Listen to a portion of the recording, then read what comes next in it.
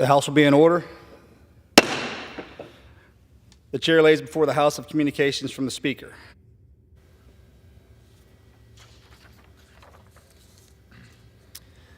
The Speaker's Rooms, September 14th, 2023. I hereby appoint the Honorable Morgan Luttrell to act as Speaker pro tempore on this day. Signed, Kevin McCarthy, Speaker of the House of Representatives. Pursuant to the order of the House of January 9th, 2023, the chair will now recognize members from the list submitted by the majority and minority leaders for morning hour debate. The chair will alternate recognition between the parties, with time equally allocated between the parties, and each member, other than the majority and minority leaders and the minority whip, limited to 5 minutes, but in no event shall debate continue beyond 11:50 a.m. The chair recognizes the gentleman from California, Mr. Correa, for 5 minutes.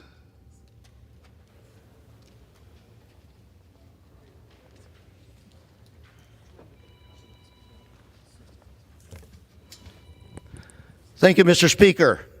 Today I rise to celebrate 45 years, 45th anniversary of El Pachuco Zoot Suit stores in Fullerton, California. El Pachuco is very important cornerstone of our community in Orange County. Phyllis Estrella first heard the word Pachuco in the 1940s and 1950s when this word was linked to racial tension and riots in Los Angeles, California. Later, in the summer of 1978, she was inspired by Luis Valdez's production centered on the Pachuco and the iconic Zoot Suit. She opened up a El Pachuco Zoot Suit store that year. Now high schoolers across Orange County wear the Zoot Suit to proms and graduations, bringing dignity and pride to the name El Pachuco. Congratulations, Phyllis, and the entire El Pachuco Zoot Suit team. 45 years to go. Congratulations.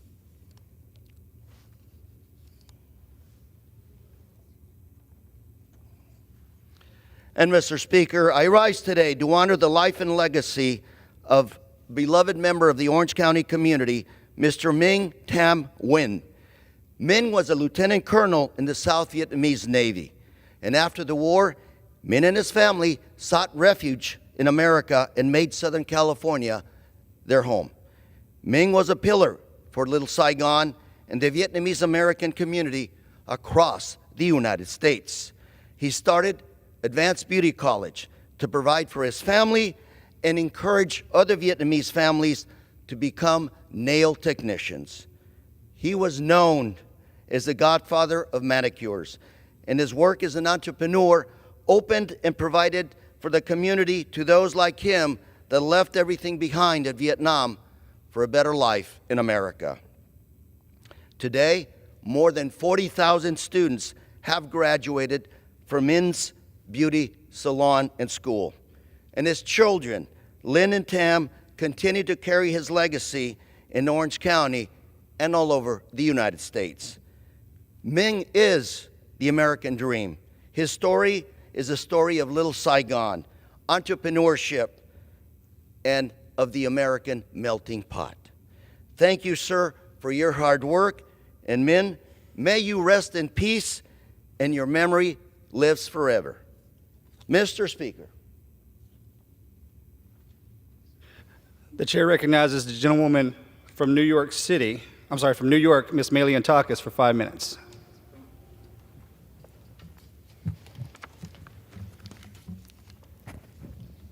Thank you, Mr. Speaker. I rise to talk about how the crisis created at our border by President Biden's executive orders is affecting my city, and also the Senate's refusal to pass H.R. 2, the Border Security Act that we passed in May, and in addition, only exacerbated by my mayor, Eric Adams' insistence that these individuals who entered our country are entitled to free housing at taxpayer expense, where New York City is now seeing over 200 shelters and is housing more illegal immigrants than actual citizens of New York.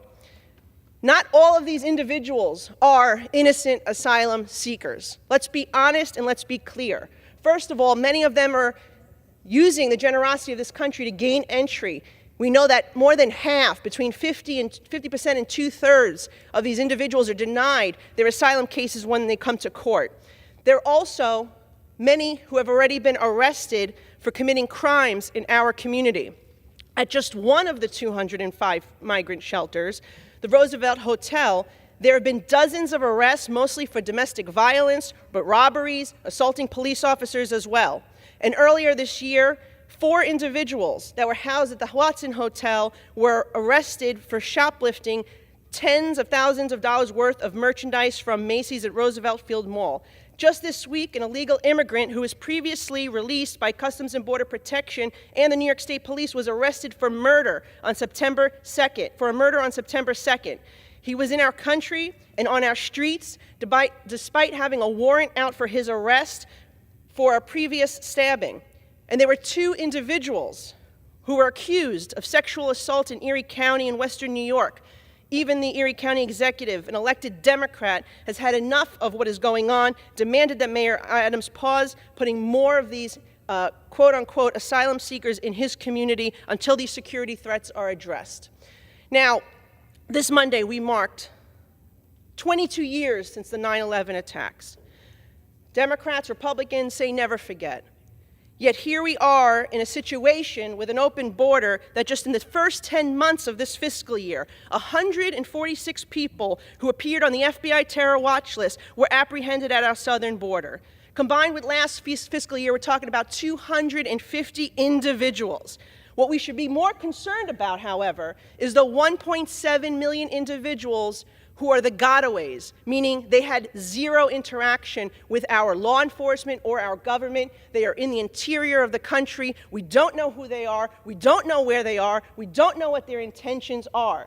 That's the estimate that CBP is saying. Yes, we've had millions of people cross our border, but guess what? 1.6 million of them, we don't know who they are or what their intentions are. And this should be concerning considering that the FBI has just confirmed that ISIS is smuggling Uzbeki asylum seekers across our southern border. ISIS. And an Iranian national was caught in the interior after Iran has threatened revenge and harsh retaliation against the United States. And they said they were going to conduct terrorism on our soil. Yes, the same Iran that Joe Biden just gave $6 billion to. 107,000 Americans have died from overdoses last year. That's more than 2/3 of those deaths, and 2/3 of those deaths are attributed to mostly fentanyl. The DEA recently made over 3,000 arrests of drug cartel networks operating right here in the United States of America, thanks to Joe Biden's open border. The deaths are equivalent to a commercial airline crashing every single day. So I asked my colleagues, on the Senate side, when are you going to pass our H.R. 2, our Border Security Act? If the president is not going to undo his executive orders, we need to take action. The House passed it. Unfortunately, I think every Democrat in this chamber voted against it. But let's see the Senate do its job, pass H.R. 2. If the president's not going to undo the crisis that he created, then we must do it for him. I yield back. The chair recognizes the gentleman from North Carolina, Mr. Davis, for 5 minutes.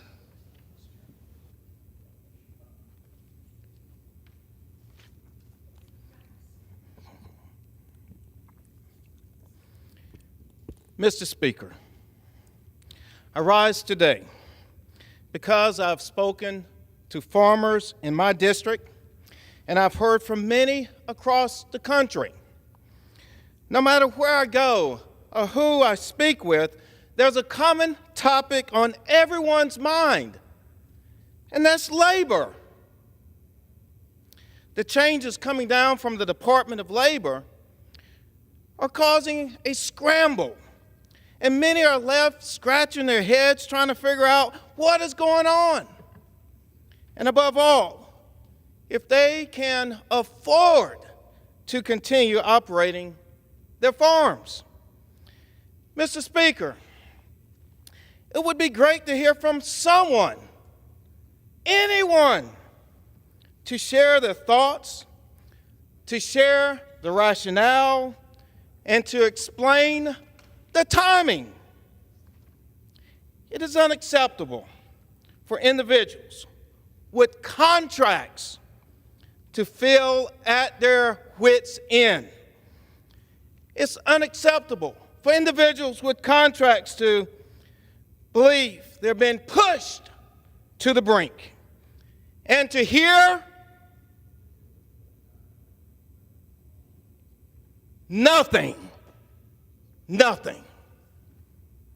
Many believe wage enforcement officers may target them if they ask too many questions, ask what's going on, or speak up. Mr. Speaker, this must be addressed, and all people are asking for is they want information. They want transparency. They want to know what's going on. They want respect. I yield back, Mr. Speaker. The chair recognizes the gentlewoman from Michigan, Ms. McLean, for 5 minutes. Yes, ma'am.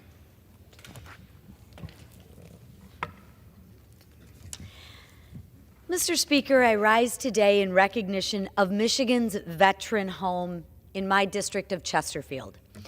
I was fortunate enough to recently visit this facility and spend time learning from the great folks caring for so many of Michigan's heroes. This great facility provides veterans with top-level care from physical rehabilitation programs, memory stimulation, and all the way up to full-term care. The Chesterfield staff honorably serves our veterans with the utmost dignity, which is something American veterans deserve. I'm so proud to have an organization like this in Michigan's 9th District, and I'm especially proud of the outstanding work the Michigan Veterans Home in Chesterfield does every single day. Mr. Speaker, I rise today in anger. I'm angry that President Biden is quite literally negotiating with terrorists and plans to release to Iran $6 billion in frozen assets. Because you know what negotiating with terrorists leads to? I'll share with you what that leads to. More Americans being kidnapped for ransom. Connect the dots, people. It's not that tough. This is an absolute embarrassment to our country and a complete and utter failure of Biden's foreign policy yet again. Make no mistake about it. $6 billion that Biden is so casually handing over to Tehran. What will it be used for? It will be used to fund state-sponsored terrorism. Let us not forget what happened. 9/11. This is on the heels of 9/11. We're incentivizing terrorism by giving our enemies $6 billion. We can't be this asleep at the wheel, but he is. This will destabilize the Middle East and put our allies in grave risk. And let me be clear. This is not diplomacy or statesmanship. This is signing a deal with the devil. And Mr. Speaker, I rise today because my home state of Michigan and our entire country is at a crossroads. This coming Friday, the union auto workers is likely going to strike. Nearly 150,000, will stop working, leaving General Motors, Stellantis, and Ford without anyone to build the cars that drive our economy forward. If you ask President Biden, he'll say, it's no big deal, and the strike's not going to happen. Well, let me tell you, Mr. President, guess again. The strike is real, and the dawn is coming tomorrow. While I don't always agree with big labor and their strategies, I can see why they're angry. They've watched as their companies have sold out to the radical Green New Deal agenda and have placed EVs ahead of their employees. Yes, I want to say that. These companies have placed EVs ahead of their employees. For those that don't know, it's simple. EVs take less parts. Less parts means less workers, and less workers hurts our economy. And make no mistake about it, this is happening because of Joe Biden's EV mandates and his reckless agenda to rid the world of reliable engines. It's not a sustainable plan, but Biden seems not to care. And some automakers are just going along to get along with Biden, because even when their profits decrease due to EVs, they have doubled down on their plan at the expense of men and women who build our cars. I want to be clear about something. I'm not against EVs, but I am against mandates. And I am against abandoning things that actually work. Gas-powered engines work, and they work well. EVs barely work, and they're unreliable, which is something Secretary Granholm knows very well. The gentlelady's time has expired. Thank you, Mr. Speaker. I yield back. Yes, ma'am. Members are reminded to refrain from engaging in personalities toward the president. The chair recognizes the gentlewoman from California, Ms. Kamagar Dove, for 5 minutes.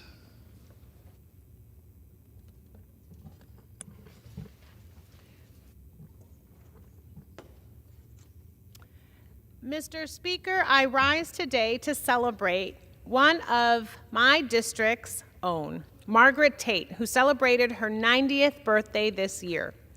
Miss Margaret Tate was born on February 11, 1933 in Shreveport, Louisiana. She was one of 13 children. She moved to Los Angeles at 8 years of age and went on to graduate from Centennial High School in Compton. She married William Tate in 1953 and shared 36 wonderful years with him before his passing. After raising 4 children, she went on to work as the manager of her family business for 30 years. Margaret's vitality is credited to her constant prayer and her steadfast commitment to God, church, family, and community. She is well known for her love of family and as a strong and faithful mother, grandmother, and great-grandmother.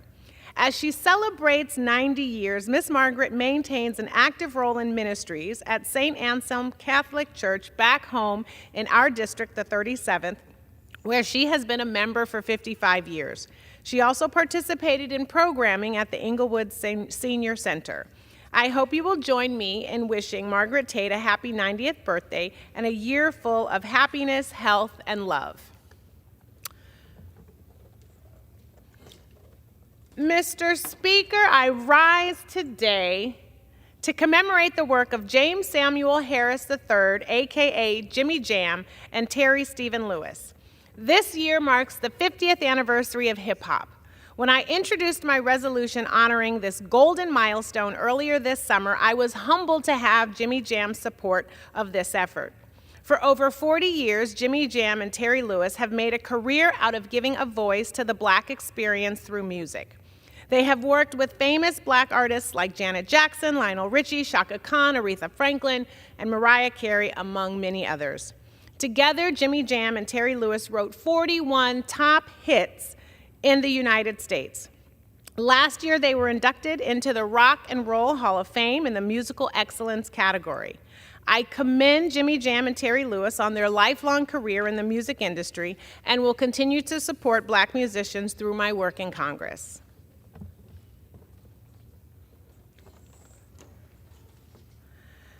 Mr. Speaker, I rise today to celebrate the triumph of Beyoncé's Renaissance World Tour. And the only reason why I am saying this week is because I experienced the Renaissance.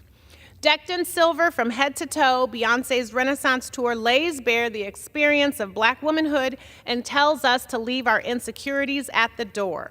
We are crazy in love with the restorative power of music. The Renaissance Tour has already grossed hundreds of millions of dollars, becoming Beyoncé's highest grossing tour yet. This summer was dominated by female artists. Both Beyoncé and Taylor Swift sold out shows at SoFi Stadium in Los Angeles, where hundreds of thousands of my constituents celebrated with them, and where Swifties and the Beehive showed their power. The Renaissance and Eras tours are stimulating economies across this country, keeping businesses open and keeping hearts healthy. Everything this Congress is not doing. Even more than that, these concerts create safe spaces for women and the LGBTQ community. We must continue to support the arts through our work in Congress, not by shutting down the government, to ensure that future generations of female artists can share their gifts with the world. Thank you, and I yield back. The chair recognizes the gentleman from Virginia, Mr. Good, for 5 minutes.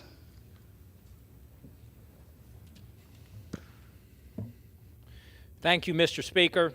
I rise today to recognize the extraordinary life of service of 20-year-old Louisa County EMS and firefighter Mia Etheridge. Mia was fatally injured in an accident back in July while responding to a call for help. She tragically succumbed to those injuries on September 1st, 2023. Firefighter Etheridge leaves behind a great legacy of passionately serving her community and will be remembered by many for her kind and welcoming personality. Stafford Fire Captain Gustavo Late, who trained Etheridge, described her by saying, quote, "She was always there, an incredible young lady with leadership. She had the heart and the spirit." I offer my sincerest condolences to the family, friends, and community, and my prayers remain with them as they grieve the loss of her life. In 2 Corinthians chapter 1, Paul writes, "Praise be to the God and Father of our Lord Jesus Christ, the Father of compassion and the God of all comfort, who comforts us in all our troubles." May her family find comfort in this as they mourn her passing and remember her life. It's an honor to recognize the exemplary public service that Mia Etheridge was and the selfish devotion she had to helping others. Mr. Speaker, the appropriations path forward is simple, but it requires strong leadership from the Speaker, who must, number one, persuade the Republican conference to support the return to the 2022 spending levels that he committed to in order to ascend to the position in January and for which 217 Republicans voted in April. Number two, pass our 12 appropriations bills out of the House at the committed 2022 levels, implementing the Republican policy priorities for which we campaigned and the American people entrusted us with the majority back in November. Number three, the passage of those bills represents a good faith effort to appropriately fund the government and avoid or quickly end any pause in affected non-essential spending, and then it is the responsibility of the Senate to avoid another Schumer shutdown. Fourthly, ensure strong, principled, and courageous conservatives are included on the conference committee to negotiate with the Senate for the best possible outcome for the American people. The American people are counting on us. They have entrusted us with the majority as we ran on returning fiscal sanity to this House and implementing Republican priorities that would reverse the harms under which the American people are suffering perpetrated by the Biden administration. And I yield back, Mr. Speaker. The chair recognizes the gentleman from New Jersey, Mr. Menendez, for 5 minutes. Mr. Speaker, I rise today to recognize an incredible public servant, community leader, philanthropist, and cherished Hudson County legend, former Congressman Frank Guarini, who celebrated his 99th birthday last month. Congressman Guarini served in the House for 14 years on behalf of many of the cities and towns that I today have the privilege to serve. He started his career of public service when he joined the Navy, protecting our country in the Pacific Theater during World War II aboard the USS Mount McKinley. He was later elected to the New Jersey State Senate, where he was known as a relentless advocate for the residents of Hudson County, helping to pave the way for the development of our waterfront communities. After he was elected to Congress in 1978, he worked to support our communities and future generations of Americans, spearheading the Educational Assistance Act, which created tax incentives for those seeking a college education.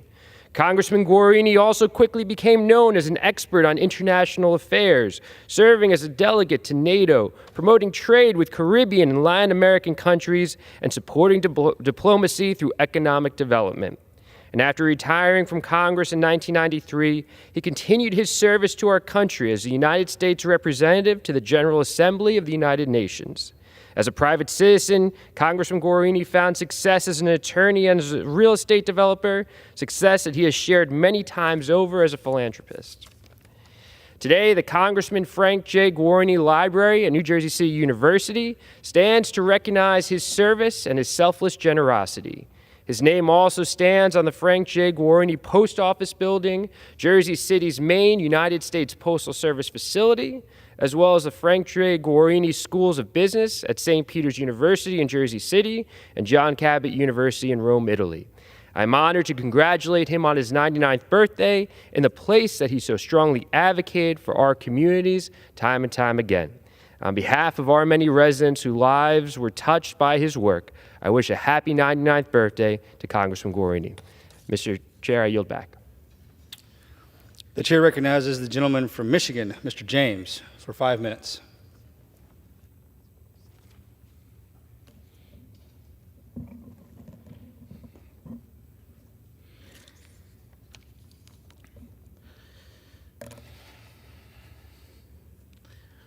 Mr. Speaker, today I rise to say something that possibly no one in this chamber's storied history has ever said. The Detroit Lions are the best team in football. You heard me, at least after week 1. The Detroit Lions went into Arrowhead Stadium last week, faced the 2023 Super Bowl champions, and walked away with a W. Now, it used to be considered child abuse to turn your children into Lions fans. I have 3 little boys. John is 9, Hudson is 8, Christian is 4, and we all love the Lions. But Detroit football is back. When was the last time that Detroit Lions were the first team to score in the NFL season? When was the last time that on 3rd and short, we actually ran the ball and made a first down?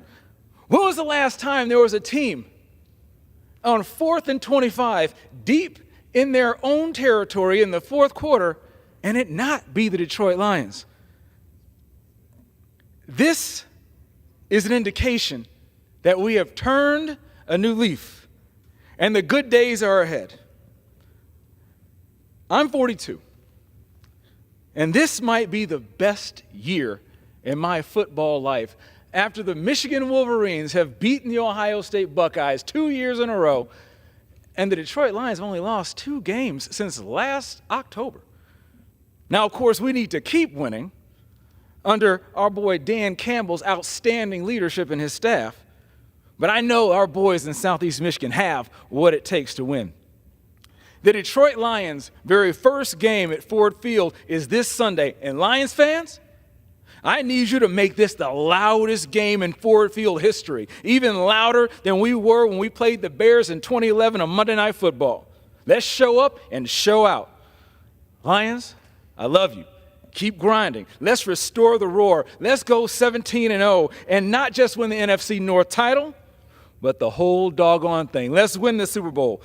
Mr. Speaker, I thank you for wearing Honolulu blue. Oh, shoot, he's gone. Well, I appreciate you wearing blue today for the Lions, Mr. Yalcom. And I yield back the balance of my time. Go Lions. The chair now recognizes the gentleman from California, Mr. Costa, for 5 minutes. I ask consent to address the House for 5 minutes and to advise and extend my remarks. The gentleman is recognized.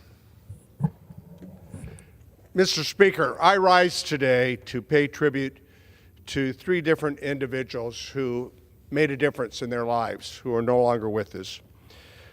I first rise to pay tribute to remarkable life of Stephen Nicholas Gomes, otherwise known as Nick. Nick is a beloved son of Merced County whose legacy resonates with kindness, resilience, and an unwavering love.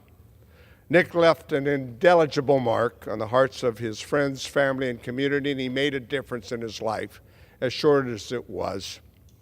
His dedication to making positive impacts on the lives of others was evident through his roles, many roles that he did in life as a student athlete and a person who did so many different things.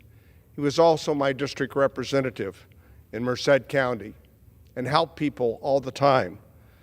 During the pandemic, when folks were frustrated and angry, they would call the office, and the reassuring voice that Nick would always convey to my constituents that we were there and we would help and would see them through this. His ability to engage and to exemplify a commitment of dialogue and understanding was really who Nick was. His efforts extended beyond the office walls.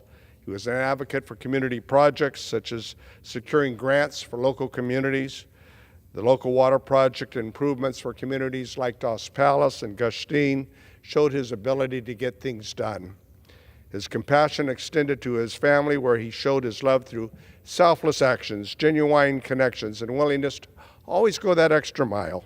His mom and dad, dear friends, I extend my deepest condolences for his sister, Melissa, who all every day are missing him. But we're fortunate to share his journey in life. His parents will be celebrating an anniversary this month, and we'll think fondly of Nick. He was a giant, literally and figuratively, among men in so many incredible ways. He will be missed, and may he rest in peace. Mr. Speaker, I also rise today to commemorate the life and legacy of Diana Markham, a beacon of compassion and storytelling brilliance, whose words touched the hearts and unveiled the essence of human experience. Her journey as a journalist and editorial assistant blossomed in a remarkable, but again, short career. Her narrative prowess was on full display in a Pulitzer Prize-winning series, Scenes of California's Dust Bowl, which chronicled the impact of the drought on the people of the San Joaquin Valley. A person who could, with words, express so many different challenges of life. Through her elegant prose, Diana wove together stories of farmers, field workers, and others in the California Central Valley that really originated with the grapes of wrath, painting a vivid picture of their struggles, their hopes, and their triumphs. Beyond her writing, her influence extended to personal interactions and relationships. For me, a book that she completed called The 10th Island chronicled the diaspora of the Azorean people that came to settle in the San Joaquin Valley, i.e. the 10th Island, and the fondness for those people and those experiences, shared experiences, or my experiences. So we bonded over that love and connection to the Azore Islands. Finally, in celebrating Diana's life, we also celebrate the timeless power of the narrative bridge that divides and illuminates the shared experience of life. She was a writer that could capture the essence of that, and her talent and her personality will be missed. Finally, Mr. Speaker, I rise to remember and honor Kenneth Lee Hart, a friend, a man whose life was marked by dedication, wisdom, passion for history and for politics. He was a history teacher at the community college, a true patriot. Ken felt a profound sense of duty to his country. He volunteered and served in the Army Signal Corps and stationed in Saigon in Vietnam during that difficult war in '62 and '64 was his time of service. But he never forgot his commitment to our country. He was involved in political campaigns. Robert Kennedy's campaign in 1968 marked an unwavering belief in the power of politics to shape a better future for America. Ken and I, shared the understanding that Santana once said, "For those who forget history, they're doomed to repeat it." We had many memorable evenings with our friends, Congressman Rick Lehman and others, talking about sports and the future of America. We remember him for his wisdom, his dedication, and justice to an unwavering belief in the power of positive change. Ken, we will miss you. The chair now recognizes the Gentleman from New York, Mr. D'Esposito, for 5 minutes. The gentleman is recognized. Well, thank you, Mr. Speaker. I rise today just days after the 22nd anniversary of September 11th, 2001, to recognize and remember former Chief Ronald Nurnberger, Sr., a member of the Island Park Fire Department, the same department that I serve. He was a member there for over 40 years, joining the department in 1977 and serving as chief of our department from 2001 to 2002. Just hours after the attacks on our great nation on September 11th, Chief Ronald Nurnberger led a delegation from the Island Park Fire Department to Ground Zero, where he served and dug on that pile looking for survivors in the days that followed that attack. Less than a year ago, he was diagnosed with 9/11 related cancer. And just hours before September 11th, 2023, ex-Chief Nurnberger passed away from cancer while operating on the pile on September 11th. He is another example as to why members of this body and our colleagues on the other side of the House must continue to fight for funding. There is no reason why 22 years later, we still have survivors walking the halls of Congress each and every year asking for money to support the issues that they're facing with health. Ex-Chief Nurnberger leaves behind a loving wife, Cheryl, his children, who are also now part of the fire service, Ronald Jr., Brandon, Carlton, Colin, Stephen, and John Paul. And of course, grandchildren, Jameson, Lucas, Cody, Blakely, Brooke, and Noah. Ex-Chief Nurnberger served the Island Park Fire Department and the village of Island Park for over 40 years, and I was lucky enough to call him a friend for the last 26 years. Again, I rise today to remember and reflect upon a life gone too soon. Another victim of the attacks of this great nation on September 11th, 2001. Ex-Chief Nurnberger has answered his final alarm, and I pray that he rests easy. Mr. Speaker, I yield back. The chair now recognizes the gentleman from Missouri, Mr. Alford, for 5 minutes.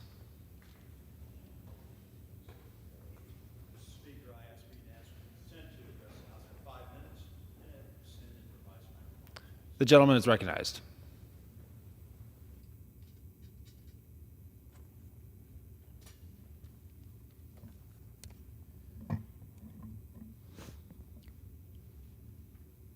Mr. Speaker, I rise today to recognize our recently introduced legislation, the Congressional Access to Bureaucratic Offices, the CABO Act. Oversight of the executive branch is one of the core functions of this very body, the U.S. House of Representatives, but agencies have continuously refused entries to members in this House. For 6 long months, we have been refused entry in the U.S. Department of Agriculture and the Small Business Administration. I sit on the Ag Committee and the Committee of Small Business. This is unacceptable. From everything we've been told, it appears that at least half of the federal workforce is away from their office at any given time. Some reports say if you go over to these federal offices down the way here from Congress, fewer than 20% of the workforce will actually be at their desks.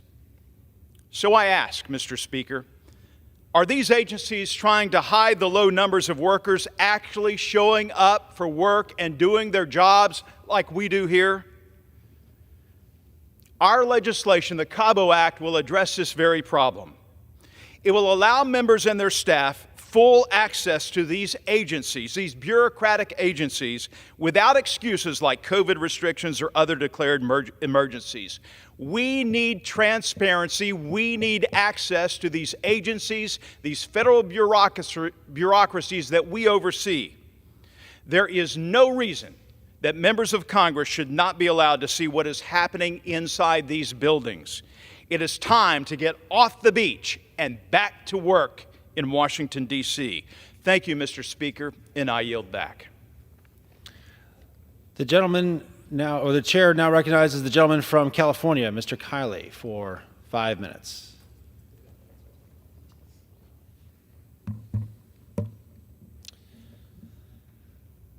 Mr. Speaker, I would like to take a moment to recognize a local business in my district, Snook's Candy and Chocolate Factory, celebrating their 60-year anniversary on Friday. Founded by John Snook in 1963, John and his wife Janine started their business at the Arden Fair Food Circus. The family opened up a store in Tahoe City in 1981 and later moved to historic Folsom in 1985, where the store remains today. Each one of John and Janine's 6 kids and some of their 11 grandchildren and 13 great-grandchildren have spent time working in Snook's. To witness the bond of family in the business and community and the successful operation of a thriving small business across generations is truly inspiring.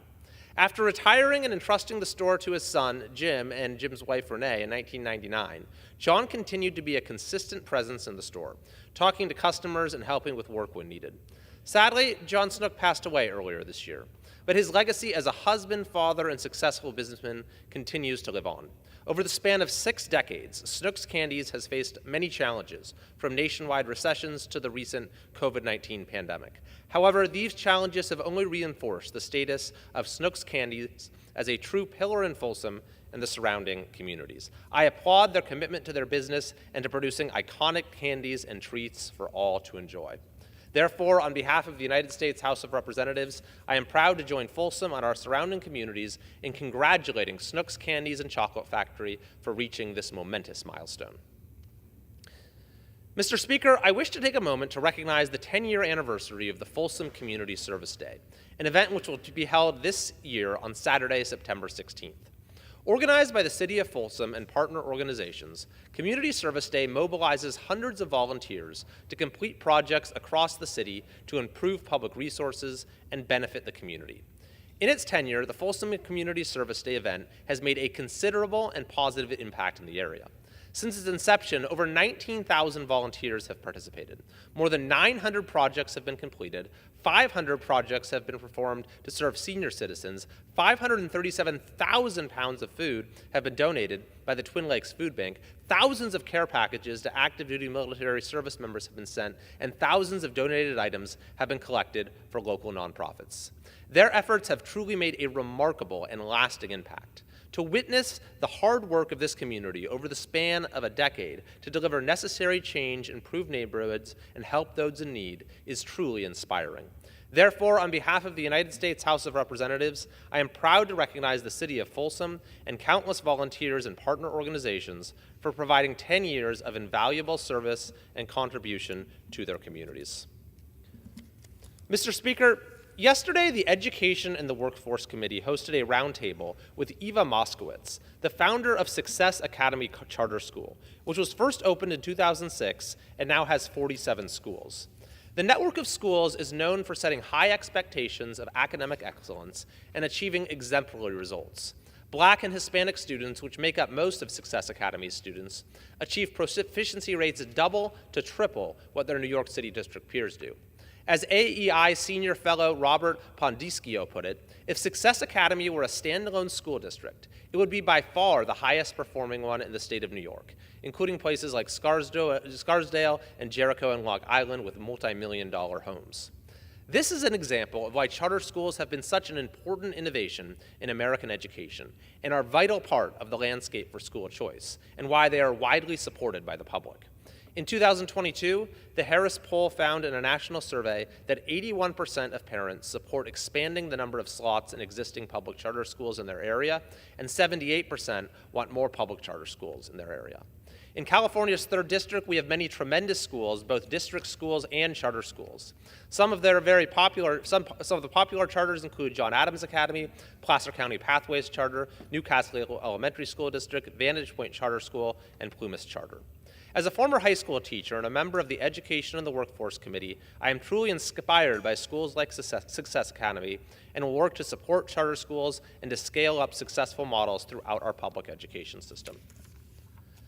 Mr. Speaker, today I am calling on the California legislature to suspend the state gas tax, as other states, including just recently Georgia, have done to provide consumers with relief from soaring prices.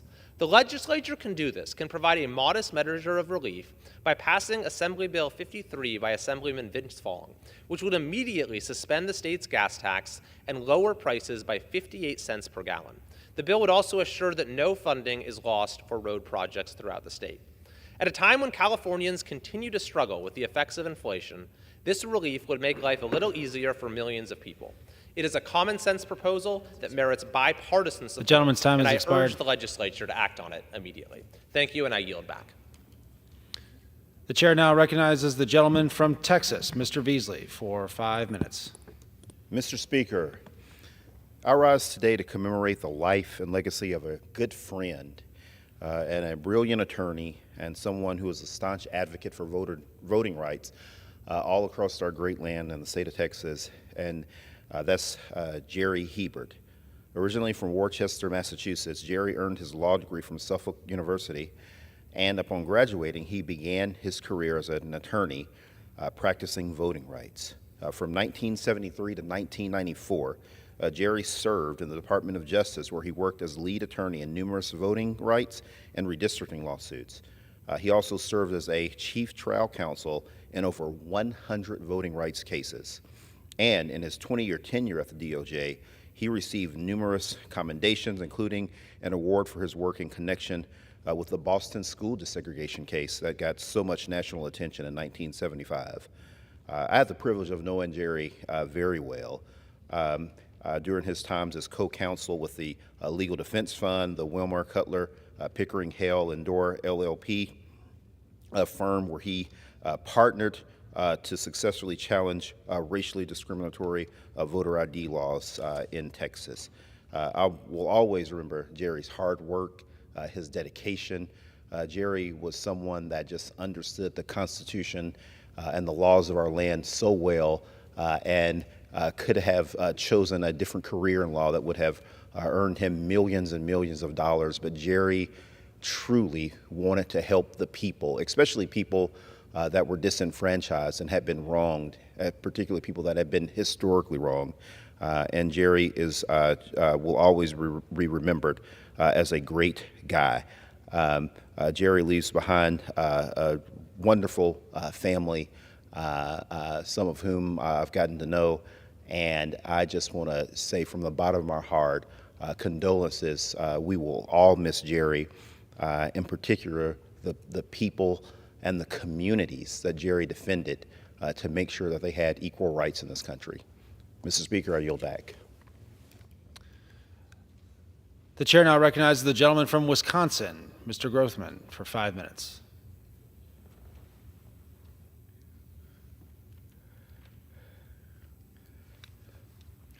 Thank you. I think probably the single most important thing done in this body is when we uphold our oath to protect and defend the Constitution of the United States. I therefore would like to bring to the attention of the body 2 instances while we were on break in which the Constitution was under attack, and I don't think enough Americans know about it. One of the things was in the state of New Mexico. The governor of New Mexico decided to declare war on the Second Amendment on the grounds that there was an uptick or maybe a big increase in murders in the Albuquerque area. The Second Amendment is absolute. We don't get rid of the Second Amendment if the murder rate is up 30% last year or whatever. The reason we don't get rid of it is our forefathers wanted the power to be with the people, not the government. But it's particularly ridiculous in that it's obvious why we've had an uptick in murders in the last 3 years in this country. And I think there are three obvious reasons. One, the government is mucking around where they shouldn't by, as was mentioned by the founders of Black Lives Matter, there are people around here want to disrupt what they refer to as the Western prescribed nuclear family. In other words, they want to get the man out of the household. We also have people trying to elect district attorneys who don't like to put people in jail, judges who don't like to put people in jail, and anti-police forces who make the police timid. And when all these things get done, you wind up having an increase in murders. I want to point out that John Adams said that America was built for a moral and religious people. We've got to get back to that moral and religious people so they don't abuse their right to guns. But in the interim, the idea of leaving guns in the hands of the law-breaking, which of course is what will happen, and taking guns from the people who are law-abiding could not be worse. I do not know, it is almost hard to believe that at this time in our history, we have people who want to, a governor, a lawyer no less, who wants to enact a law taking away the guns from the law-abiding, but presumably leaving in place the policies which resulted in an increase in murders in the first place by not taking action against the type of people who are breaking the law. The Second Amendment that was under attack, a decision was made in the Fifth Circuit Court of Appeals in which the Biden administration had tried to weigh in on social platforms that were giving a narrative of the COVID epidemic that was not in line with what Pfizer and their political allies wanted to say. Traditionally we have a First Amendment in this country, and we expect decisions to be made based upon a free exchange of ideas. We beat people in the court of in the court of public opinion. We don't say, the government shouldn't weigh in and say, we're not going to let people who disagree with us have a public platform. The Biden administration chafes at the idea of free speech. They wanted to get only their way in dealing with the pandemic, and they decided to restrict free speech here in America. That should scare anyone to death, that we elected a president of the United States who wanted to restrict free speech.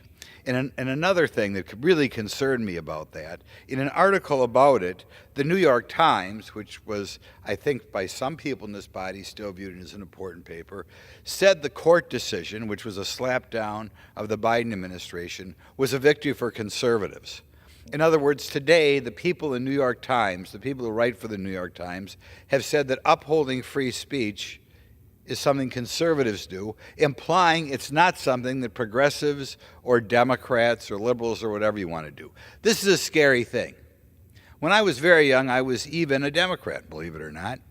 And at the time, the Democrats were perceived, I think, even more boldly in favor of free speech than Republicans. So everybody was in favor of free speech. Nobody disagreed with the First Amendment. Now we have a situation in which really the paper of record of left-wing America is saying that when the Fifth Circuit Court of Appeals upholds free speech or slaps down the Biden administration for trying to restrict free speech, that is a victory for conservatives, implying it's a defeat for the progressives. Think about that. I hope the New York Times reconsiders its position and does some sort of apology to America and say that they are going to try to do what they can to make progressives or the left or whatever advocates for free speech again. In any event, we have two examples where our Constitution is under attack. I hope the public demands that we stand united behind the First and Second Amendment. Thank you. Pursuant to Clause 12A of Rule 1, the Chair declares the House in recess until noon today.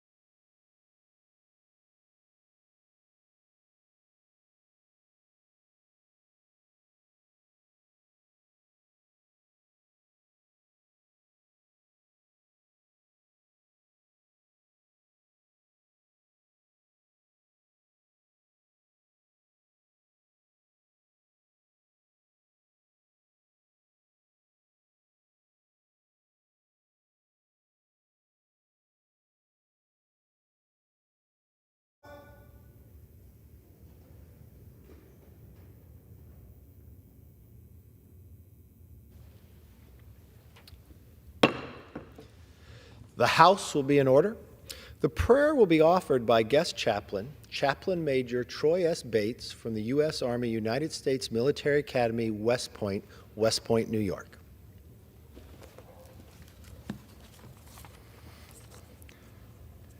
Almighty God, Commander of the hosts of heaven, would you humbly hear and grant our prayer today? We pause before conducting the people's business, asking for wisdom and courage. Wisdom to know the right way to lead, and the courage to lead the right way. 9/11 anniversary reminds us our freedoms come with a cost. So I am thankful for those who pay that cost.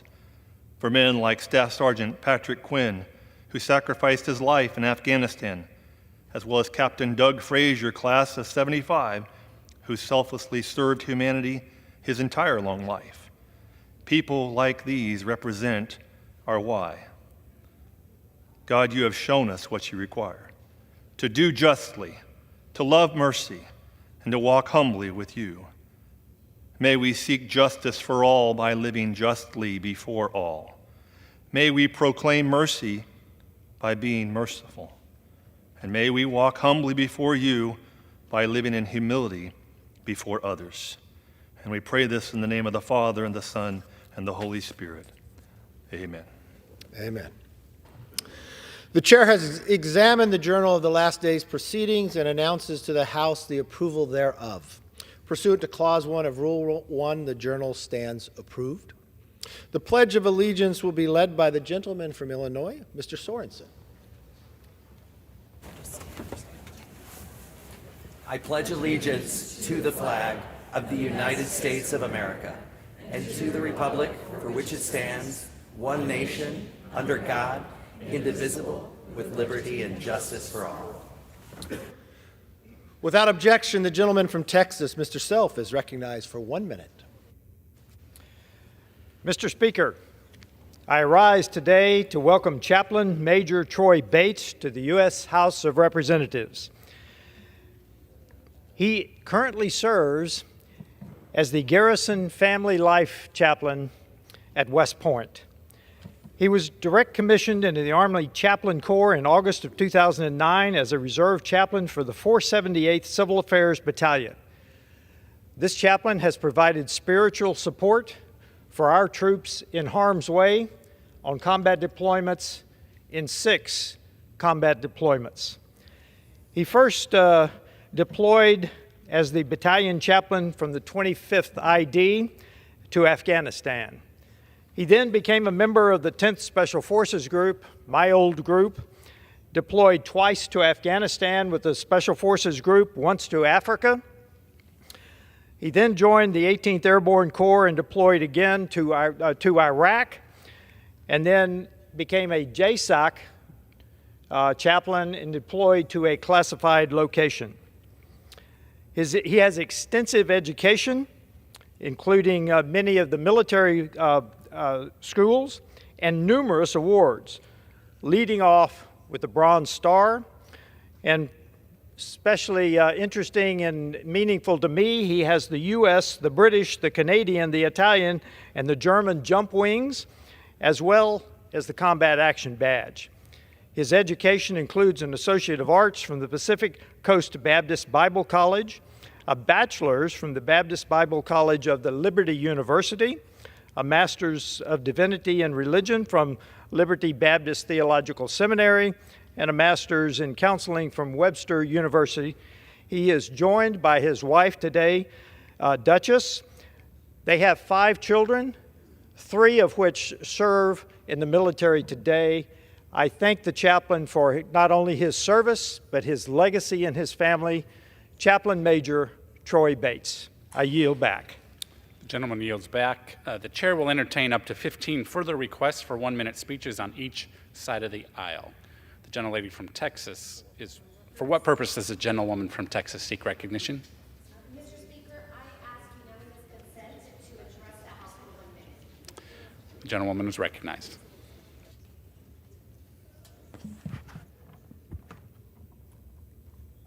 Thank you, Mr. Speaker.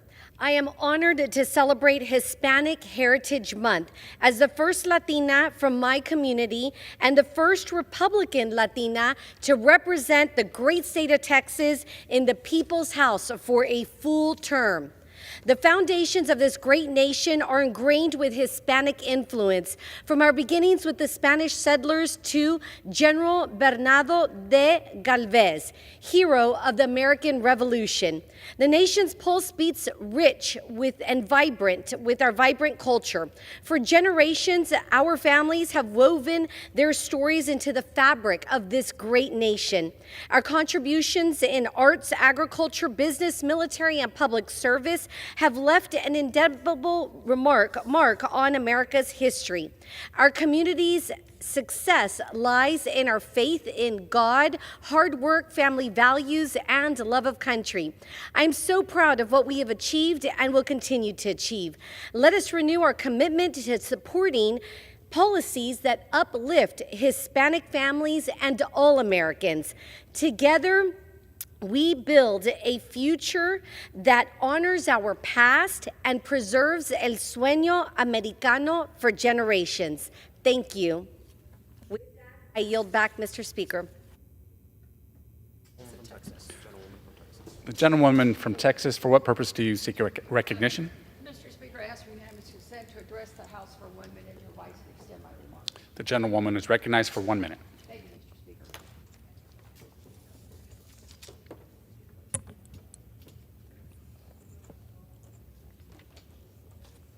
I rise today to honor the life of Bill Richardson. Former Governor Bill Richardson was a devoted public servant and a skilled diplomat whose career improved countless lives in New Mexico and across America and indeed the world. As governor of New Mexico, he tirelessly worked to improve the lives of his constituents while making history, leading as a Latino. But Bill Richardson's influence extended well beyond the borders of New Mexico.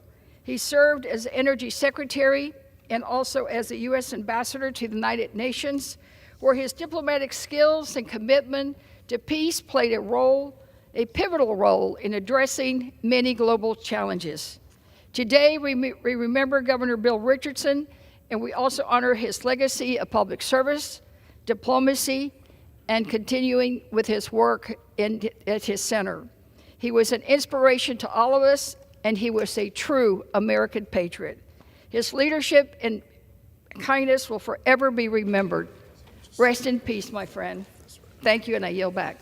Gentlewoman yields back. For what purpose does the gentlewoman from Illinois seek recognition? Gentlewoman is recognized.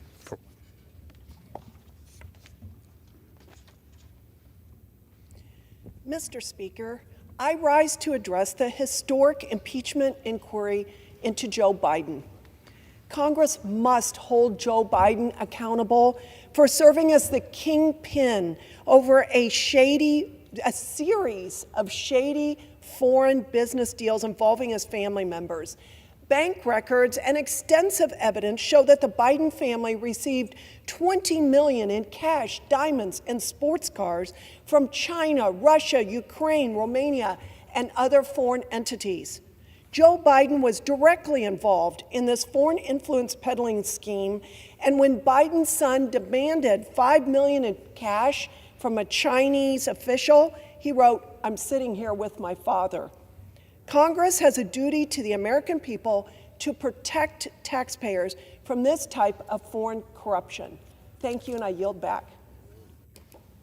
Gentlewoman yields back. The chair reminds members to refrain from engaging in personalities toward the president. For what purpose does the gentleman from New York seek recognition?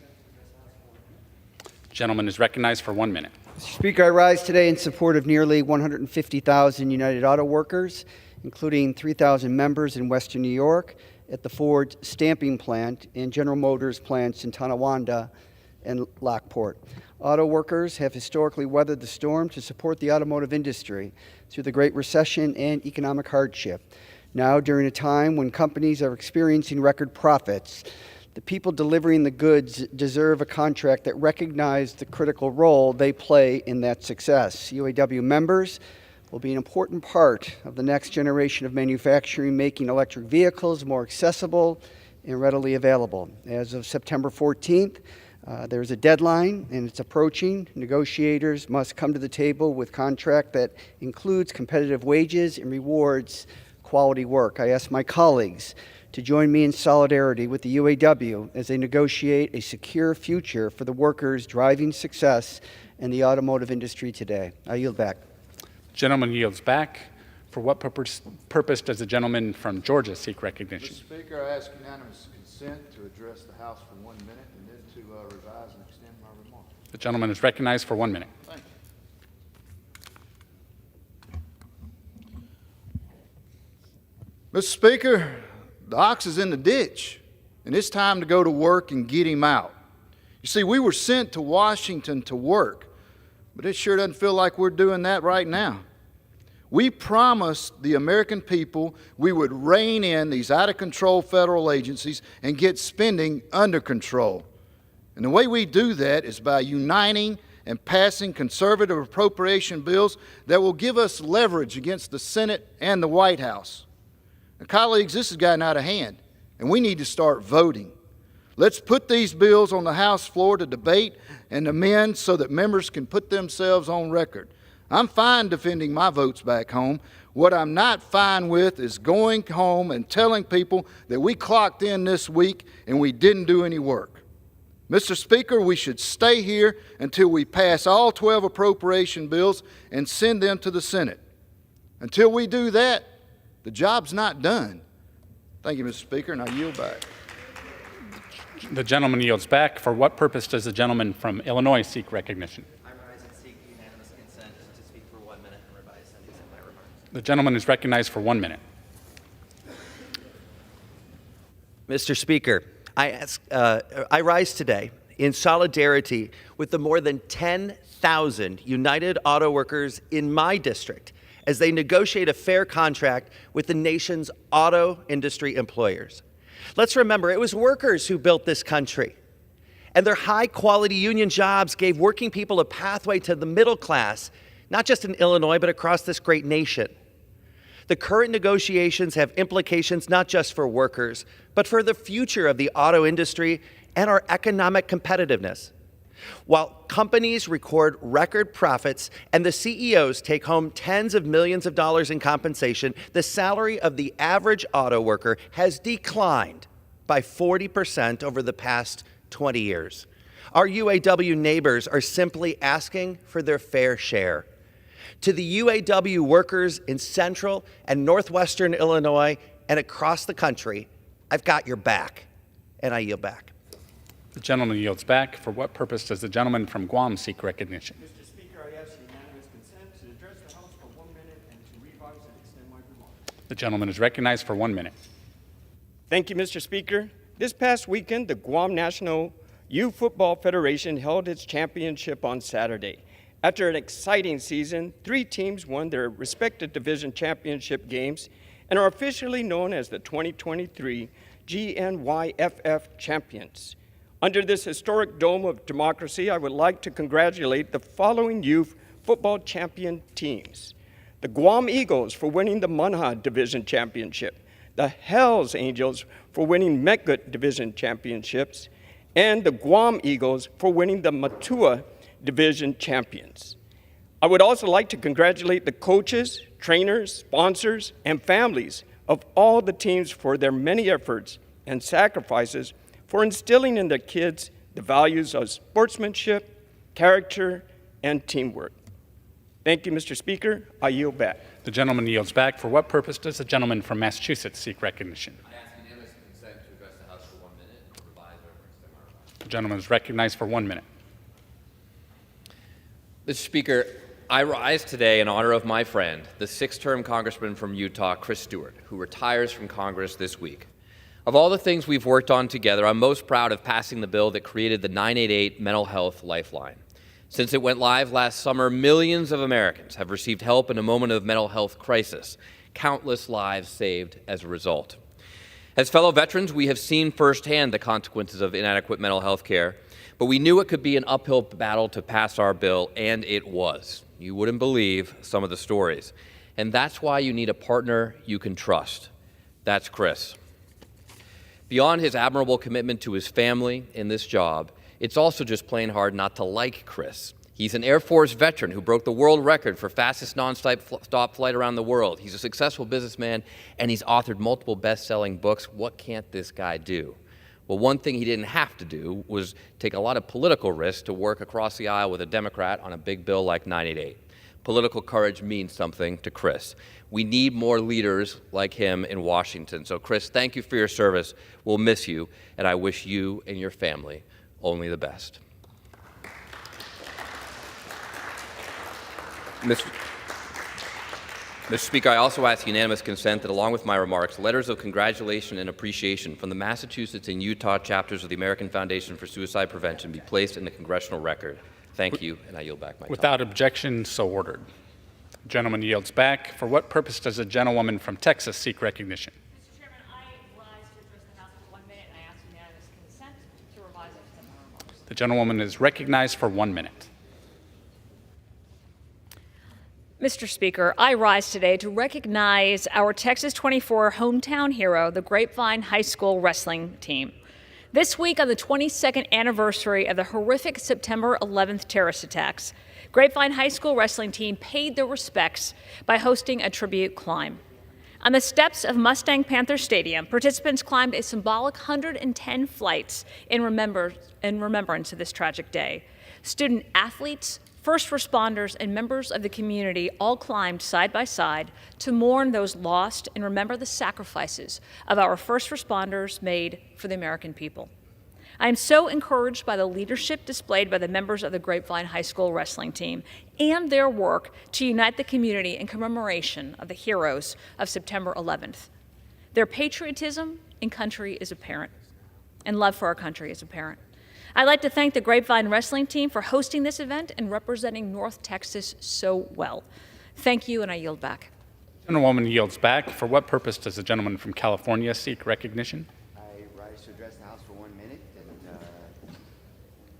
The gentleman is recognized for 1 minute.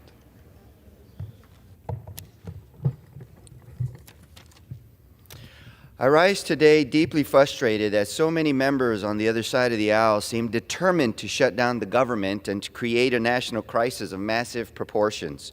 Let's be clear, we're not asking Republicans to break new ground. We are only asking you to live up to the bipartisan budget agreement that a majority on both sides of the aisle already voted for and passed the House.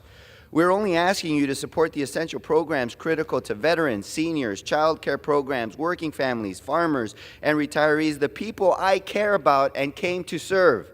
Because again, let's be clear, if you force a government shutdown, they are the people who will suffer most.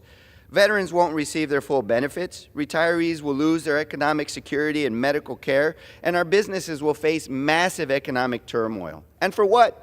A political stunt created by extremists who care more about riling up their base and helping their constituents? Every one of us here swore no to serve our constituents. It's time to live up to that oath. Thank you, and I yield back. The gentleman yields back. For what purpose does it... Do we have a statement for that? For what purpose does the gentleman from Michigan seek recognition? Mr. Speaker, I seek unanimous consent to address the House for 1 minute. The gentleman is recognized. Thank you, Mr. Speaker. I stand in solidarity with the hardworking men and women of the United Auto Workers as they bargain for a fair contract.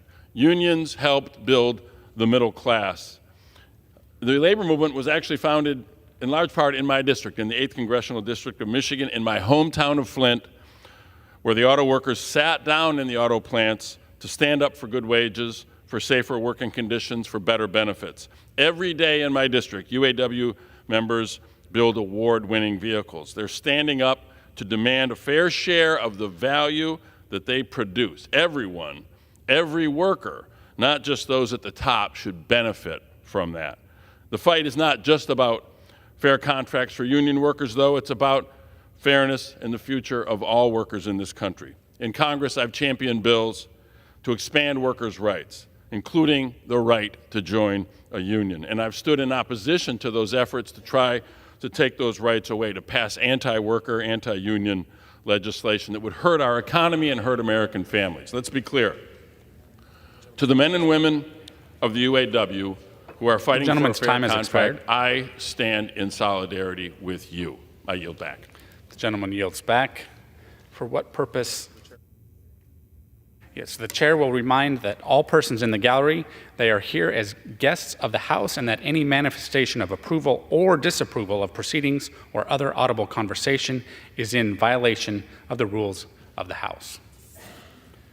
For what purpose does the gentlewoman from Michigan seek from Ohio seek recognition?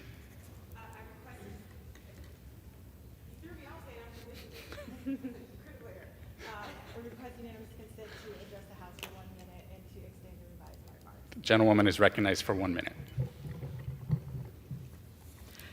Thank you, Mr. Speaker. We have just 16 days to pass a budget and avoid a government shutdown. Just 16 days to prevent a completely unnecessary shutdown and manufactured crisis that would be devastating for the people, families, and communities of Ohio's 13th congressional district and Americans. These disruptions would interrupt critical government services, hurting small businesses, and even forcing our troops to go without pay and benefits. Thousands of federal workers and contractors who do vital work throughout the country would not be able to do their jobs, creating a lose-lose scenario where the public misses out on essential government services and a lower quality of life. But instead of governing, what has the majority decided to do? Focus on partisan games meant to distract and divide our country. It is reckless, irresponsible, and a complete failure of leadership. People in Ohio's 13th district are tired of partisan politics. They sent me to Congress to put people over politics, to lower costs, grow the middle class, keep our communities safe, and protect our fundamental freedoms. I'm committed to passing a budget that invests in the people and communities of Ohio 13th district, not extreme politics. It is time to stop the political games, honor the bipartisan budget agreement Congress already passed, and avoid a government shutdown. The American people are counting on us to get this done. We cannot let them down. Thank you, Mr. Speaker. Gentlewoman's time has expired. For what purpose does the gentlewoman from the Virgin Islands seek recognition? Mr. Speaker, I ask unanimous consent to address the House for 1 minute and to revise and extend my remarks. The gentlewoman is recognized for 1 minute. Thank you, Mr. Speaker. We find ourselves in a critical juncture in our nation's history. You've heard my colleagues say that we have 16 days left. That is only 9 legislative days away from a government shutdown.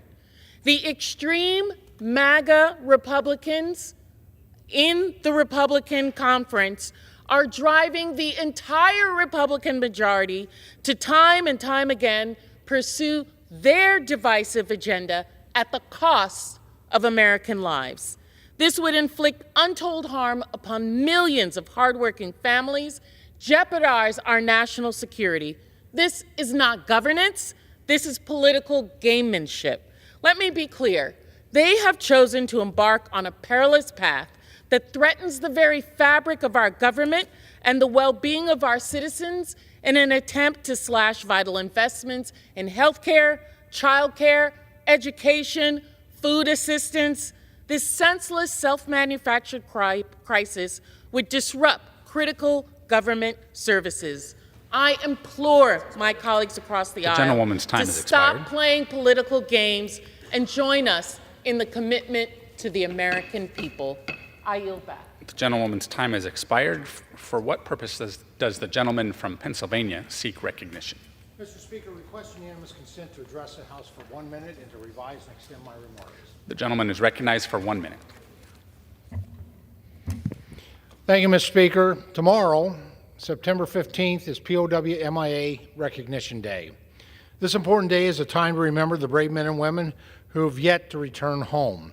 Currently, there are more than 80,000 American service members who are still missing and remain unaccounted for from World War II, the Korean War, the Vietnam War, the Cold War, and the Gulf Wars.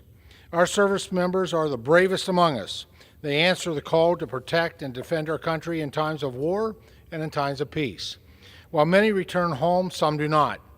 We must uphold our promise to our POW MIA and never stop searching until they are returned to their loved ones. This is why today Representative Connolly and I reintroduced the Prisoners of War and Missing in Action Trade Agreement Resolution. This resolution urges our mutually beneficial trade agreements to include a commitment from trading partners to continue to search and recovery efforts of our nation's missing service members.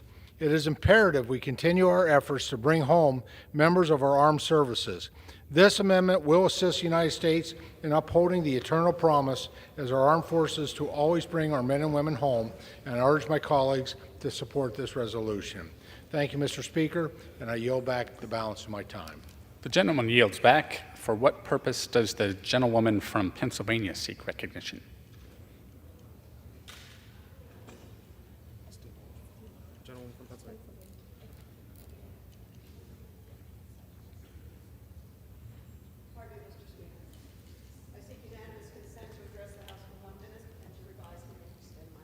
Gentlewoman is recognized for 1 minute.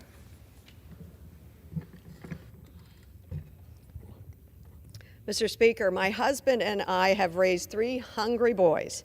I know how difficult and expensive it can be. Our government should not be making it any harder. Yet Republicans in this chamber are working overtime to make it harder for families to receive SNAP benefits, putting more than 14 million children at risk of hunger. Republicans talk about trusting parents and protecting our kids only when it fits their agenda.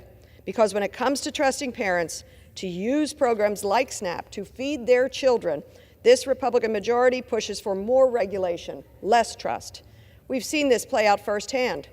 Under the last Congress, Democrats, our majority, expanded the child tax credit and cut child poverty in half. And when it tragically ended and every Republican refused to restore it, children plunged back into poverty.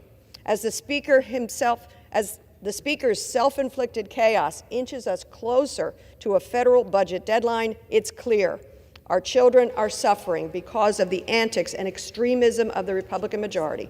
I urge this House Republican majority to rethink their chaos, protect SNAP benefits, lift all of our children out of poverty. I yield the remainder of my time, Mr. Speaker. Gentlewoman's time has expired. For what purpose does the gentleman from Texas seek recognition? To address the House for 1 minute to revise and extend my remarks. The gentleman is recognized for 1 minute.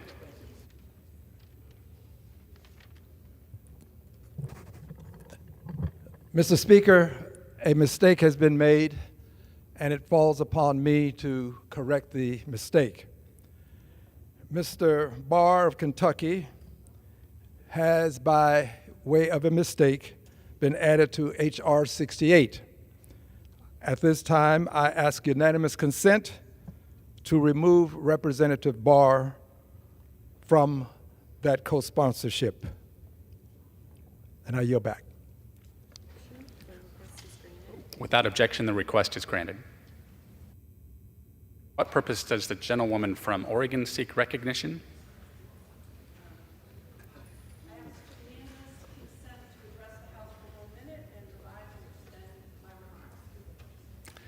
The gentlewoman is recognized for 1 minute.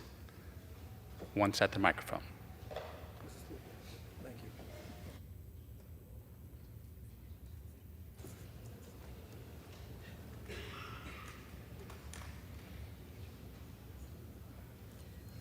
Thank you, Mr. Speaker.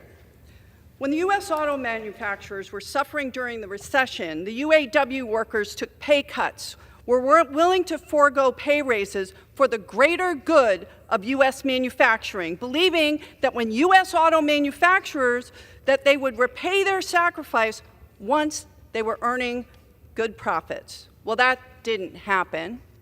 So today I rise in support of the United Auto Workers, and I urge the big 3 auto manufacturers to treat their employees fairly in these negotiations and share the wealth that is earned from their labor. The UAW is leading the charge to make green jobs good union jobs. The UAW organized the first battery plant in this country in Ohio. They are willing to move forward and work with manufacturers to get the job done, and we need those jobs. So thank you, Mr. Speaker. I yield my time. Gentleman or gentleman? Okay.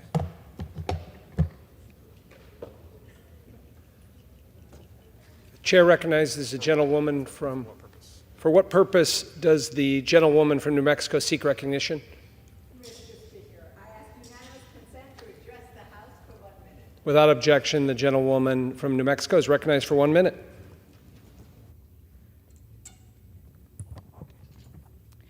Mr. Speaker, last week, the enchanted state of New Mexico, the United States, and families seeking justice everywhere lost a statesman, a former ambassador, governor, and congressman. Governor Bill Richardson is survived by our former First Lady of incredible grace, Mrs. Barbara Richardson. In 1983, Governor Richardson began his public service career as the first representative of the newly formed 3rd Congressional District of Nuevo Mexico. My first visit to Congress was as a young attorney representing the Navajo Nation to Governor Richardson's office. I stand on the shoulders and am grateful for his sage advice on how to serve this beautiful district. As chair of the Congressional Hispanic Caucus, he opposed cruel immigration policies and brought attention to Latino policy priorities everywhere. As governor, he recognized the importance of education and economic diversity as he raised teacher salaries and increased film production. May we honor Bill Richardson as a tenacious champion for New Mexicans, skillful diplomat, and a committed public servant. Mr. Speaker, I seek unanimous consent to enter into the record Linda Lynch's story on how Bill Richardson rescued her husband held hostage. And with that, I yield back. Without objection. For what purpose does the gentlewoman from New Mexico seek recognition? Mr. Speaker, I ask unanimous consent to address the House for 1 minute and to revise and extend my remarks. Without objection, the gentlewoman is recognized for 1 minute.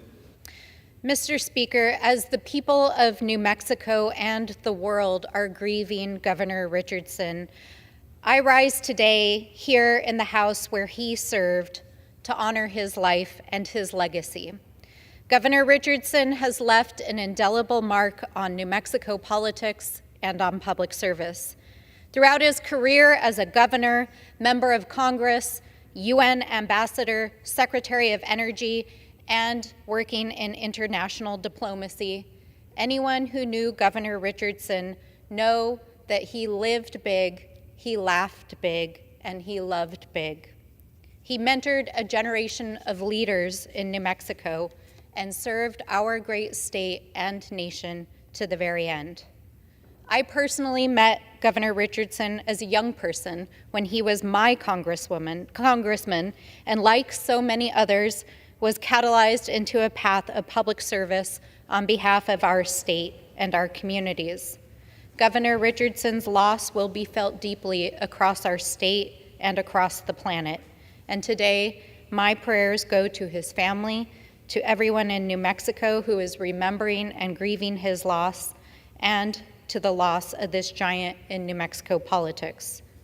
Rest in peace, Governor.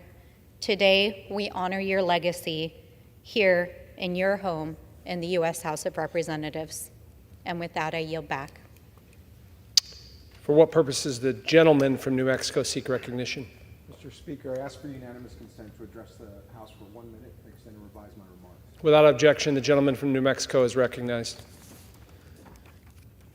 Today, I join the representatives of New Mexico to honor the legendary Governor Bill Richardson of New Mexico. I want to highlight what his work means for the Latino community. Bill's lasting legacy of advocacy for millions of Latinos and his work on the national political stage has made all the difference in all of our lives. As one of the most influential Mexican Americans in history, Bill devoted his life to improving the lives of New Mexicans, Latinos, and Americans at home and abroad. His unwavering commitment to the betterment of the Latino community and the nation has left an undeniable impact. As one of the most powerful Latinos in politics this nation has seen, he's made many of our pathways to public service possible. This year, we are celebrating the largest numbers of members in the Congressional Hispanic Caucus. We thank Bill for his work for New Mexico, the United States, and for the world.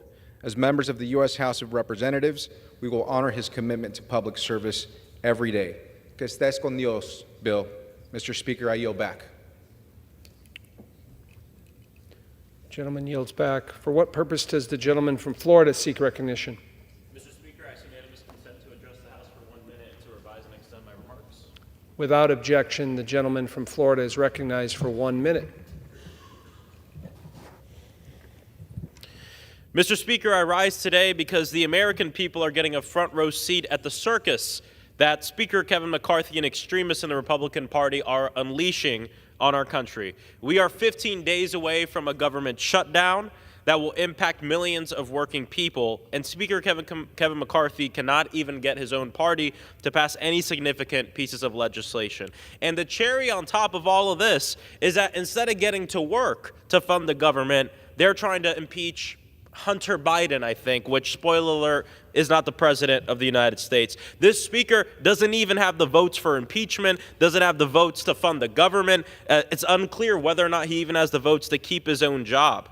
Kevin McCarthy doesn't even know what Kevin McCarthy stands for, because it sure looks like his morals and beliefs about how this place should run only apply when other people are holding the gavel. So America, in 15 days from now, when our country comes to a halt, remember who did this to you. Speaker Kevin McCarthy and the extremist House Republicans who care more about themselves and their politics than you. I yield back the balance of my time. Members are reminded to direct their comments to the chair. For what purpose does the gentleman from Texas seek recognition? Mr. Speaker, by direction of the Committee on Rules, I call up House Resolution 681 and ask for its immediate consideration.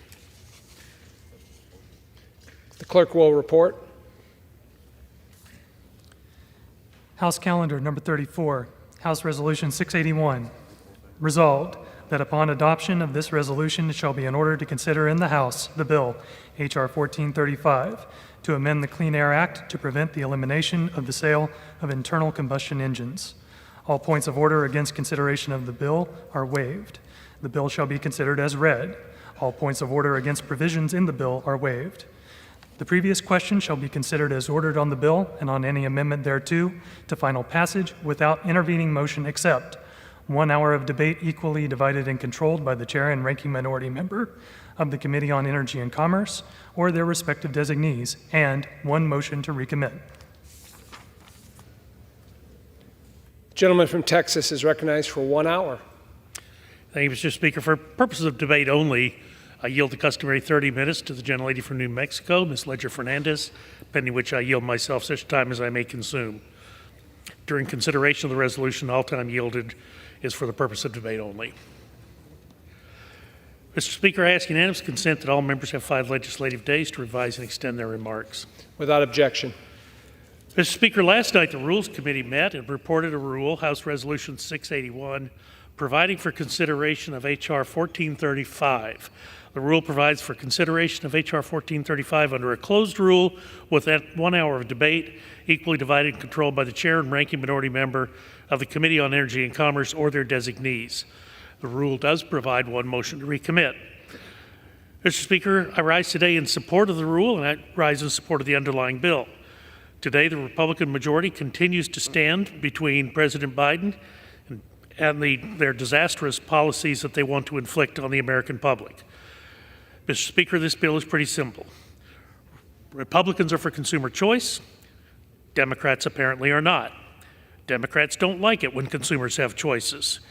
It seems that our friends across the aisle, however well-intentioned they may be, are a bit squeamish about leaving choices in the hands of consumers because, Mr. Speaker, in their heart of hearts, they don't trust consumers. They think they will make the wrong choice.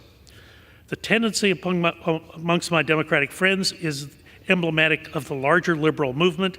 That perspective, Mr. Speaker, can be distilled succinctly. The general population requires guidance and directions from elites who are more enlightened to prevent them from making decisions that contradict progressive principles. So, Mr. Speaker, I applaud my good friend from Pennsylvania, Dr. Joyce, for standing between the Democrats and their central planners and protecting American consumers. Without this bill, Mr. Speaker, California and other Democratic states could effectively ban internal combustion engines for all Americans, regardless of where they reside.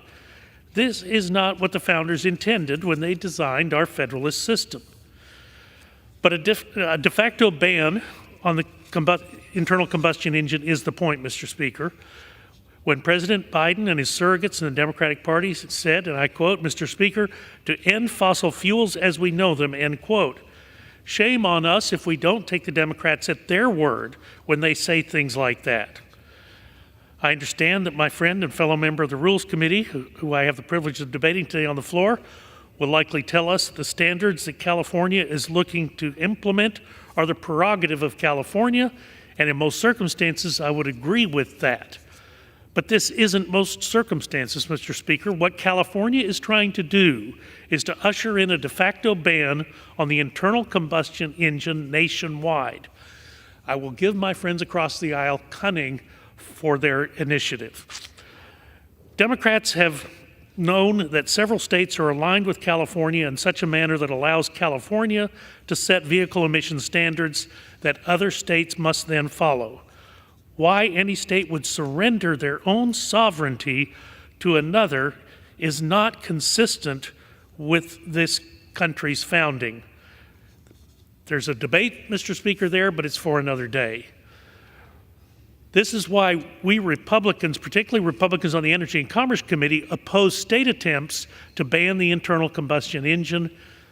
This will adversely affect all Americans. Mr. Speaker, California's waiver is a Trojan horse.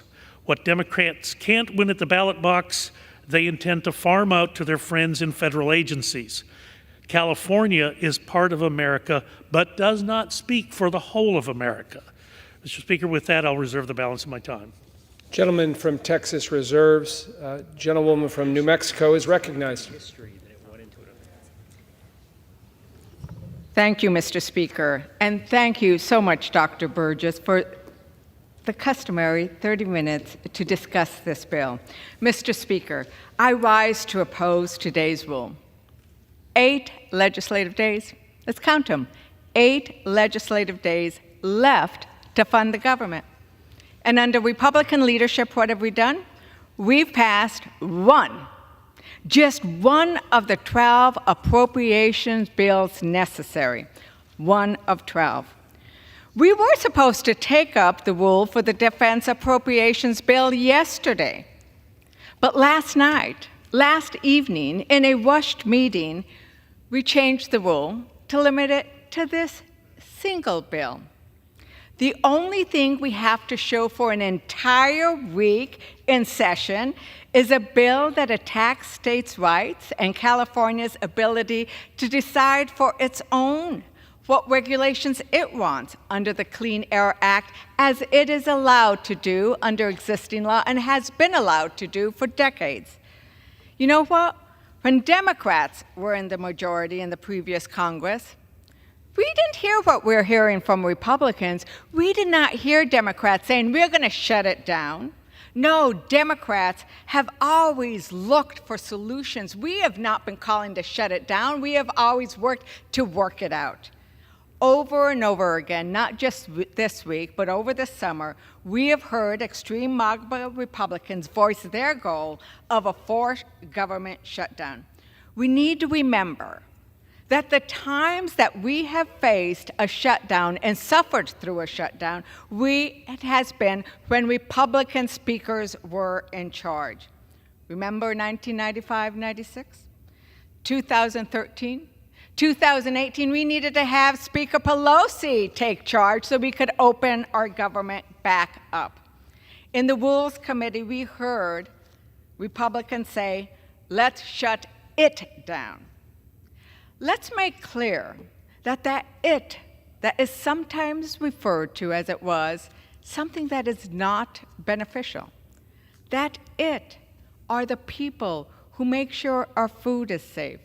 The it they want to shut down is the program that makes sure that our women, infant, and children, our seniors, and veterans have enough food on their table. The it are the people who serve and protect our country and our services.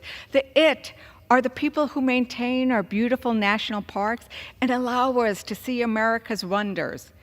Americans don't want us to head to a goal of we are shutting it down. Why don't we work it out? As Ranking Member McGovern noted yesterday, the last time our government shut down, it was the longest in history due to inaction by then-President Trump and Republican majorities in the House and Senate. It cost Americans $11 billion, $3 billion permanently, and caused sizable suffering for our constituents. We are talking about people having to take out loans all through our country. I have been visited over and over again. The auto dealers came to my chambers yesterday and talked about the repercussions that a shutdown has on their business. People are going to have a hard time paying their mortgage, putting food on the table. But it didn't have to be this way. The White House Democrats and Republicans negotiated a bipartisan agreement in the Fiscal Responsibility Act in June. That set up the pathway to how are we going to fund the government with cuts, making sure that we kept government funding level.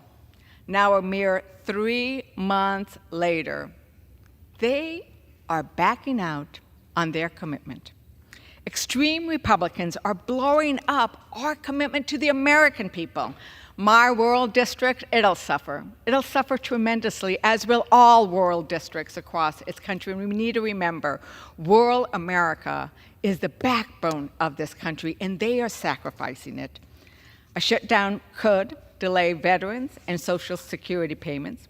With 8 legislative days to avoid a government shutdown, we have a bill totally unrelated to funding the government. H.R. 1435, Preserving Choice in Vehicle Purchases Act, is an attack on efforts to reduce pollution and climate change. I've noticed that the Republicans have a habit of naming their bills to do the opposite of what the bill actually does. This legislation will remove the choice that Californians have exercised as they elect their own government and as they choose to look to how do they want to make sure they exercise their right to adopt clean air standards. For decades, the Clean Air Act has reduced harmful air pollutants, leading to fewer instances of respiratory diseases, cardiovascular problems, and other health issues. That's in part to the law's flexibility. It allows flexibility to allow choice for California and other states to adopt strict standards.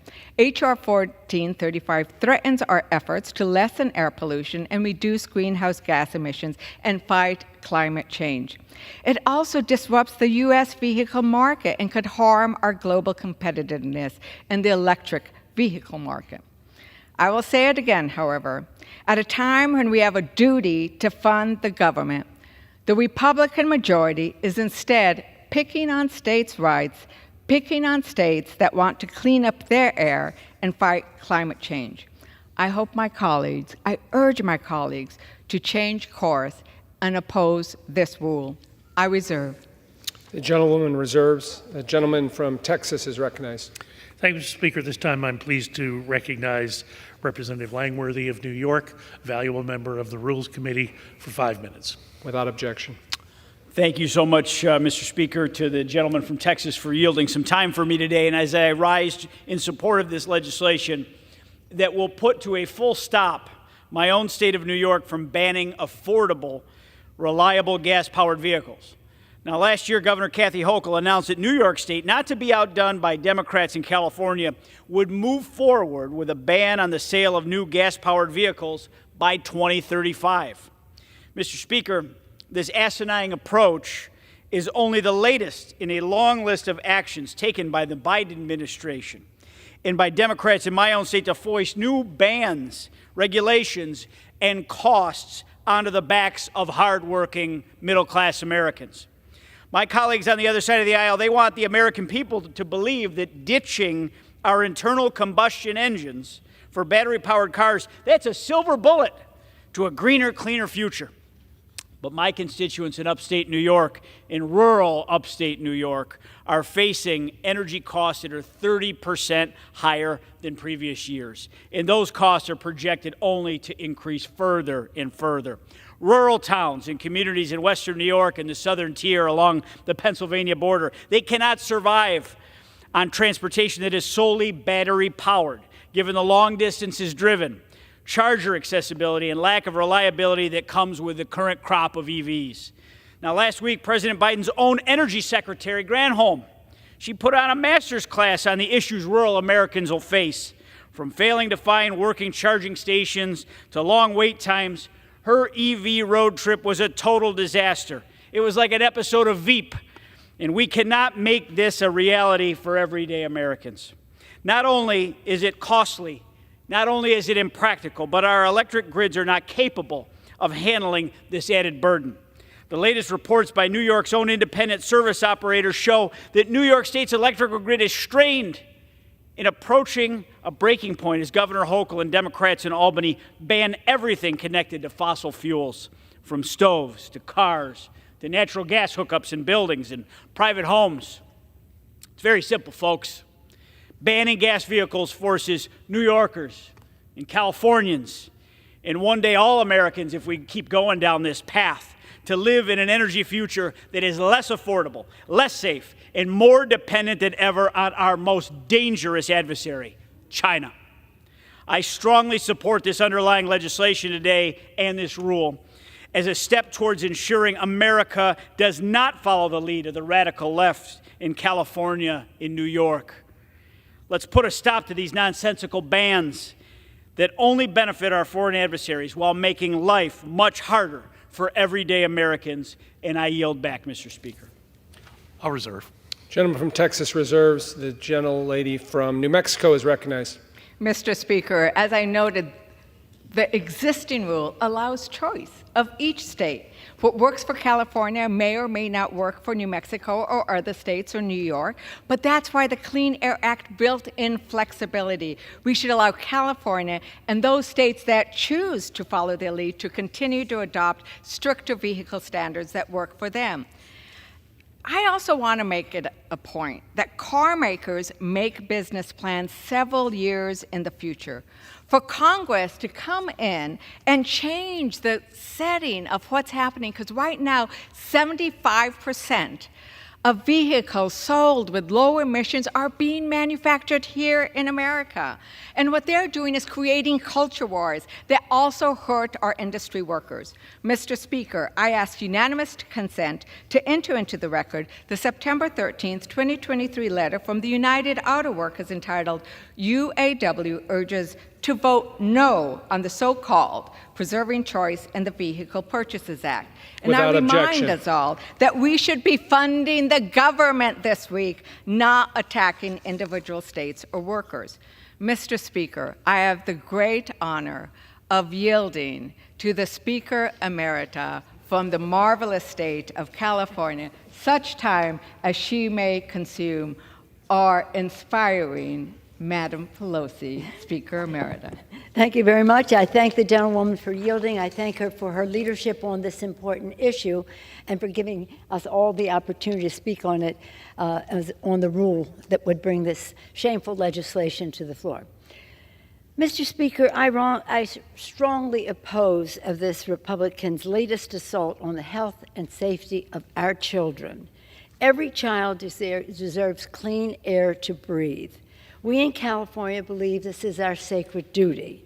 That is why our state has taken strong action to reduce vehicle pollution, preserve our environment, and protect our children.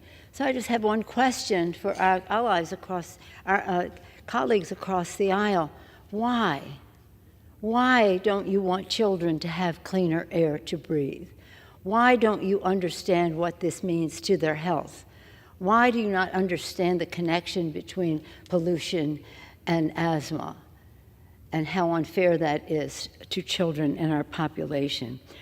That's why more than 5 decades ago, this Congress acted to preserve California's authority to protect our children and has repeatedly reauthorized that since. Despite this precedent, this bill would restrict the ability of states like California to protect families from dangerous pollution. Now, it's important for people to understand that, as the gentlelady pointed out, this is at the discretion of the states. 17 states have decided that they would use such a waiver in order to protect the children and the air that they breathe. So why would you want to throw the American auto industry into disarray, diminishing leadership and electric vehicle future? You know, Mr. Speaker, as the gentle lady referenced, it's an economic decision that our industry makes. We have in this body, in the Democratic majority, come to the aid of the auto industry, not corporations, but the industry and the workers. And we want our auto industry to be preeminent in the world. California is a very big market for the auto industry. For 50 years, they have lived with this emissions standard, this waiver that enables that to happen. If you're making cars for California, it's easier then to make the same safe cars for the rest of the country because it's a big market in California. And 16 other states have followed suit, representing at least 40% of new auto purchases in our country, a big chunk of our auto industry economy. So again, what would be the reason that you would interfere into the free market of the auto industry, into the free breathing of our children of cleaner air? The only explanation could be that big oil opposes this legislation. They're so living in the past, they don't even realize it, that the future is upon us, and the future is for the children. With that, I urge a no on this rule and yield back the balance of my time. Reserve. The gentlewoman reserves. The gentleman from Texas is recognized. Thank you, Speaker. At this time, I'm pleased to recognize the gentleman from Minnesota, Mr. Stauber, for 5 minutes. Without objection. Thank you very much. Mr. Speaker, just moments ago, the distinguished gentle lady from California made the statement and asked why Republicans don't want clean air and clean water. I reject that premise because this administration would rather mine in the Congo, where they use child slave labor, zero environmental standards, and zero labor standards to get to these EV vehicles. This administration has stopped mining in the biggest copper nickel find in the world, which is in northeastern Minnesota. And my colleagues on the other side of the aisle and this administration has stopped it. So don't come here and ask me why my Republican colleagues and I have the stance we have. We are environmentalists and we want clean air and clean water. That's an excuse.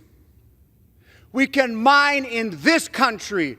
We do not have to put memorandums of understanding with the Congo, who use child slave labor. And that's a fact.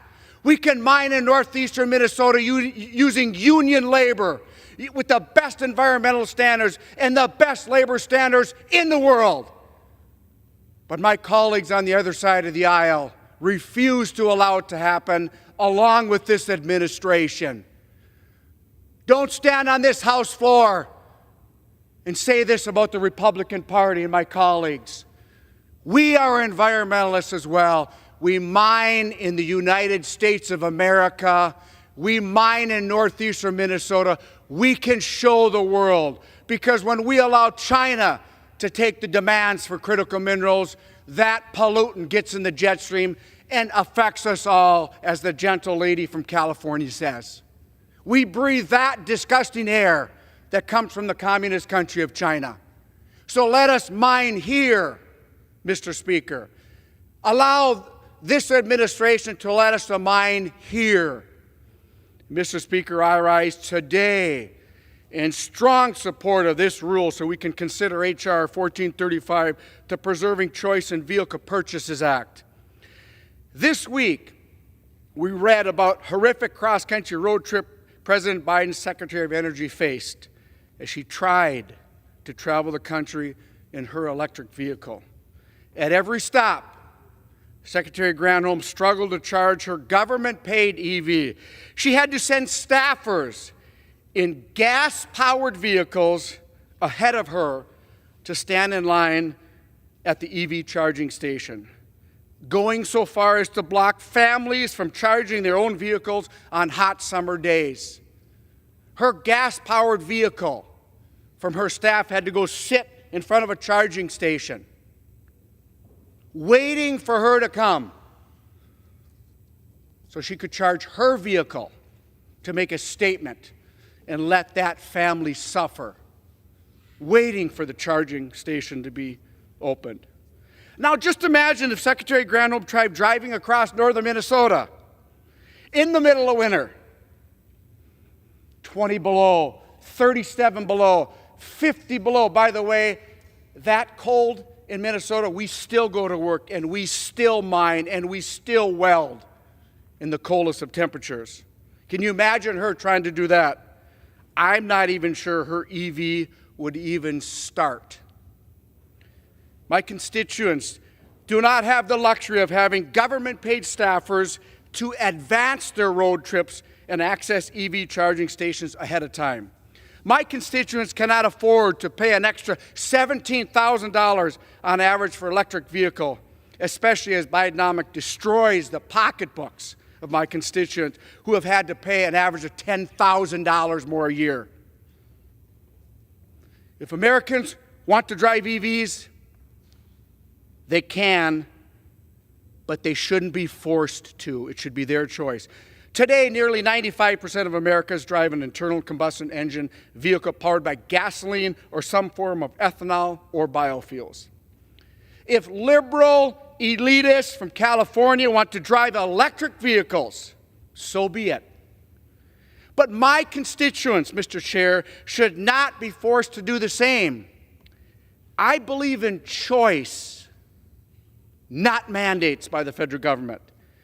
And I urge my colleagues to join me supporting this rule and supporting H.R. 1435, because it is time that Congress steps up and protects our constituents from ridiculous mandates that affect our way of life. And I yield back. I'll reserve. Gentleman from Texas reserves. The gentlelady from New Mexico is recognized. Mr. Speaker, I truly appreciated the Speaker Emeritus leading us to think about the why and to think about the children, and their health. Because we must remember that Democrats are not against consumer choices, but what we are for is consumer safety. Should we allow consumers to choose leaded gas? Once again, no, because we know what it does to our children's lungs. And I want to enter into the record unanimous consent. I seek unanimous consent to enter into the record a July 26, 2023 letter from the American Lung Association opposing H.R. 1435. Without objection.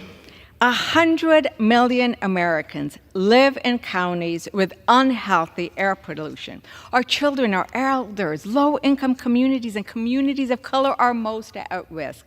And you know what? The good news is we are addressing it. The good news is with the CHIPS and Science Act, we're starting to do the research that will lead to even bigger and better advances in how we bring down those emissions. With the bipartisan infrastructure law and the Inflation Reduction Act, we are building out the electric charging stations that we need so you can get across Minnesota, New Mexico, and everywhere in between if you choose to have an electric vehicle.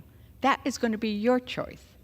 For now, I'd like to yield 2 minutes for my amazing gentlewoman from New Mexico and sister who believes in fighting for the clean air of our beautiful state. The gentlewoman from New Mexico is recognized for 2 minutes. I'd like to thank the gentlelady, and I rise in opposition today to this rule. What we should be focusing on is actually funding the government, which is our constitutional duty. But instead, we're here debating a ridiculous rule. And on the eve of a Republican shutdown manufactured by extremists in the GOP. I want to remind everyone that the last time the government was shut down, it cost the American people $11 billion. Now, the very same people who tried to tank our economy just months ago over the debt ceiling are threatening a government shutdown that would cost our country billions of dollars and threaten the economies, the livelihoods, and the people of my state in New Mexico with far-reaching consequences. Mr. Speaker, thousands of New Mexicans, federal employees, active duty military, and others would go unpaid, and it's shameful. And I urge my colleagues to oppose this rule. Mr. Speaker, I rise today to honor the amazing Mr. Ian Fluellen, a dedicated member of my team over the last 2 years. Since June of 2021, Ian has fiercely and loyally served the people of New Mexico's 1st Congressional District. He has served as a dedicated legislative staffer for nearly a decade, serving in the offices of Congressman Jim Costa, G.K. Butterfield, Mark DeSaulnier, and for me. He was raised in Las Vegas and received his bachelor's degree in political science and government at the University of Nevada, Reno, and his love for government and making the world a better place is what propelled him into a career in public service. During Ian's time in my office, he has proven to be a talented, brilliant, and truly extraordinary staffer. He's been instrumental in guiding my office, leading our legislative team, serving the constituents of our state, managing our DC office, mentoring young staffers, and helping them to thrive. I am deeply grateful to Ian Gentlelady's for his time has service. expired. I yield an additional 15 seconds. Gentlelady from New Mexico has yielded 15 seconds. And on behalf of New Mexico's 1st Congressional District, I ask my colleagues to join me in honoring and thanking Ian for his nearly 9 years of service on Capitol Hill. His quick wit and constant support will be missed every single day in our office, and I wish him all the best, and we'll miss him very much. Thank you, and I yield back. The gentlewoman reserves. Gentleman from Texas is recognized. I'll reserve. Gentleman from Texas reserves. Gentlewoman from New Mexico is recognized. Mr. Speaker, I think we need to constantly talk about what we are not doing here today. We are not talking about the appropriations bills that we need to fund our government. And maybe it's because the other side doesn't really want us to know, does not want the American public to know all of the awful things that are in those appropriations bills. You know, the 2024 funding bills that the Republicans wrote are so extreme, their own conference is having a hard time swallowing the devastation the drastic cuts will do in America. These bills are a direct attack on rural America, on families, our service members, on our climate goals, and the list goes on. What are some of the terrible provisions that we have reviewed in the Rules Committee that we are not talking about on the floor today? One, inching towards a national abortion ban. In the Defense Appropriation Bill, they included a ban for service members, women, and their families from taking paid leave or traveling to obtain an abortion or related health care services related to a woman's reproductive health. If a woman is raped and wants an abortion and lives in a state where there are no exceptions, that servicewoman who joined to serve our country has no choice if she lives in one of 14 states in this country. They told our servicewomen that if they choose to serve our country, they will be deprived of the care they need.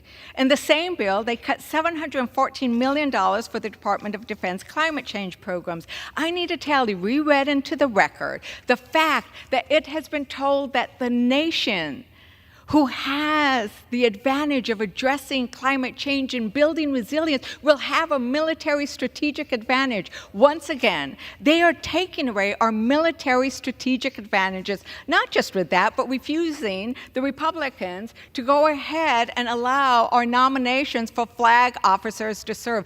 Over and over again in this bill, they are weakening. They are weakening our ability to serve and defend our country. In the agricultural appropriations bill, they returned funding to 2007 levels. Imagine what that kind of cut does to our rural communities, from slashing cuts for rural electric co-ops like I have throughout my district, to making sure that our children go hungry. A mother cannot feed herself or her baby if she's cut back to 2007 levels. But that's what Republicans are prioritizing. But we're not really talking about these bills because we're not talking about funding the government, are we? So, Mr. Speaker, I yield 4 minutes to the gentleman from Colorado, a distinguished member of the Rules Committee, who I am sure will address some of these issues. I yield to Congressman Mr. Neguse. The gentleman from Colorado is recognized for 4 minutes.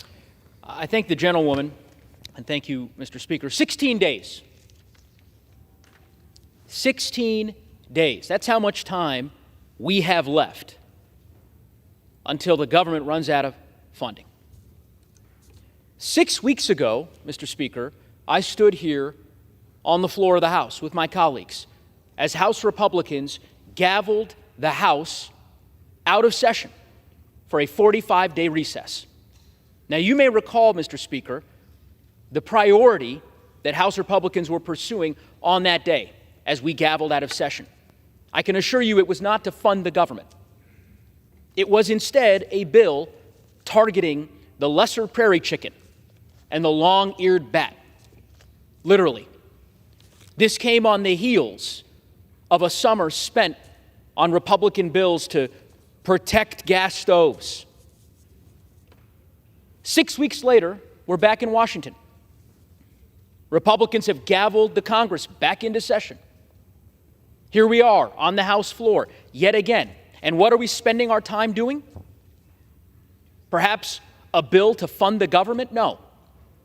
A bill to ensure that members of our armed forces are paid, that the operations of our government remain up and running? No. Instead, House Republicans choose to spend the time of this body debating a bill attacking electric vehicles. Electric vehicles, gas stoves, the long-eared bat, and the lesser prairie chicken. Those are the priorities of the House Republican caucus. 16 days away from a government shutdown. And this is how House Republicans choose to spend our time. The priorities that House Republicans are pursuing are grossly out of step with the priorities of the American people. You are in charge, Mr. Speaker. You could choose today to put bills on the floor to build safer communities, or lower costs, or grow the middle class. Instead, we're left with political games. Oh, that's right, and a baseless impeachment inquiry that the Speaker announced 48 hours ago. Maybe we can get back to the basic job of the U.S. House, of governing, of passing a budget. You know, Mr. Speaker, there's a good place to start. The Fiscal Responsibility Act that this body passed a mere 4 months ago set out negotiated spending levels. I don't know if the Speaker voted for it, but 149 of your colleagues did in the Republican caucus. The ranking member, my friend from Texas, he voted for it.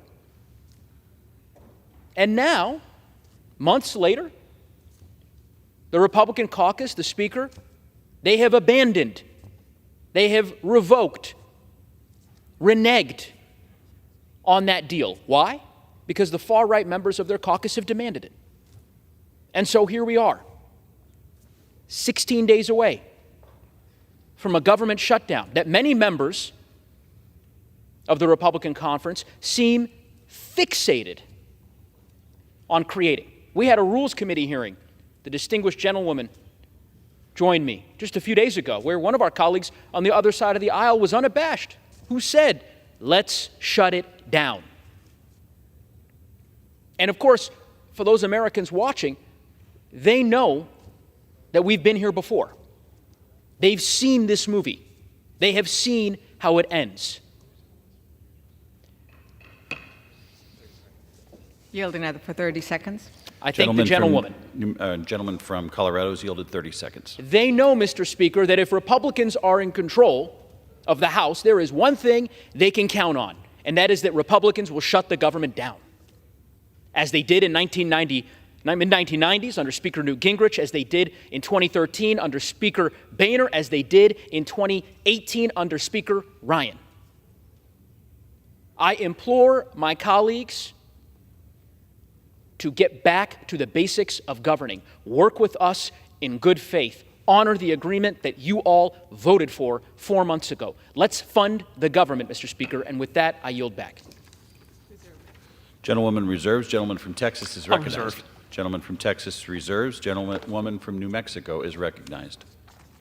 Mr. Speaker, if we defeat the previous question, I will offer an amendment to the rule to provide for consideration of a resolution which clearly states that it is the People's House's duty to keep our promise to American workers and seniors to protect and preserve Social Security and Medicare and fight against any cuts to these vital programs. Mr. Speaker, I ask unanimous consent to insert into the text of my amendment into the record, along with any extraneous material immediately prior to the vote on the previous question. Without objection. Mr. Speaker, to discuss our proposal, I yield 2 minutes to the gentlewoman of Virginia, Mrs. McClellan. Gentlewoman is recognized. Thank you, Mr. Speaker. I rise today in opposition to this harmful, ridiculous rule because it pushes partisan provisions and does not address the issues that actually matter to the American people, as I hear in my district. I ask my colleagues to defeat the previous question so that we can bring legislation like House Resolution 178 to the floor for a vote to reaffirm our commitment to protecting Social Security and Medicare. These vital programs are lifelines for seniors. They provide our seniors with the financial support and health coverage they have earned and rightfully deserved. In Virginia's 4th, there are over 150,000 seniors on Social Security and who are eligible for Medicare. Virginians and Americans across the nation need Congress to focus on the issues that really matter to them. And I know hundreds of thousands of seniors in my district rely on these programs to keep food on the table and access to health care services and prescription drugs they need. For years, extreme Republicans have sought to cut Social Security and Medicare benefits, privatize these programs, and raise the age of eligibility for Social Security and Medicare. House Democrats stand united in our efforts to strengthen and preserve these programs to ensure our seniors have the support that they need to live with dignity. Mr. Speaker, it is past time for House Republicans to stop the partisan messaging bills and get back to work on the challenges that face our constituents. Thank you, and I yield back. Reserve. Gentlewoman reserves. Gentleman from Texas is recognized. I'll reserve. Gentleman from Texas reserves. Gentlewoman from New Mexico is recognized. Mr. Speaker, I yield 1 minute to the gentlewoman from California, Ms. Porter. The gentlewoman from California is recognized for 1 minute. California's leadership on protecting public health and safeguarding our environment should be a national model. When the federal government has failed to guarantee cleaner air to every Californian, our state government has acted to reduce harm. When Washington, D.C. politicians were doing the bidding of big oil, California had the courage to curb pollution and improve air quality. California's recent strengthening of emissions standards will save $13 billion in healthcare costs and prevent more than 1,200 lives from being cut short. House Republicans' wrong-headed legislation would undo this progress and substitute their judgment for that of Californians' own representatives. I urge my colleagues to reject H.R. 1435 and instead work to provide cleaner air to every American. I yield back. Gentlewoman reserves. Gentleman from Texas is recognized. Gentleman from Texas reserves. Gentlewoman from New Mexico is recognized. Are you prepared to close? Yes. Is the gentleman prepared to close? Gentleman is prepared to close. Mr. Speaker, following up on the gentlewoman from California's comments and on the importance of looking at this industry and how it's growing, I ask for unanimous consent to enter into the record a January 12, 2023 article entitled EVs Made in the U.S. Are Dominating the Market. Without objection. Because I think it's important to recognize that there are health benefits from the Clean Air Act, but there are also benefits to our manufacturing sector as well. And H.R. 1434 completely ignores the benefits of EV production. They completely are going to be undermining the importance of manufacturing in the United States, what we need in the United States. Why would we want the industry to move to other countries? We can make it here in America. But, Mr. Speaker, I want to go back to the reason why so many of us have stood up today in opposition to this rule. And we've stood up in opposition to this rule for what it does not do. It does not address the looming crisis that the extreme Republicans, and apparently the entire Republican conference, because we're all moving towards that, because my colleagues on the other side could meet and work with us, but no, once again, they want to shut it down. It's our duty. It's our duty to govern. But under Republican leadership, we have not seen any governing happening. We have not passed the appropriations bills that America needs to keep our government open. Imagine, would that be acceptable in any other arena?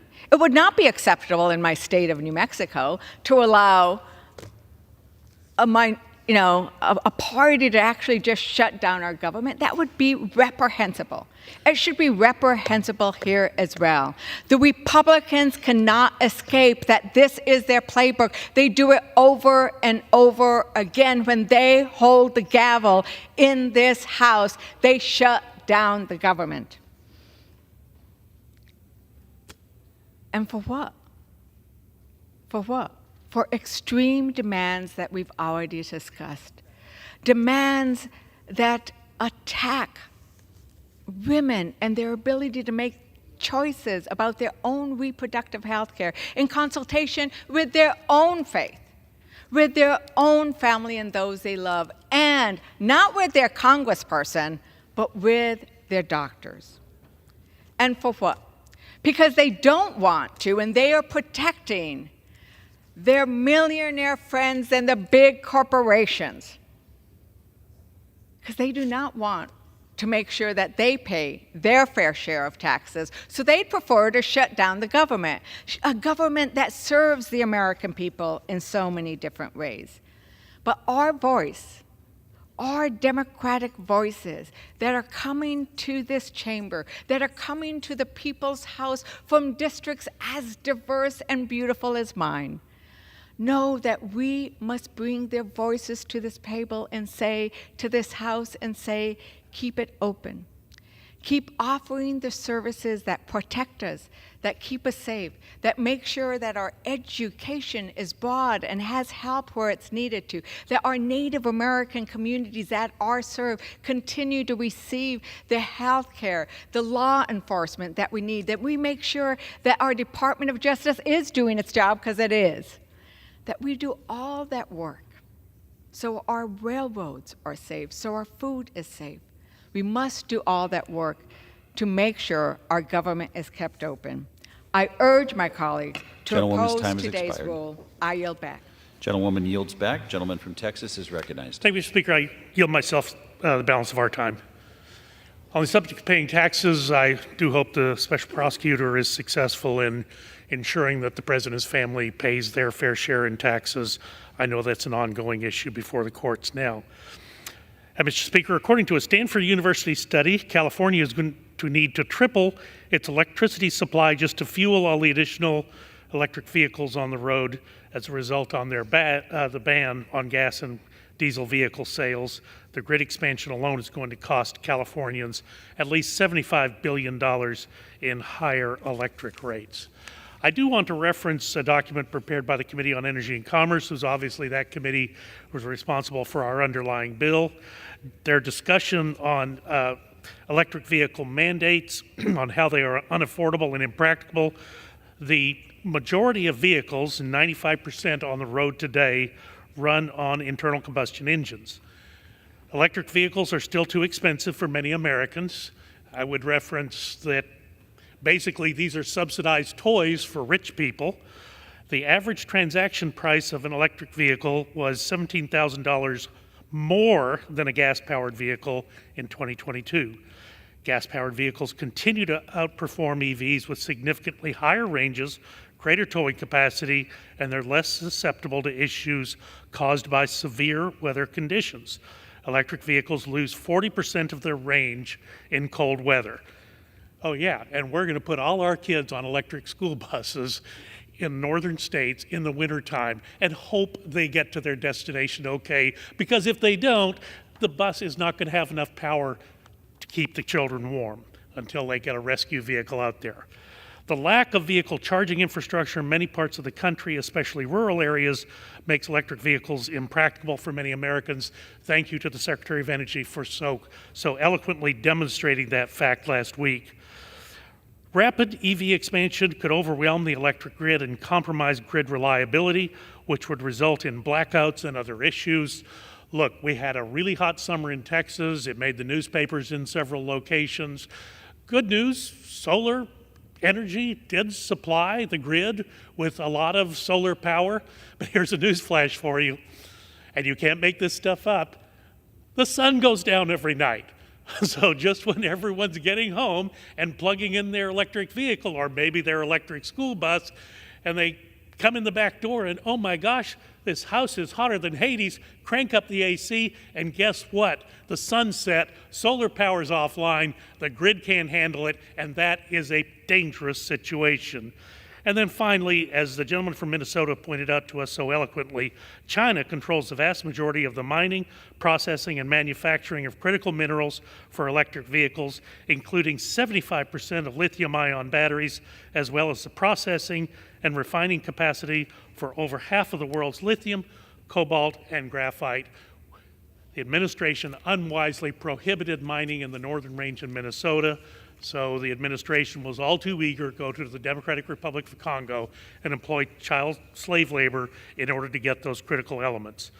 So I do want to thank my fellow members of the Energy and Commerce Committee for bringing us this important piece of legislation, begin to roll back some of the damage that President Biden has placed on the middle class. I don't know why this administration has declared war on the middle class, but they have, and it's been unfortunately readily apparent every day since Inauguration Day 2021.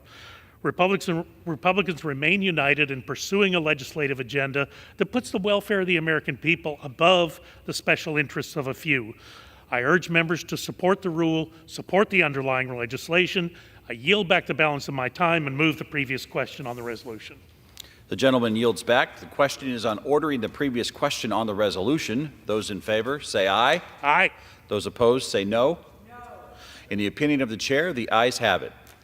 Yeas and nays. For what purpose does the gentlewoman from New Mexico rise? Request the yeas and nays. The yeas and nays are requested. Those favoring her vote by the yeas and nays will rise. A sufficient number having risen, the yeas and nays are ordered. Members will record their votes by electronic device. Pursuant to Clause 9 of Rule 20, the chair will reduce to 5 minutes the minimum time for any electronic vote on the question of adoption of the resolution. This is a 15-minute vote.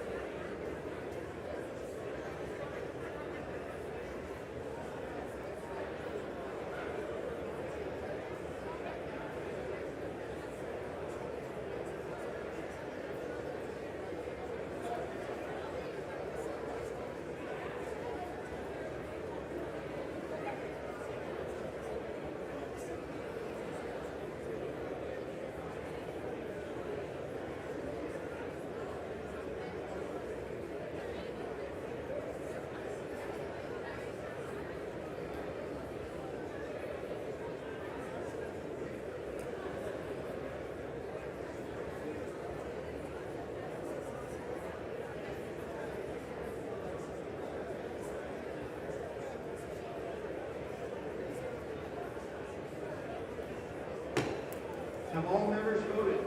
Does any member wish to change their vote?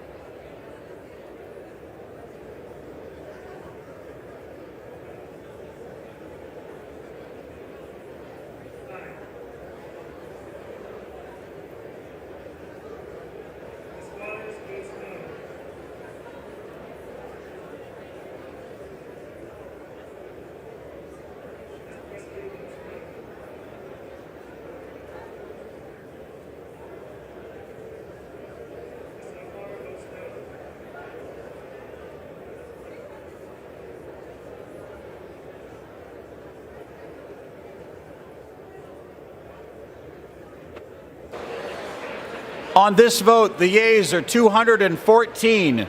The nays are 198. The previous question is ordered. The question now is on the adoption of the resolution. Those in favor say aye. Those opposed say no. In the opinion of the chair, the ayes have it. For what purpose does the gentlelady rise? We would request a recorded vote.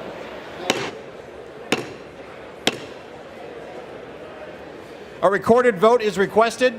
Those favoring a recorded vote will rise. A sufficient number having risen, a recorded vote is ordered. Members will record their votes by electronic device. This is a 5-minute vote.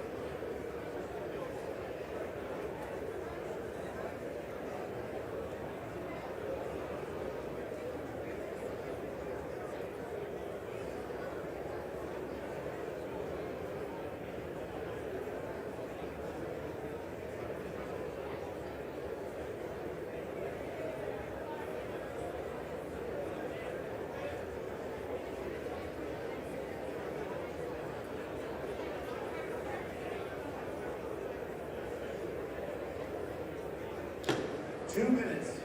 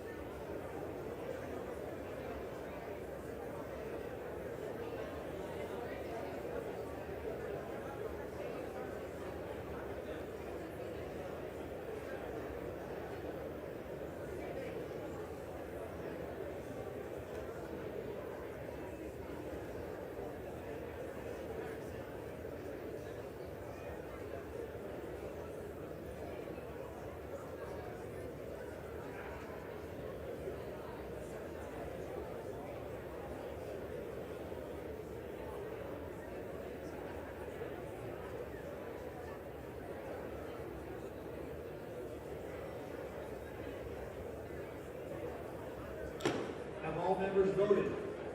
Does any member wish to change their vote?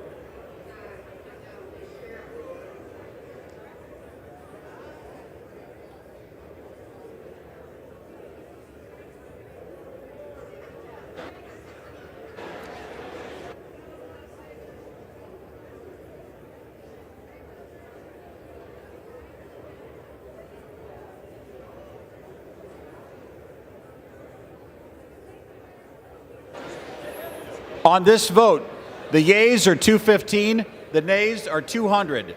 The resolution is adopted. Without objection, a motion to reconsider is laid on the table.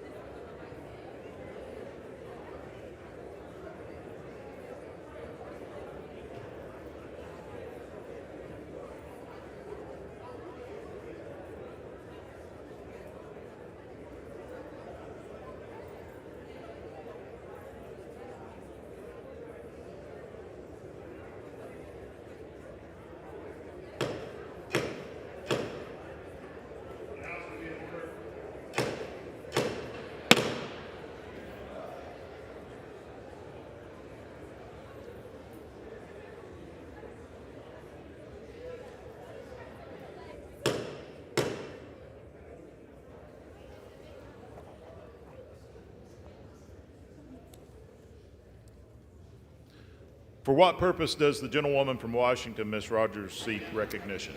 Mr. Speaker, pursuant to House Resolution 681, I call up H.R. 1435 and ask for its immediate consideration. The clerk will report the title of the bill. Union Calendar Number 133, H.R. 1435. A bill to amend the Clean Air Act to prevent the elimination of the sale of internal combustion engines. Pursuant to House Resolution 681, the bill is considered read. The House will be in order. The bill shall be debatable for 1 hour, equally divided and controlled by the chair and ranking minority member of the Committee on Energy and Commerce or their respective designees. The gentlewoman from Washington, Ms. Rogers, and the gentleman from New Jersey, Mr. Pallone, each will control 30 minutes.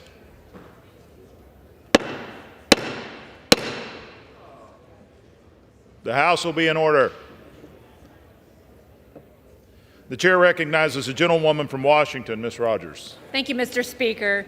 I ask unanimous consent that all members may have 5 legislative days to revise and extend their remarks on the legislation and to insert extraneous material on H.R. 1435. Without objection. Mr. Speaker, I yield myself 5 minutes. Mr. Gentlewoman's recognized. Thank you, Mr. Speaker. I urge support of H.R. 1435 from the Energy and Commerce Committee member, my colleague, Dr. John Joyce. For more than a century, the internal combustion engine has allowed people to increase their mobility and raise their standard of living. Restrictive government mandates isn't how we're going to lead the next 100 years. Yet that's what EPA and California are trying to do by mandating that new vehicles sold in the state be electric. 17 other states are ready to follow suit if the EPA approves the recent waiver request from California. The reality is gas-powered cars are much less expensive than EVs and continue to outperform them in range, towing capacity, and their ability to operate in severe weather conditions. Studies have also warned that a rushed EV expansion could overwhelm our electric grid. In California, Governor Newsom has resorted to asking people not to charge their EVs during blackouts. And EVs currently make up just 4% of the vehicles in his state. The decision to choose should apply across the board, whether that's for gas-powered, EVs, or hybrid. H.R. 1435 prevents EPA from granting California a waiver to limit the sale or use of new gas-powered cars. It's vital that we stop this effort to force an electricity transition on Americans, especially when you consider how China dominates the industry, supply chains, and has even taken steps to build its own electric vehicle foothold in Mexico, specifically so it can access the U.S. market. We need to focus on ensuring access to affordable, reliable transportation and ensuring our electric grid is dependable so people can keep their lights on, keep going to the store to get their groceries, stay warm, and live their lives. Protecting people's way of life and their ability to provide for their families is the fundamental goal of this bill. I urge my colleagues to vote yes, and I reserve the balance of my time. The gentlewoman from Washington reserves. The gentleman from New Jersey is recognized. Thank you, Mr. Speaker. I yield myself such time as I may consume, and I rise in opposition to H.R. 1435. Tens of millions of Americans battled extreme heat, flooding, and storms this summer, threatening both their health, homes, and livelihoods. Last month's Hurricane Idalia became our nation's $23 billion weather disaster this year, and that's a record, and it's only September. The damage caused by climate change and dangerous pollution cannot be ignored, yet that is exactly what House Republicans are doing with this bill. They are once again doing the bidding of their corporate polluter friends at the expense of Americans' health and security and our nation's economy. The transportation sector is the single largest contributor of greenhouse gas emissions and other dangerous air pollution. But once again, Republicans want to bury their heads in the sand and ignore reality, even while more than 100 million Americans are right now living in counties with unhealthy levels of air pollution. Thanks to decades of innovation in the American auto industry, spurred forward by technology-driven standards, we have a large and growing fleet of cleaner, more affordable cars that benefit all Americans. These standards have helped cement the United States as a global leader in the transportation sector, and Congress carefully crafted the Clean Air Act to recognize the diverse air pollution challenges facing each state. Due to a history of severe air quality problems, the EPA can grant California waivers to set vehicle emission standards that are more protective than those at the federal level. And other states can voluntarily adopt California's standards if they choose to do so. EPA has granted dozens of these waivers, and 17 states and the District of Columbia have followed California's lead, including my home state of New Jersey. Now, the law ensures that any state has the freedom to choose to adopt these stronger vehicle emission standards if it works for them.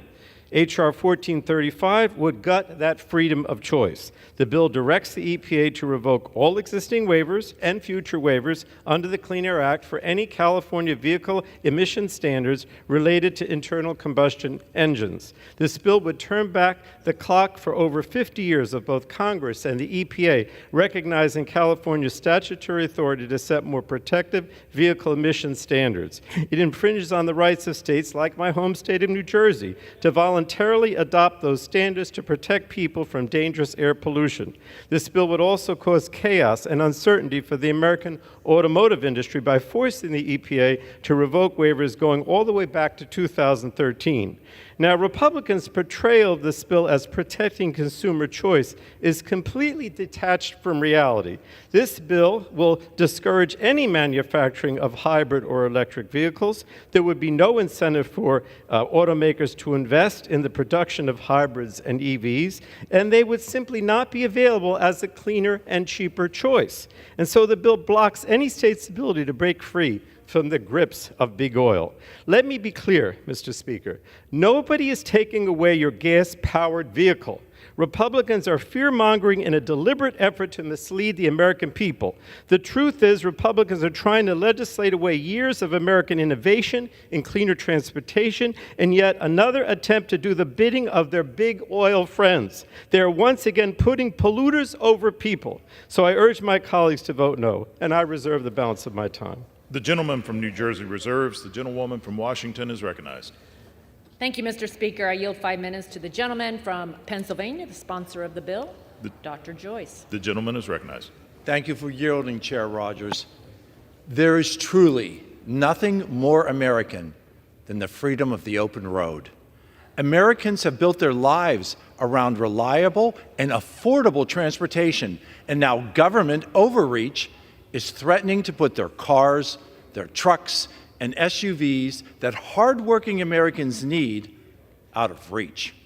At its core, the vote on H.R. 1435 asks a very simple question: should consumers or the federal government decide what type of vehicles Americans can drive?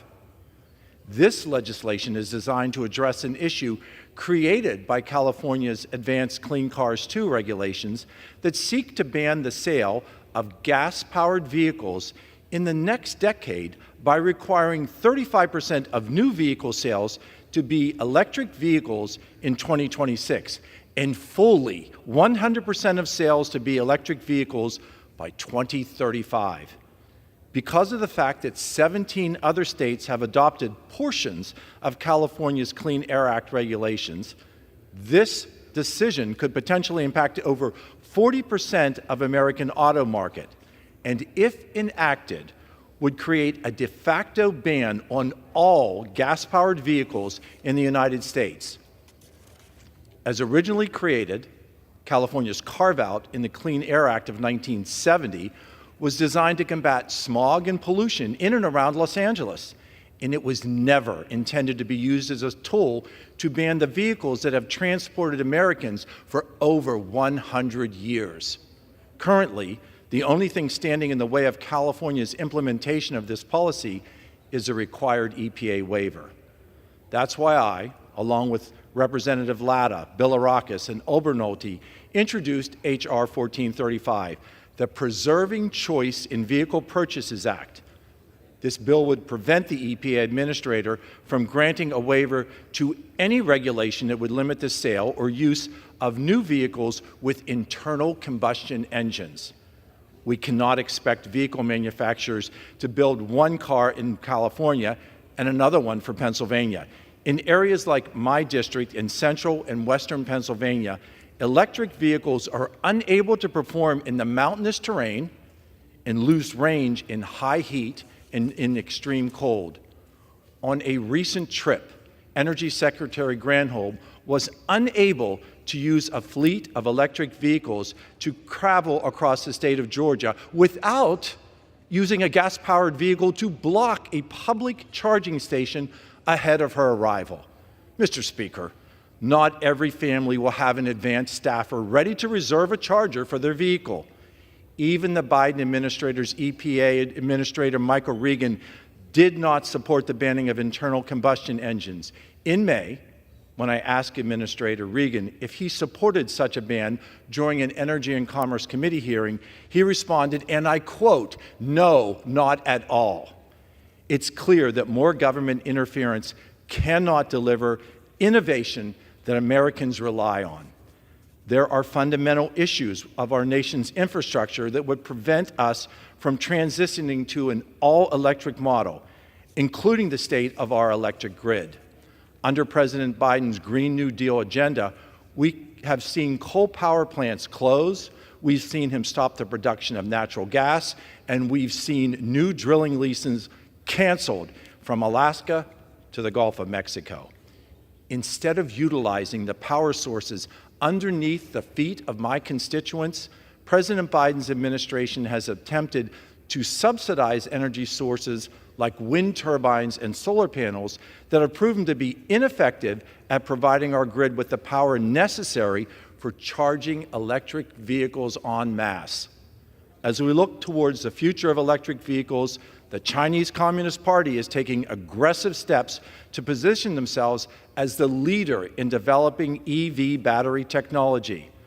Though the CCP's control of critical minerals and resources are needed to make electric batteries, a full transition to these vehicles would be a boom for the Chinese economy while hurting Americans. It has become clear that transitioning to a fully electric auto market would put China and not American auto workers in the driver's seat.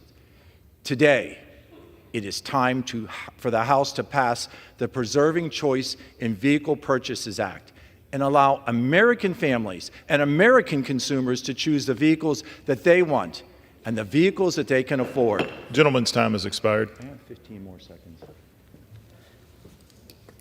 Yield the gentleman 15 seconds. The gentleman's governor recognized of 15 seconds. California doesn't have the right to determine what type of vehicle my constituents in Pennsylvania are able to buy. I urge my colleagues to support this important legislation, and I yield back. The gentleman yields. reserve. The gentlewoman from Washington reserves. The gentleman from New Jersey is recognized. Thank you, Mr. Speaker. I yield 3 minutes now to the gentleman from New York, who's the ranking member of our Environment Subcommittee. The gentleman is recognized for 3 minutes. Thank you, Mr. Speaker, and I thank the gentleman for yielding. And I rise in opposition to H.R. 1435. Make no mistake, we are at a critical moment in history. The climate crisis is here, and over 100 million Americans live in counties with unhealthy levels of traditional air pollution. But thanks to vehicle standards, incentives, and R&D policies, the U.S. auto industry is poised to lead the world in clean transportation innovation. We should focus on supporting these policies, not weakening them. Sadly, H.R. 1435 would toss aside decades of legal precedent, upending the California waiver process and threatening the innovation already underway. But rather than restate what my Californian colleagues have said and will say about the history of the Clean Air Act and the importance of the waiver process to protecting public health, I want to look forward. Because for over 100 years, America has been the greatest auto manufacturing nation in the world. And this is largely because we have embraced innovation and we have embraced our skilled, unionized workforce. And if we want to continue to retain this title, we need to embrace the changes that are occurring in that sector. The transportation revolution is here. It is already creating jobs and reducing pollution, in large part thanks to the Infrastructure Investment and Jobs Act and the IRA. So when we hear concerns about inadequate charging options, we need to remember that charging infrastructure is going to become much more widespread and better performing in the near future, thanks to the $7.5 billion enacted in the infrastructure law. And when we hear about stresses on the grid, let's remember that there are tens of billions of dollars in the infrastructure law and the IRA to make our electric system smarter, more resilient, and yes, more capable of meeting these new demands. And when we hear that clean vehicles will support China, let's acknowledge that this will only be true if we fail to develop our own domestic supply chains. Just 2 weeks ago, DOE announced $15.5 billion in grants and loans to support retooling existing factories for the transition to EVs. This will be complementary to so many public and private investments that are enabling critical mineral processing and battery manufacturing here in the U.S. We can continue to be the world's leader in automotive innovation for the next century, but only if we embrace the regulatory policies and the incentives that will drive us forward to a cleaner and healthier future, which is why I urge members to oppose this bill. And with that, Mr. Speaker, I yield back. The gentleman yields. The gentleman from New Jersey reserves. The gentlewoman from Washington is recognized. Thank you, Mr. Speaker. Just to clarify, states are not free under the Clean Air Act to regulate cars any way they want. Section 209 has conditions. Also, the bill does not repeal or weaken any of the Clean Air Act levels. We have the strictest clean air regulations of any place in the world. Please yield 2 minutes to the gentleman from Ohio, Mr. Latta. The gentleman's recognized for 2 minutes. Thank you, Mr. Speaker, and thank you to our chair of the Energy and Commerce Committee. I rise in support of H.R. 1435, the Preserving Choice in Vehicle Purchase Act, which is legislation I co-led. California Air Resources Board has made the decision to ban the sale of new internal combustion engines by the year 2035. This action is a major component in the state's radical climate agenda that is being forced on their citizens. Normally, the actions of one state would not require a federal response. However, in this case, California's actions extend far beyond their state's borders and will have consequences for all Americans. This is because 17 other states follow California standards representing 40% of the nation's car market. When Congress first set up this process, it never intended for California to be able to dictate to the rest of the country what types of vehicles they can purchase. Instead, Congress wanted to give California additional tools to combat smog levels. To make matters worse, California has not clearly considered the impact these actions will have on the nation's electric grid. As officials from the DOE and FERC confirmed to me this week, we're going to need more power, not less power, in this country to meet consumer demand. If California's governor is already calling on his residents to conserve energy, how to avoid blackouts and brownouts, how in the world will the grid be able to handle the load with millions of additional electric cars? Additionally, the Biden administration is doing nothing to address the problem of assessing all the rare earth minerals that we need to manufacture an all-EV fleet. These materials are controlled by communist China, who will stand to reap the windfall of these policies. H.R. 1435 is a common sense bill because it institutes a check on any state that seeks to exploit the Clean Air Act. The American people are the better arbiters of what vehicles will serve their families' needs, not the bureaucrats with political agendas. And let me be clear, this legislation does not prevent California from being able to obtain a waiver from the U.S. EPA to combat the smog issues, which was the original intent of the CAA. I urge my colleagues to support this common sense legislation, and I yield back the balance of my time. I reserve. Gentlewoman reserves. The gentleman from New Jersey is recognized. Thank you, Mr. Speaker. I yield now 2.5 minutes to the gentlewoman from California, Ms. Matsui, who is the ranking member of our Subcommittee on Communications and Technology. The gentlewoman is recognized. Thank you, Mr. Speaker. I rise today and speak in opposition to H.R. 1435. California has long been a global leader in the fight against air pollution. Whether it's greenhouse gases, smog, or other harmful pollutants, California has often been the first state to protect our citizens from the terrible health impacts of dirty air. You get a lot of criticism when you're a leader, and Californians are no strangers to criticism. But time and again, that criticism fades as the rest of the country and often other countries see the benefits of California's emissions policies. In 1966, California established the first tailpipe emission standard in the nation.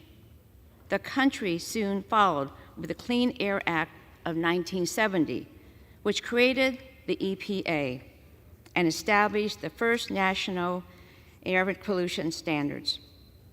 But the Clean Air Act also recognized California's leadership by explicitly affirming California's authority to set more stringent emission standards.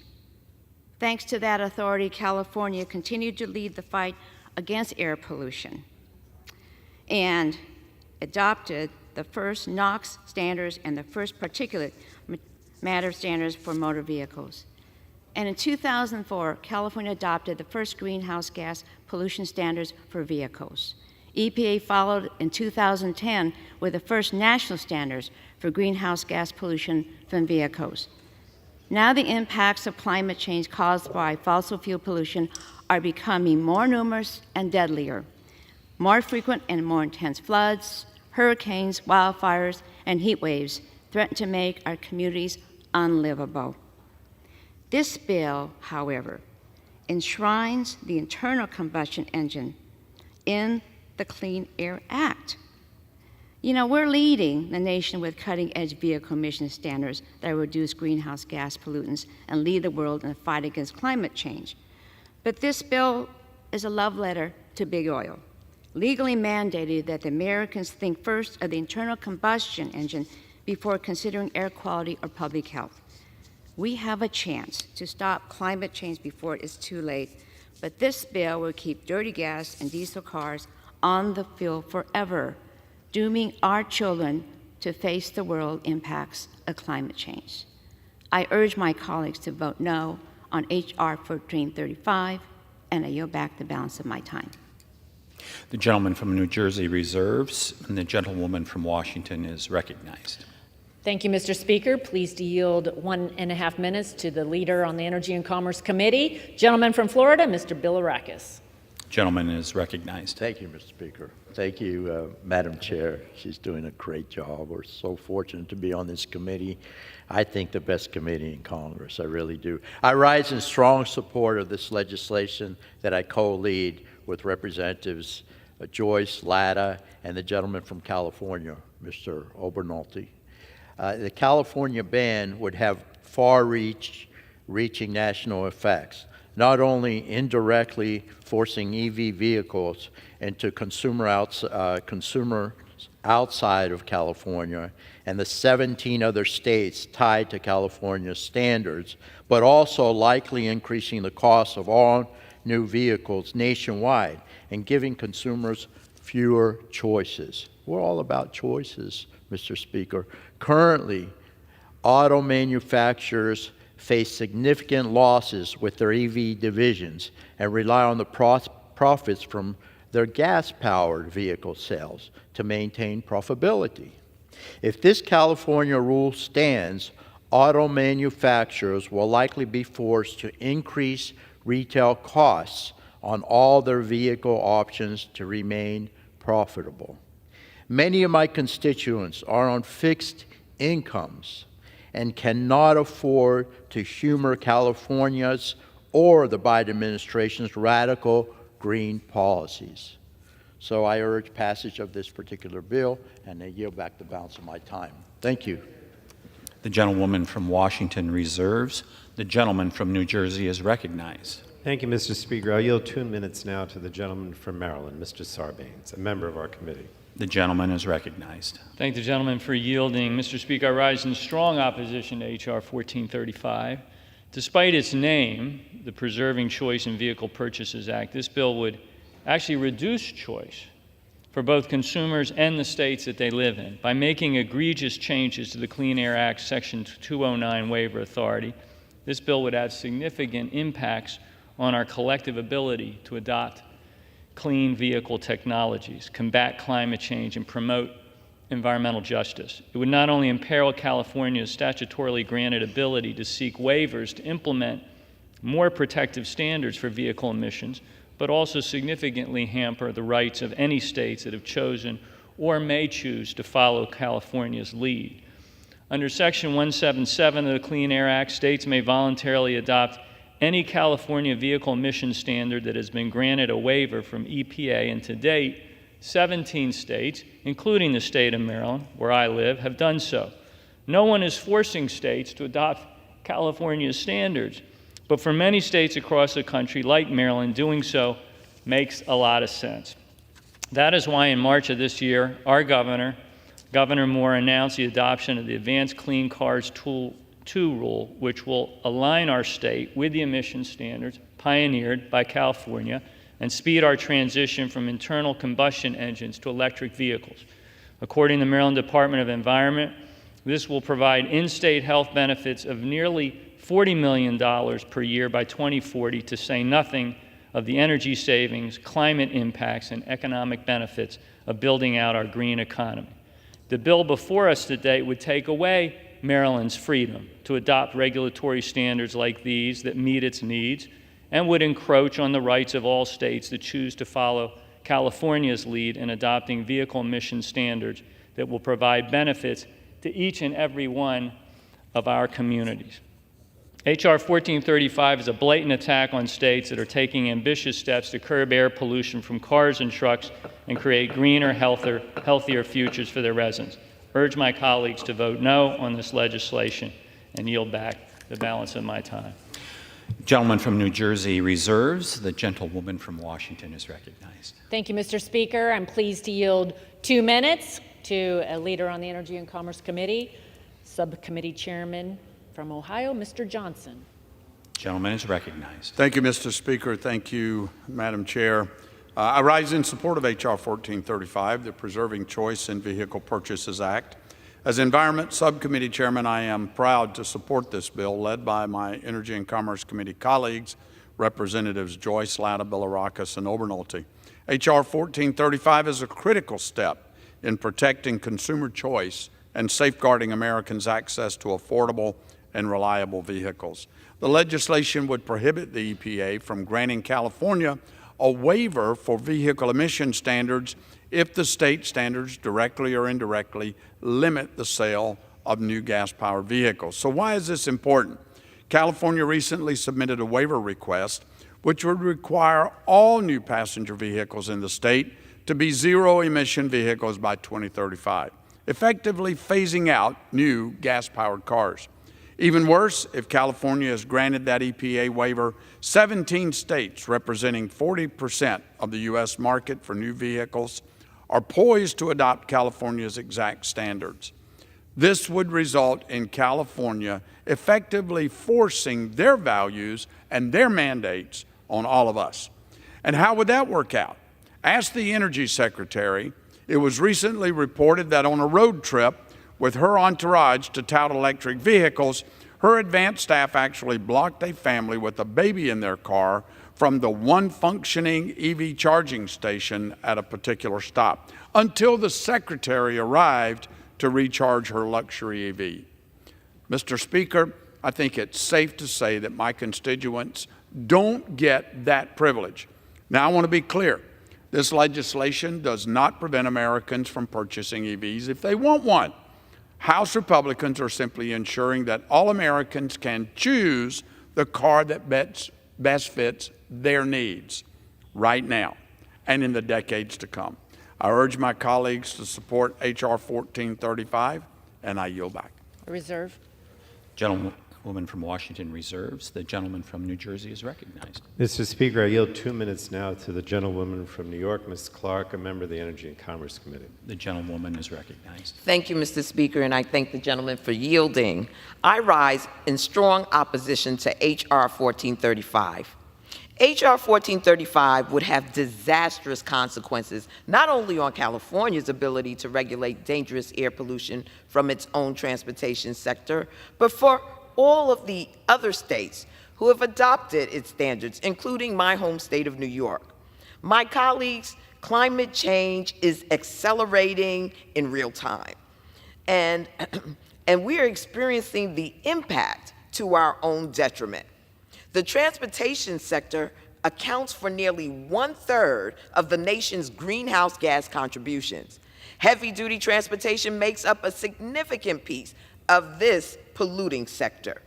Heavy-duty vehicles make up approximately 6% of vehicles on the road, but generate 59% of the nitrogen oxides and other dangerous pollutants that contribute to ozone and particulate matter. An estimated 72 million people live near truck freight routes across the United States. These communities, whose residents are more likely to be people of color and vulnerable populations, have lower incomes and experience higher rates of adverse health effects. This bill would harm and potentially reverse decades of progress on cleaning up our heavy-duty transportation sector. Republicans are putting polluters over people by attempting to block states' ability to regulate air pollution from heavy-duty trucks, in direct contradiction to the Clean Air Act. And while my Republican colleagues continue to try to block common-sense air pollution control efforts, I, along with my fellow House Democrats, will continue to fight for cleaner air and a clean energy future. I urge my colleagues to vote no on H.R. 1435, and I yield back. Gentleman from New Jersey reserves. The gentlewoman from Washington is recognized. Thank you, Mr. Speaker. Just noting for the record, in a 2017 midterm review, the California Air Resources Board confessed its law could lead to long-term job losses in industries tied to manufacturing, supplying, and servicing of conventional vehicles. Please yield a minute to the gentleman from Georgia, Mr. Carter. The gentleman is recognized. Mr. Speaker, I rise today in support of this bill. I feel like I'm repeating myself, but this is yet another bill that would overturn a radical rule from the Biden administration's EPA. The agency's recent actions to provide California a waiver request to strictly regulate vehicle emissions and its proposed emission standards combined to a de facto EV mandate. Allowing California to ban the sale of internal combustion engines by 2035 will significantly distort the market and manufacturing of vehicles throughout our country. This is entirely inappropriate. The federal government is not in the business of dictating consumer choice, especially when it can be detrimental to the lives of Americans from all walks of life. If people want an EV, they can make that choice. Many people have already made that choice, and I suspect more will. as these vehicles improve and become more accessible. However, they are not the right choice for all Americans. For most, they are simply out of reach. They are too expensive even when existing incentives and do not have the range nor the reliability consumers desire yet. Portions of my district are incredibly rural and simply not practical for EVs. My constituents deserve access to affordable vehicles that can be depended on. Thank you, Mr. Chairman, Mr. Speaker, and I urge passage of this bill, and I yield back. I reserve. The gentlewoman from Washington reserves. The gentleman from New Jersey is recognized. Thank you, Mr. Speaker. I yield 2.5 minutes to the gentleman from California, a member of our committee. The gentleman is recognized. Thank you, Mr. Speaker. My Republican colleagues like to attack California for its forward-thinking policies to address dangerous air pollution, especially from the transportation sector. And California has indeed been a leader in reducing air pollution for decades because of our unique air pollution challenges. In fact, we were the very first state to regulate tailpipe emission pollutions from vehicles. The federal government followed California's lead by enacting the first iteration of the Clean Air Act in 1970, over 10 years after California had legislation to adopt standards for community air quality and motor vehicle emissions. Since California already had tailpipe emission standards on the books, Congress drafted the Clean Air Act to accommodate their ongoing innovation and progress in addressing air pollution from the transportation sector, and all of this occurred under the governorship of Ronald Reagan. Over the years, EPA has granted California dozens of waivers for its emission standards. That's enabled California not only to address its significant air pollution challenges, but has also cemented California as a worldwide leader in deploying emission reduction technologies. Our ambitious standards in California paved the way for the invention of the catalytic converter and the dashboard check engine lights, in addition to the development of zero-emission vehicles. Unfortunately, H.R. 1435 seeks to erase decades of historic progress on addressing air pollution, driving innovation, and protecting public health. Frankly, the goal of this short-sighted bill is to keep us stuck in the past and our heads in the sand, while the real, tangible dangers of climate change continue to harm our communities, our environment, and our economy.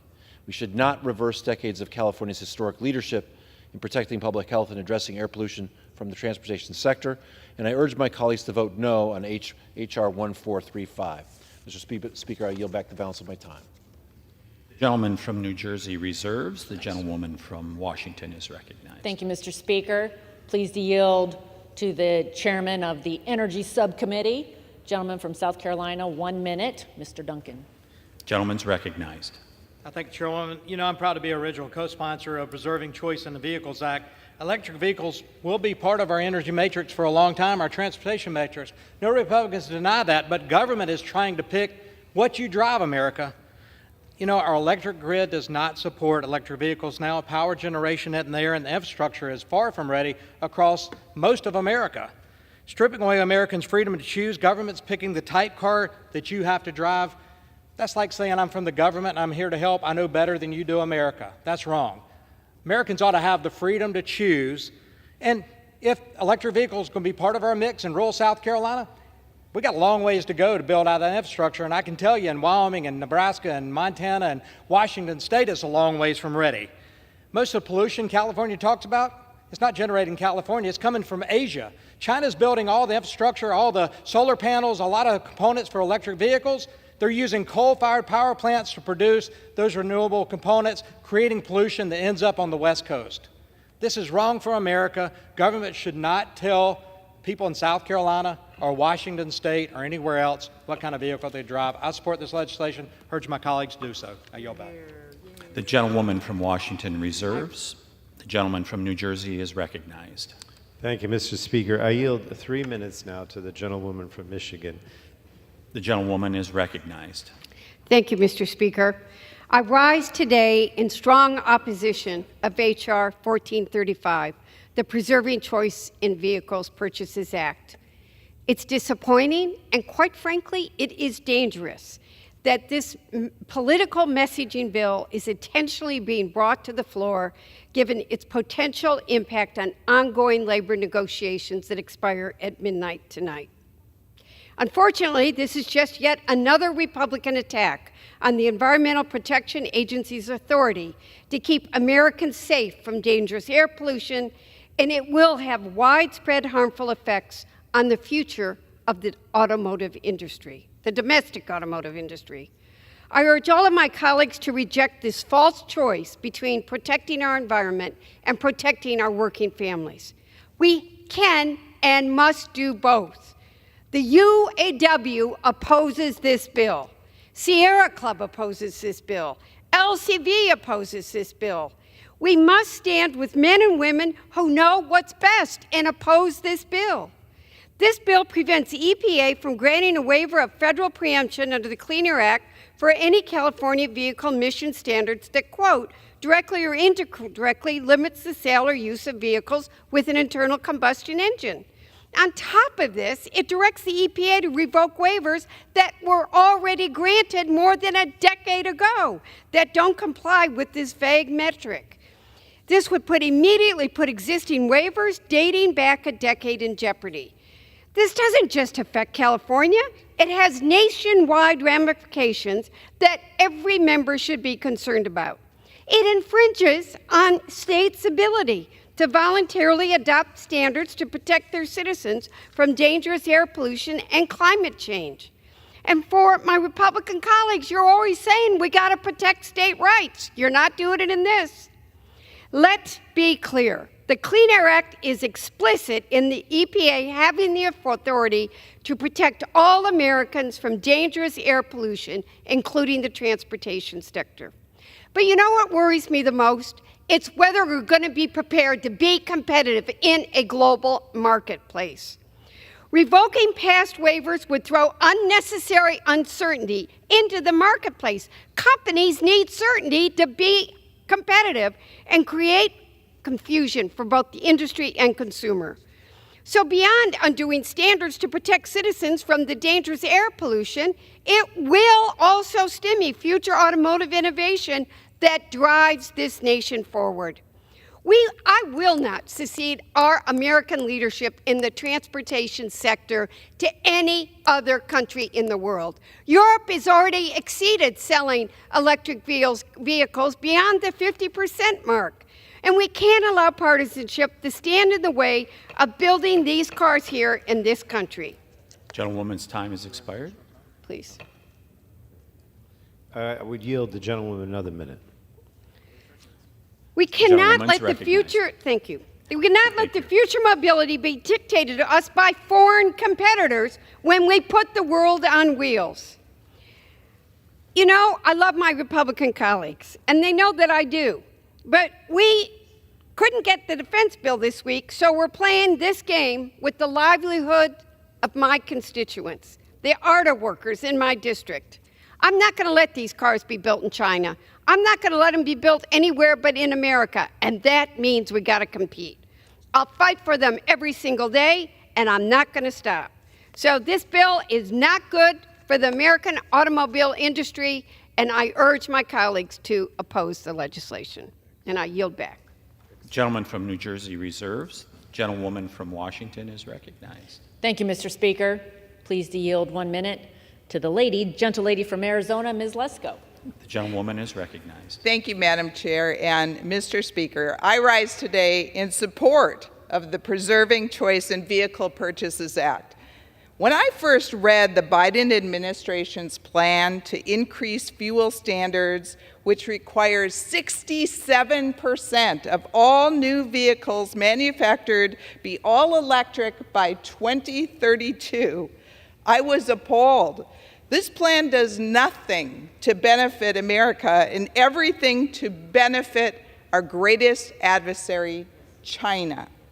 Electric vehicle batteries require at least 1,000% increase in materials extracted from the earth compared to a gasoline-powered vehicle. Well, who dominates the extraction and processing of these materials? You guessed it, China. Nearly all the growth in mining to meet this demand is expected to come from offshore, non-U.S. mines. Who has been buying these mines? You guessed it, China. China is the only one who stands to benefit from this drastic change in policy, and American consumers will suffer. I ask my colleagues to support this bill, and I yield back. The gentlewoman from Washington reserves. The gentleman from New Jersey is recognized.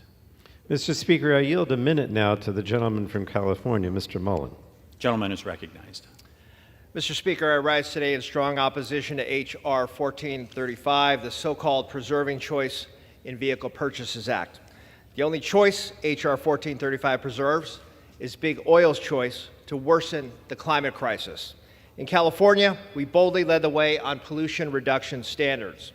H.R. 1435 is a direct attack on the progress we are just starting to make in transitioning cars from fossil fuels to a clean energy one. It would devastate California's goal to transition to EVs by 2035, a groundbreaking policy I proudly supported while serving in the California legislature. This bill is a regressive measure which would doom not only California's goals, but also undermine the entire nation's efforts to combat the climate crisis. With that, I yield back. The gentleman from New Jersey reserves. The gentlewoman from Washington is recognized. Thank you, Mr. Speaker. Please yield a minute and a half to the gentleman from Indiana, Mr. Pence. The gentleman from Indiana is recognized for 1 minute and 30 seconds. Thank you, Madam Chair. Mr. Speaker, I rise in support of H.R. 1435, the Preserving Choice in Vehicle Purchases Act. I'd like to thank Congressman John Joyce for his leadership on this bill. You know, the electrification or nothing timeline of this administration is far ahead of what is possible, practical, and affordable. Giving California authority to dictate to the transportation industry for almost half the nation is just another tool of this administration is using to force EVs onto the American people. Fuel distribution for our transportation industry was built over the course of 100 years. It's not reasonable to assume the same can be done for an EV industry just in a few short years. While this administration seeks to mandate and subsidize electric vehicles at every turn, they lack any sense of a coherent plan to put this into reality. EV inventories are piling up on dealer lots because, simply put, nobody's buying them. This legislation would make important strides to protect Hoosiers' ability to choose the car that they think best fits their family. I urge my colleagues to support this bill, and I yield back. I reserve. The gentlelady from Washington reserves. The gentleman from New Jersey is recognized. Thank you, Mr. Speaker. I yield myself such time as I may consume. You know, I hear the Republicans constantly talk about a choice of vehicles. I mean, let me just stress again that nobody is taking away your gas-powered vehicle. We are actually providing you the choice, and the states that are adopting the California standards are providing you the choice of vehicles, because if you pass this bill, then you're basically insisting that people have to have gas-powered vehicles because nobody's going to develop EVs. The fact of the matter is, contrary to my colleague from Indiana, people are buying EVs, more people than ever. Even Republicans are buying electric vehicles. But this bill will discourage any manufacturing of hybrid or electric vehicles there, because there will be no incentives for the automakers to invest in the production of hybrids or EVs, and they would simply not be available. And so people won't have a choice of a cleaner car, either because of better emission standards, if it's gas-powered, or because they might want to buy a hybrid or an EV. Being made here is about China, and I have to dispute that as well. Republicans are making the claim that this bill protects America from playing into China's hands, and I totally disagree. Basically, Republicans think that China is leading in the EV space, and rather than relying on American industry and American ingenuity to compete with China, Republicans think we should just step aside. They basically say, we'll just stand down. So while the global demand and the American demand for EVs is rising, if we don't compete, China benefits. If we step back, China ends up controlling all the supply chains. Now, Democrats aren't denying that China is very active in this space and controls a lot of the existing supply chains for electric vehicles, but rather than ceding more ground, we're investing in America's ability to compete. We're investing in domestic battery manufacturing, creating jobs here, and reducing our dependence on foreign supply chains. And Republicans are operating under the assumption that by stepping away from electric vehicles, vehicles, China's dominance in this space disappears. Well, that's nonsense. In reality, it means that the growing global demand for electric vehicles will be met by China, and American progress and competitiveness just recedes. Look, one of my colleagues, I think it was Mr. Peters, said that the Republicans are stuck in the past. That's exactly the problem here. They don't understand that the auto industry is innovating. The auto industry has been creating cars gas-powered with less emissions. The auto industry is creating EVs here. Let them flower. Let them do what they can, so ultimately we're in charge of this, of manufacturing these vehicles, and Americans buy, and the rest of the world buys our electric vehicles. Don't let China continue to dominate the market, and that's what this bill will do. I reserve the balance of my time. Gentleman from New Jersey reserves. The gentlewoman from Washington is recognized. Thank you, Mr. Speaker. Pleased to yield 1.5 minutes to the gentleman, the Republican. It's all about winning the future, from Ohio, Mr. Balderson. Gentleman is recognized for 1 minute and 30 seconds. Thank you, Mr. Speaker, and thank you, Madam Chair, for that great introduction. I rise today in strong support of H.R. 1435, the Preserving Choice in Vehicle Purchases Act.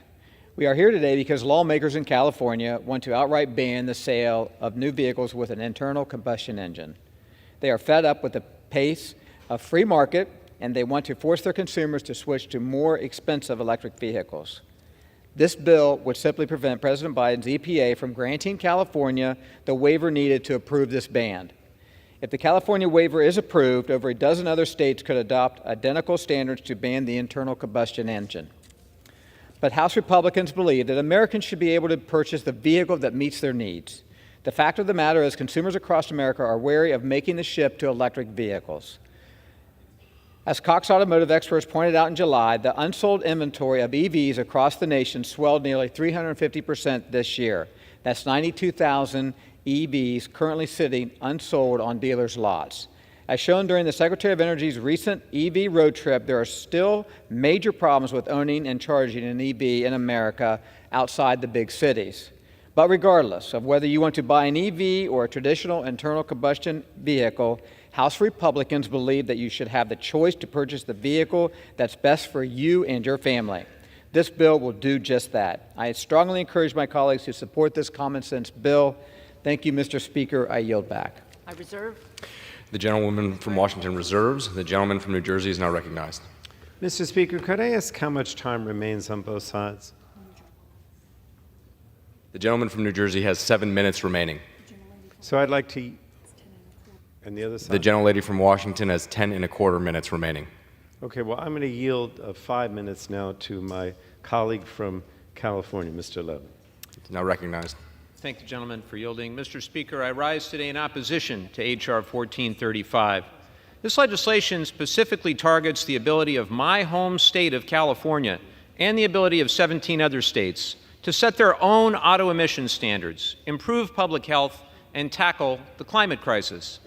With this legislation, my Republican colleagues are propping up the fossil fuel industry at the expense of the environment and pushing their polluters over people agenda, which endangers the health of the American people.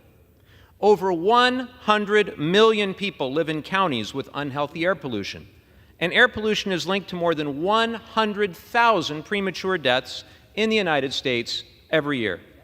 The transportation sector is the largest contributor to the emission of greenhouse gases, making up 1/3 of total pollution. In the mid-20th century, California was plagued by smog from vehicles that spewed pollution into the air and caused hazardous health conditions for residents. With this reality in mind, my state took action. California has been a national leader in addressing air pollution from the transportation sector for decades and has regulated vehicle emissions for years. In fact, California established the first tailpipe emission standards in the country in 1966, well before the federal government did. A year later, then Governor Reagan approved the Mulford-Carroll Air Resources Act to create the State Air Resources Board. You heard that right. Ronald Reagan, a conservative Republican, established a statewide agency to address air pollution.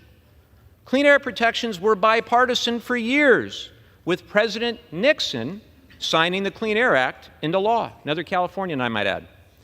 The Clean Air Act granted California the ability to receive a waiver from the Environmental Protection Agency to establish vehicle emission standards that are more protective and aggressive than those at the federal level. With that authority, Governor Reagan's Air Resources Board adopted the nation's first nitrogen oxide emission standards for motor vehicles. And here's what we've seen in the years since. Ambitious vehicle emission standards empower the auto industry to produce better, cleaner cars. They are a win-win-win for consumers, growing our domestic auto industry, and meeting our climate goals. For more than 5 decades, the EPA has granted dozens of waivers to California, which has enabled my state to cut pollution from as much as 35 parts per million in 1970 to under 9 parts per million in 2018. The waivers have helped improve conditions for residents and have driven innovation in the auto industry. California's ambitious emission standards have led the way for historic technological breakthroughs, such as the invention of the catalytic converter, the dashboard check engine light, and yes, the development of zero-emission vehicles. H.R. 1435 looks to erase decades of progress on tackling air pollution, advancing technological innovation, and protecting public health. This bill attacks the Clean Air Act and the long-standing authority of states to make their own decisions to keep their air clean and climate pollution low. Republicans frequently tout states' rights, so why is this case any different? This bill would also force the EPA to revoke existing waivers going back to 2013, causing chaos and confusion for the entire auto industry and disrupting the transition to electric vehicles that is already underway across the country. The regulatory framework that California and its 17 partner states have in place empowers the auto industry to produce better and cleaner cars that are cheaper to maintain and provide significant cost savings for American families. H.R. 1435's reckless requirement that the EPA revoke existing Clean Air Act waivers jeopardizes over 50 years of progress and innovation. Not only would the auto industry suffer, but the American consumer would lose out on cheaper, cleaner vehicle options today and in the future. Let's be clear. The only party that would benefit from this regulatory uncertainty in vehicle emission standards is the fossil fuel industry. Ultimately, H.R. 1435 is not based in science, and it fails to recognize the effects that our constituents are already feeling from unmitigated climate change. It fails to acknowledge the public health consequences of air pollution. For this reason, at the appropriate time, I will offer a motion to recommit this bill back to committee. If the House rules permitted, I would have offered the motion with an important amendment to this bill. My amendment would strike the section of the bill that requires the EPA administrator to revoke all existing waivers, which would throw the U.S. I don't need more time. I'll yield back. Gentleman from New Jersey reserves. The gentlewoman from Washington is now recognized. Thank you, Mr. Speaker. Pleased to yield a minute and a half to the gentleman from Texas, Mr. Pfluger. Gentleman is recognized.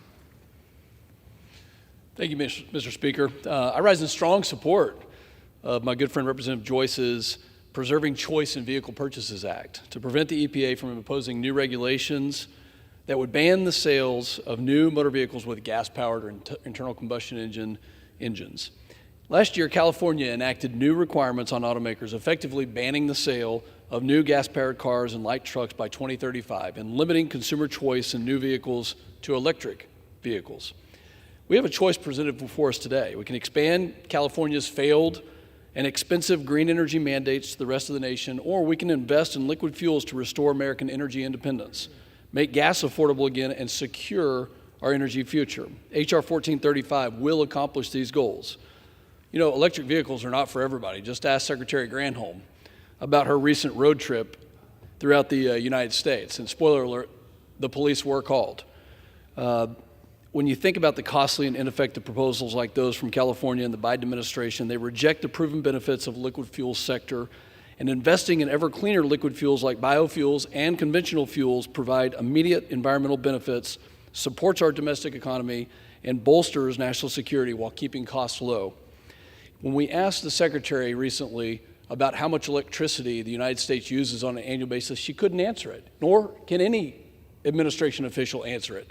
But yet they want to mandate this, not just in California, but throughout the United States. I strongly support 1435, and I urge a yes vote. And with that, Mr. Speaker, I yield back.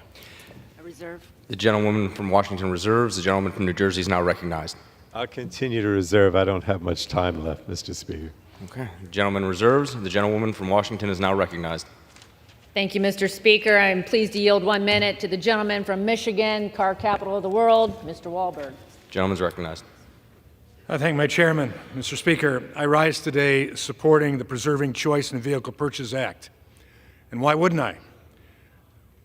I deal in a sense of reality. I live in a state that produces automobiles.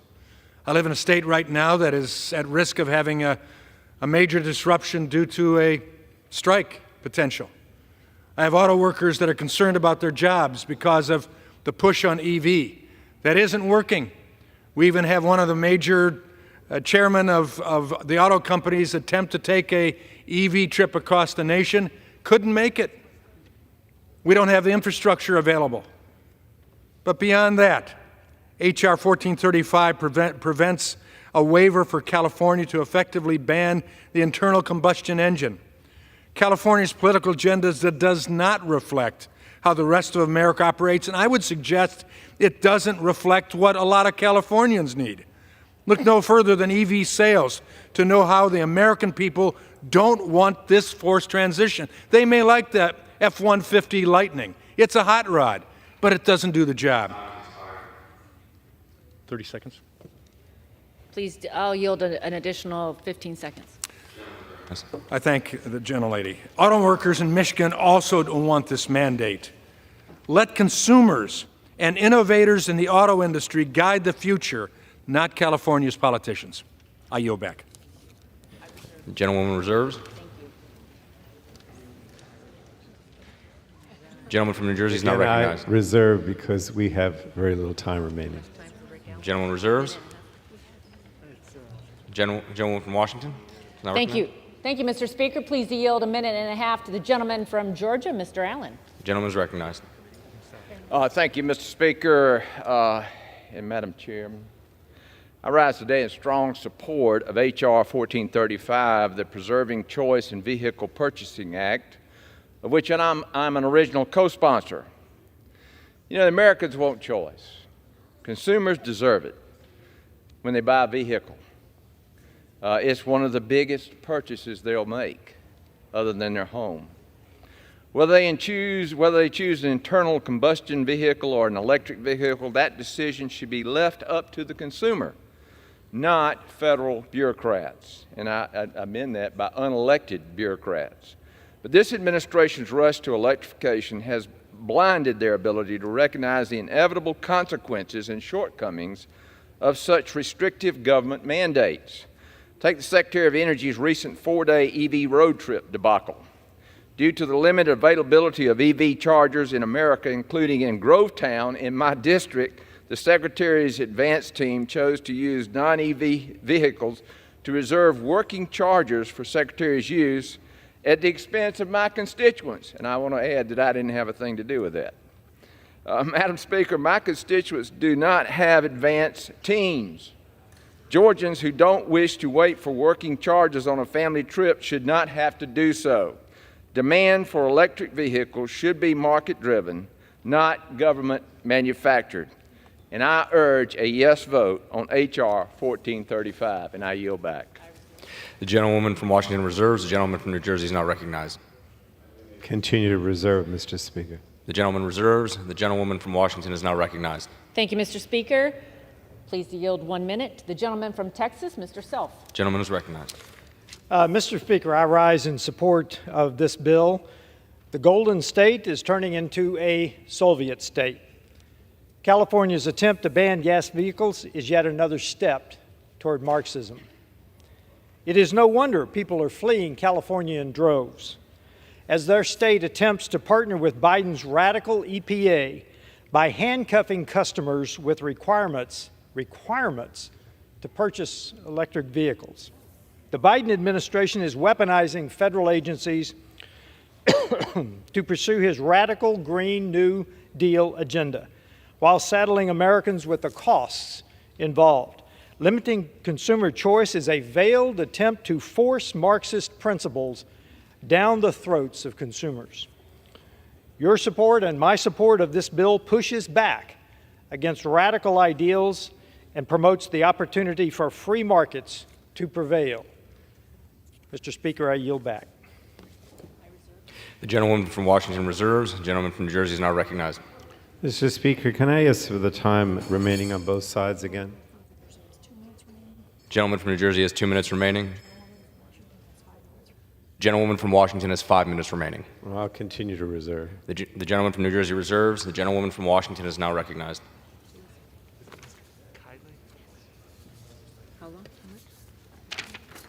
Thank you, Mr. Speaker, and please yield 1.5 minutes to the gentleman from California, Mr. Kiley. Gentleman's recognized.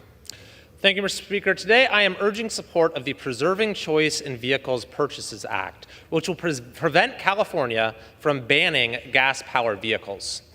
I am as strong a supporter as anyone of clean energy, and I could not be more excited about the future of clean energy that awaits us. But the way to move rapidly towards that future is through innovation. It is not through regulation. And no state has gone further down the road of overreaching, overbearing, unattentive regulation to the needs of its citizens than California has. And this particular measure that California is now attempting is more radical than any that came before it. Specifically, the California Air Resources Board approved a plan in August and is now asking the Environmental Protection Agency to approve a waiver under the Clean Air Act to implement its new rules that set yearly rising zero-emission vehicle rules starting in 2026 and would end the sale of vehicles only powered by gasoline by 2035. This is no trivial matter. The majority of vehicles, 95% on the road today in the United States, run on internal combustion engines. So what's the consequence of this going to be? Well, first and foremost, there's the cost. The price of an electric vehicle is $17,000 higher than a gas-powered car. This is going to make life even harder for people in California, where we already have the highest energy prices, the highest gas prices, the highest cost of living, the highest poverty rate, and far too many people having to leave our state because it is simply too hard to get by. This will make our state even more unaffordable, and this bill will save Californians from this burden and help many of my constituents. Thank you, and I yield back. The gentlewoman from Washington reserves. The gentleman from New Jersey is now recognized. Thank you, Mr. Speaker. I'll yield 1 minute now to the gentleman from California, Mr. Saulnier. Gentleman's recognized. Thank you, Mr. Chairman. I am strongly opposed to the so-called Preserving Choice in Vehicle Purchase Act. Not only does this bill hinder our efforts and investments in reducing greenhouse gas emissions and addressing the climate crisis, but it also reverses successful work already implemented across the country and in my home state of California. This bill would stop California from getting waivers that allow it to implement stronger and more aggressive emission standards than the federal government sets. This waiver was signed into law by Richard Nixon. Over the last 50 years, California has received over 100 Clean Air Act waivers. Over that same time span, many pollutant levels have decreased between 75 and 99%, even while the state's population doubled and vehicles have quadrupled. 17 states and the District of Columbia have adopted all or part of California's stronger regulations. With California's leadership, we have seen benefits to the environment, the economy, and public health. As someone who was appointed by 2 Republican governors and 1 Democrat to CARB, I strongly oppose this bill. Gentleman from New Jersey reserves. Gentlewoman from Washington is now recognized. Thank you, Mr. Speaker, and please yield 2 minutes to the gentleman from California, Mr. Obernolte. Gentleman is recognized. Thank you, Mr. Speaker. I rise in strong support of the Preserving Choice in Vehicle Purchase Act, a bill that I introduced with several of my colleagues in the Energy and Commerce Committee. I represent a rural district in California. Mr. Speaker, this bill does nothing more or less than preserving their ability to choose for themselves what vehicle works best for them. Mr. Speaker, I can tell you I represent over 100,000 people who commute long distances to get to work and back every day. If electric vehicles were a less expensive and more efficient way for them to perform that commute, they would already own them. In addition, we've heard testimony that we do not have even a quarter of the copper we would need to convert the current fleet of vehicles to electric vehicles, not even a quarter for the current production year, and that's not to mention other critical minerals such as graphite, manganese, cobalt, lithium. It would be much more efficient to convert our current vehicles to hybrid vehicles that only require a battery a fifth the size. We could do 5 times as many hybrids as we could electric vehicles. Unfortunately, the waiver that's being sought by the state of California would completely prevent hybrid vehicles from being sold in the state starting in the year 2035. Mr. Speaker, this bill is common sense, and if you believe in being good stewards of the environment, which I think everyone in this chamber does, we should vote for this bill because 5 times as many hybrids is much, much better than 1 times as many electric vehicles. I yield back. Gentlewoman from Washington reserves. The gentleman from New Jersey is now recognized. Thank you, Mr. Speaker. I'll yield 30 seconds now to the gentlewoman from Michigan, Ms. Stevens. The gentlewoman's recognized.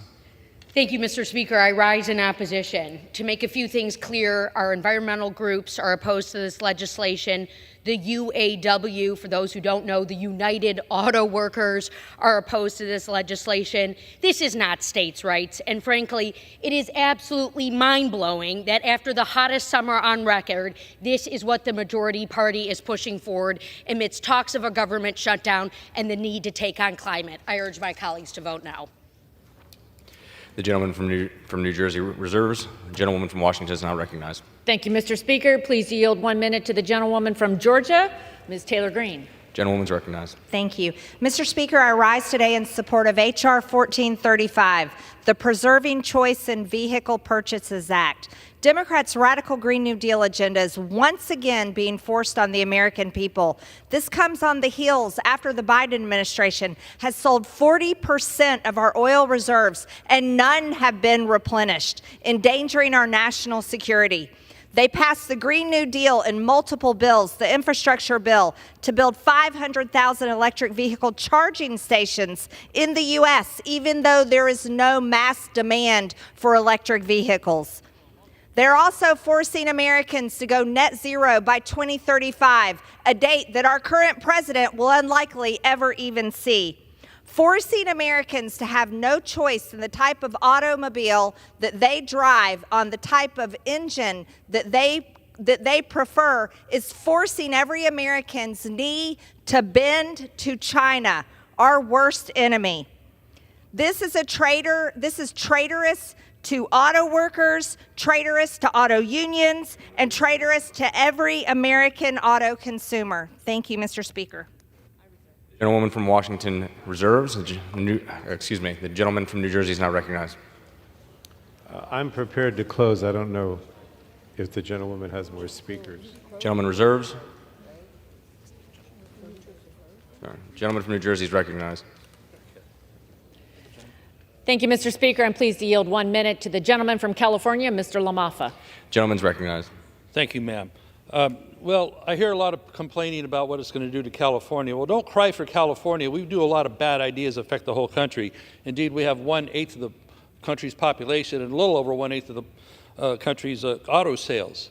So what does that mean? Well, we're not going to get a whole lot of help from the manufacturers or the CEOs because they want to get along with Washington, D.C., but we're here about preserving choice for all Americans on automobiles.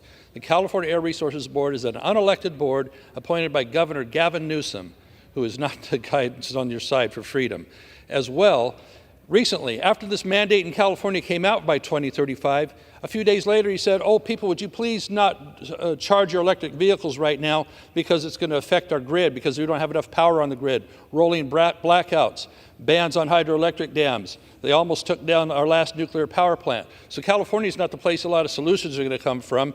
Indeed, you said Republicans put these in place. Well, these have been weaponized in the 50 years since then with Air Board and all the other entities that have been put in place. So 1435 will preserve choices for people. I've actually lived it myself as I've had a real job on a Gentleman's farm. time has expired. So in closing, I urge my colleagues to vote no on the motion to recommit and yes on H.R. 1435. I yield back. The gentlelady from Washington's time has expired. The gentleman from New Jersey is now recognized. Is the chairwoman prepared to close? All right. The gentleman from New Jersey has the only time remaining. I yield myself such time as is available. The gentleman is now recognized. You know, I just want to be clear again. Nobody is taking away your gas-powered vehicles. If this bill were to become law, there would be no choice because the United States would not build electric vehicles and we would fall further and further behind China. The Republicans are trying to legislate away years of American innovation in cleaner transportation and yet another attempt to do the bidding of their big oil friends. They're once again putting polluters over people. And so, Mr. Speaker, I urge my colleagues to vote no, and I yield back. Gentleman yields back. All time for debate has expired. Pursuant to House Resolution 681, the previous question is ordered on the bill. The question is on the engrossment and third reading of the bill. Those in favor say aye. Those opposed, no. The ayes have it. Third reading. A bill to amend the Clean Air Act to prevent the elimination of the sale of internal combustion engines. For what purpose does the gentleman from California seek recognition? Mr. Speaker, I have a motion to recommit at the desk. The clerk will report on the motion.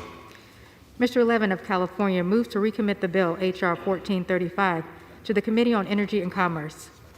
Pursuant to Clause 2B of Rule 19, the previous question is ordered on the motion to recommit. The question is on the motion. All those in favor say aye. All those opposed, no. The noes have it. Mr. Speaker, I ask for the yeas and nays.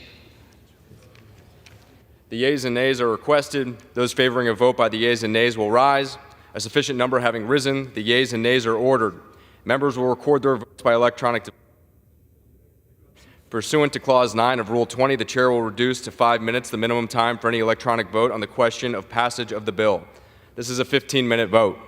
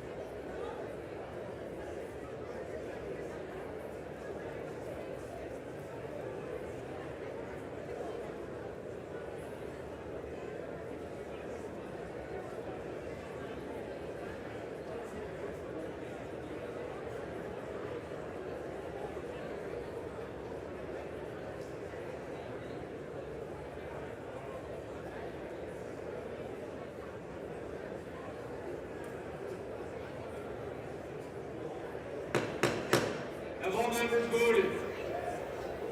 Does any member wish to change their vote?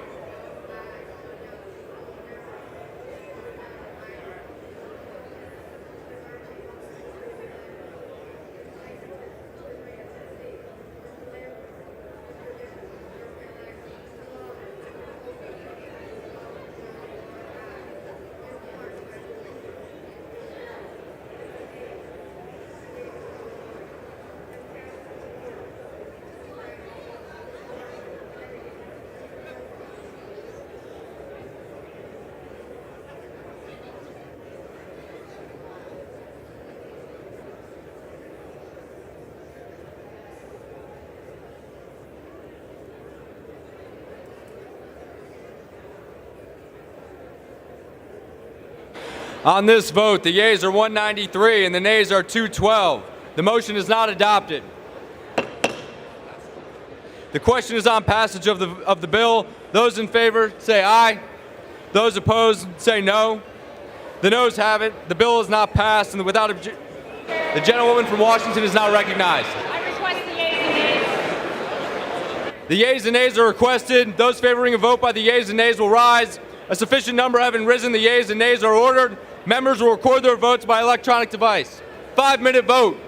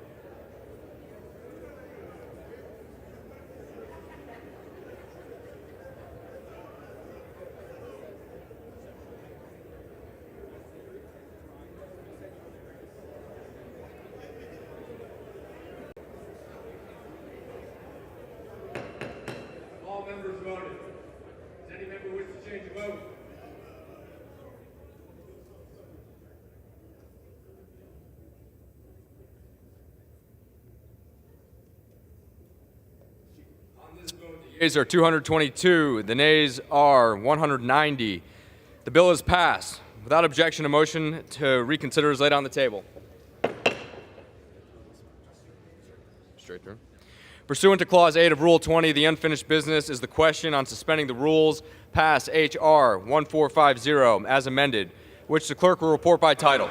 H.R. 1450, a bill to amend the Agricultural Act of 2014 to modify the treatment of revenue from timber sale contracts and certain payments made by counties to the Secretary of Agriculture and the Secretary of the Interior under good neighbor agreements and for other purposes. The question is, will the House suspend the rules and pass the bill as amended? So many as are in favor, say aye. Those opposed, no. In the opinion of the chair, 2/3 being in the affirmative, the rules are suspended, the bill is amended, is passed, and without objection, the motion to reconsider is laid on the table.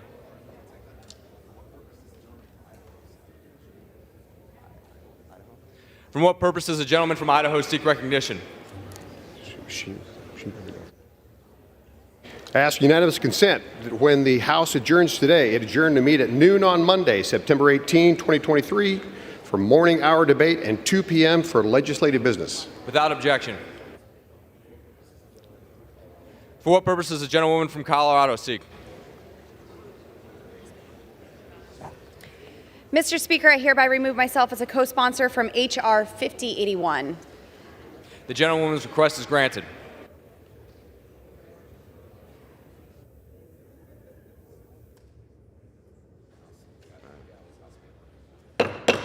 House will be in order.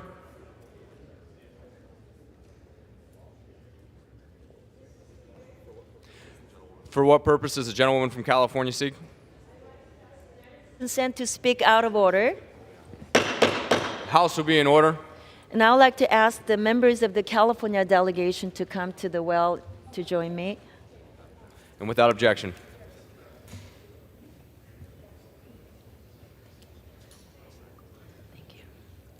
Thank you.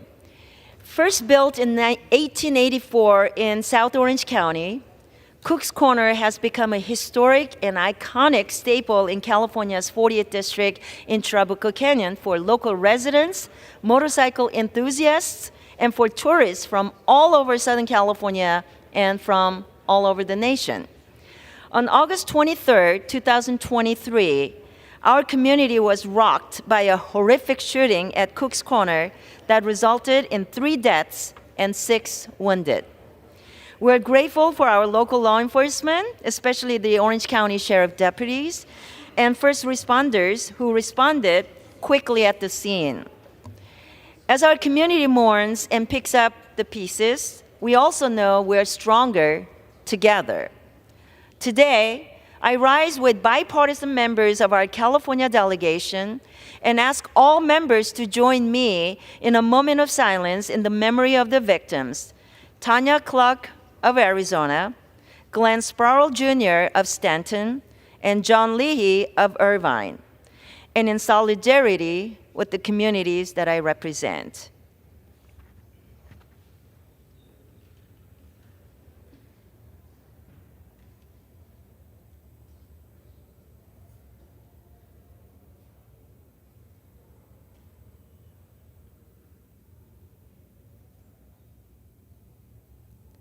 Thank you, and I yield back.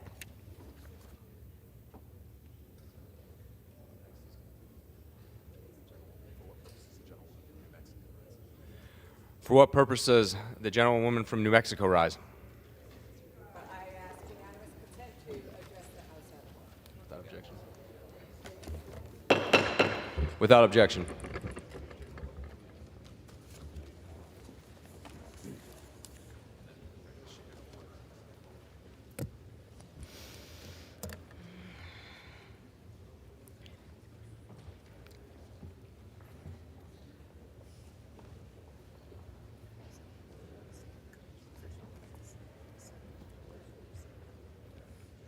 Mr. Speaker, on behalf of the Congressional Hispanic Caucus and the many friends who hold him dear, we rise today to honor a beloved, lifetime public servant, Governor Bill Richardson. I first want to acknowledge his wife, Barbara Richardson. a woman of incredible grace who is leading a state, a nation, and a world in mourning the governor today in Santa Fe, New Mexico. And thank you, Chairwoman Nanette Barragan, for your leadership to organize this moment of silence for our colleague, who, like you, also served as chair of the Congressional Hispanic Caucus. I say governor and chair, but Bill had many other titles during his illustrious career. U.S. Congressman, House Deputy Majority Whip, U.S. Ambassador to the United Nations, U.S. Secretary of Energy, candidate for president, hostage negotiator, and professor. We are all humbled by his achievements, and most importantly, by the people he helped along the way, guided by an unflinching sense of duty, service, and justice.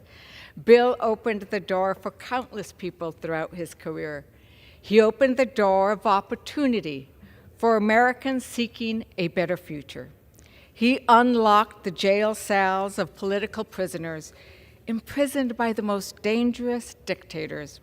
He never hesitated to seek dialogue with those he knew had the power to release the powerless. And he opened the doors of service, inspiring Latino leaders working tirelessly to improve their communities.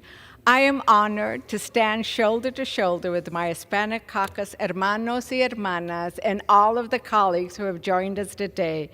We are sharing with each other in these last 2 weeks and hearing from so many of our colleagues moving and also fun stories of those who now serve in the People's House, either as members or as staff who have come up to me and told me the stories of how they are in America today and serving in this House because of Governor Richardson. Bill, we do not merely stand in this rally of the People's House as you did for over 14 years. We stand on your shoulders. We stand because giants like you blazed the trail for countless Latinos to serve their country in our nation's highest offices.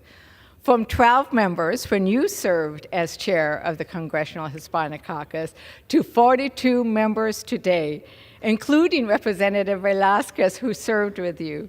The CHC traces our lineage back to you and others who caminando hicieron el camino, who built the trail with each bold step you took forward. Whether it is a minimum wage worker who earned a bit more because of your work, a hostage who saw the sun again, a young leader inspired to serve, you created hope in many of the most overlooked places and overlooked people. Please join all of us as we bow our heads in a moment of silence, honoring the legacy of former Congressman, Governor, Ambassador, and Secretary Bill Richardson.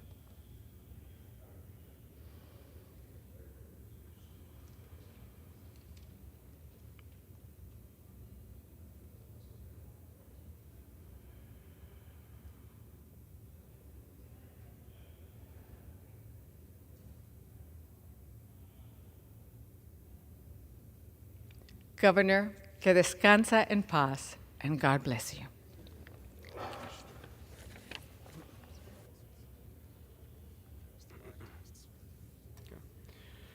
The chair will now entertain requests for 1-minute speeches.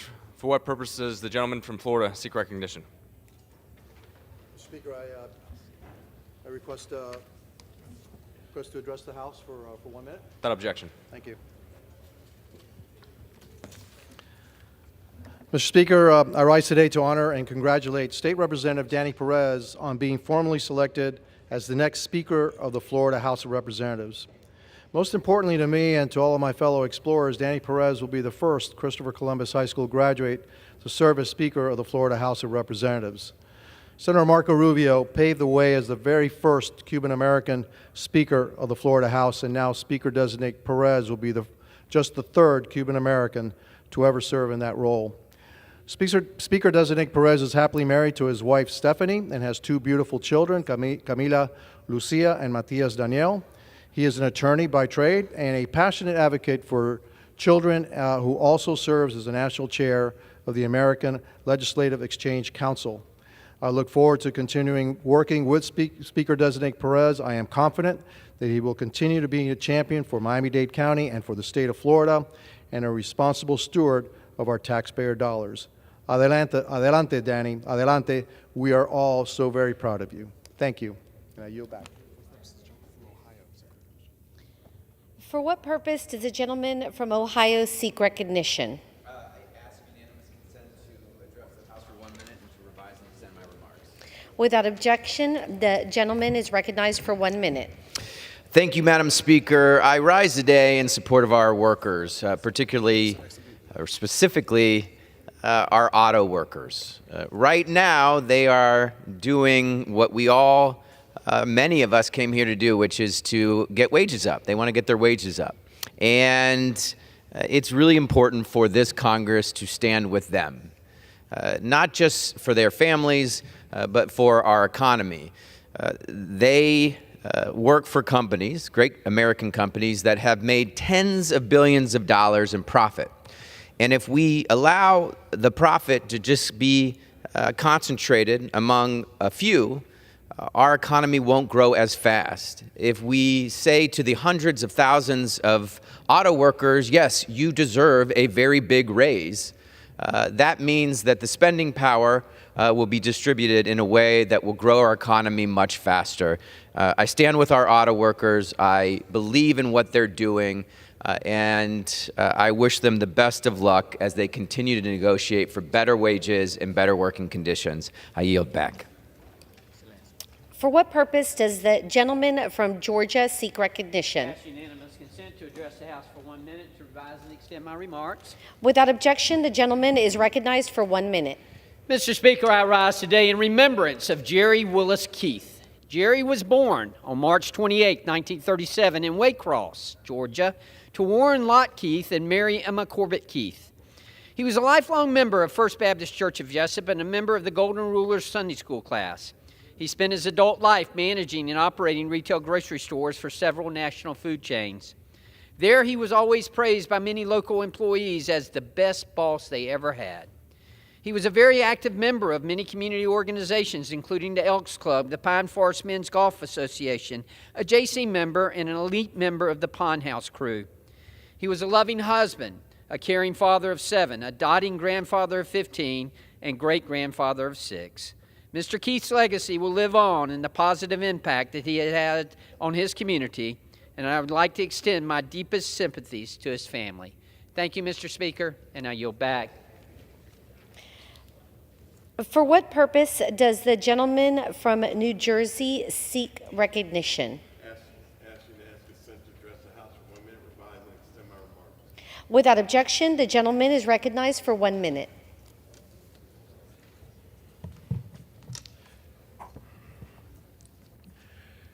Mr. Speaker, Madam Speaker, I rise today to congratulate Jeremiah Castillo, this year's $25,000 National Honor Society Scholarship winner. Castillo, a senior at Technology High School in Newark, was chosen from a pool of 13,000 applicants. He won because his commitment to enacting positive change in the country's healthcare system is what he is all about. When his father passed away, Jeremiah witnessed the health disparities that affect underrepresented groups. So he decided to do something about it. He volunteered weekly at a local medical center. He collected medical supplies from the Newark Department of Health and Welfare, and he spoke about his passion to improve health care at a symposium that reached more than 3.6 million people. Jeremiah will use the scholarship to study neuroscience and political science at Harvard University. And he will continue to help create more equitable healthcare systems in America. So again, I want to congratulate Jeremiah for his dedication to his family, his community, and his country. And with that, I yield back.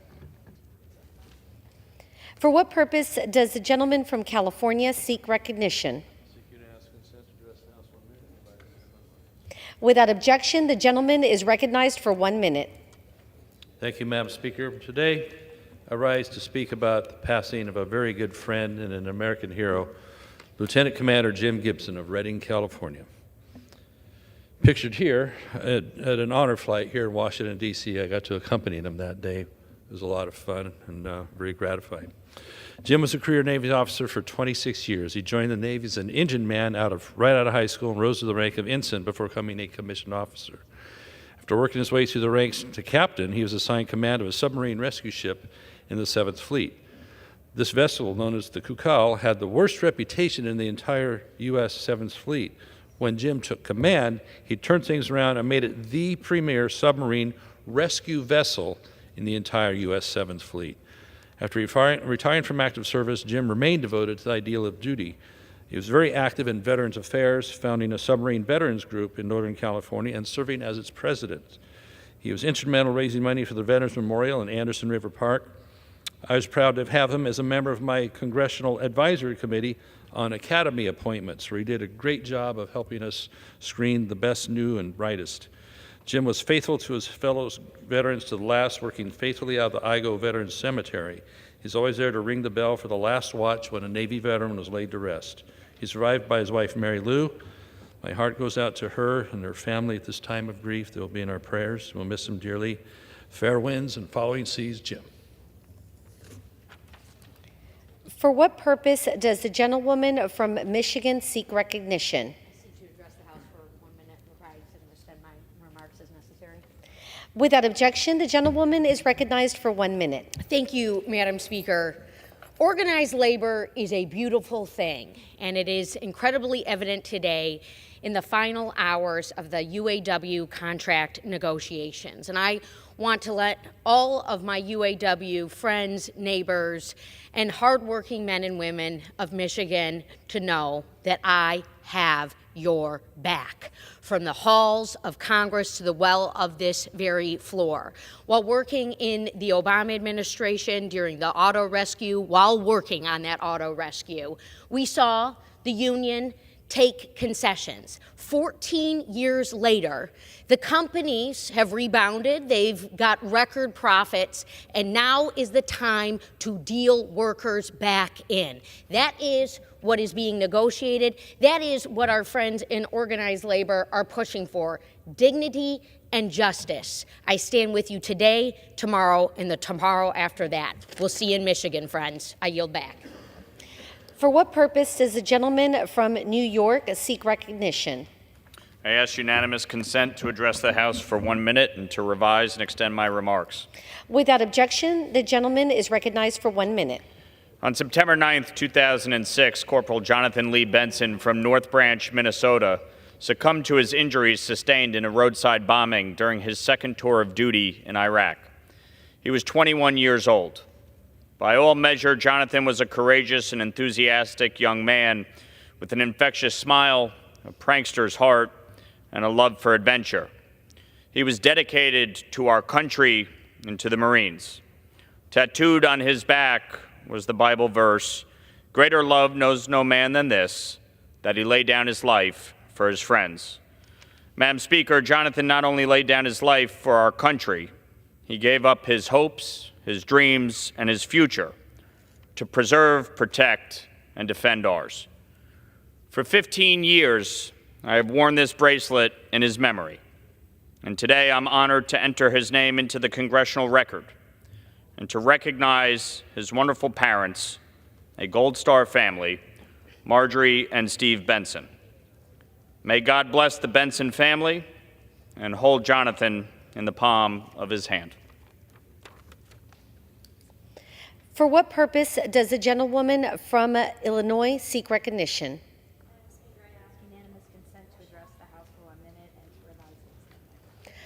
Without objection, the gentlewoman is recognized for 1 minute. Thank you, Madam Speaker. I stand before you today to celebrate the 60th anniversary of the Kraft Foods Group plant in Champaign, Illinois, and the dedicated employees, including my dad, who once worked third shift. These are the people who have helped produce the foods we all know and love for generations. The Kraft Heinz Champagne plant opened operations in 1963, making margarine and salad dressings. 60 years later, it has added production of their most famous macaroni and cheese, Velveeta, ketchup, and A1 sauce, and grown to fill an 88-acre site that produces more than 1.2 billion pounds of food each year. The strong output of this plant has made it a key driver for our local economy and is an important part of the Champaign-Urbana community.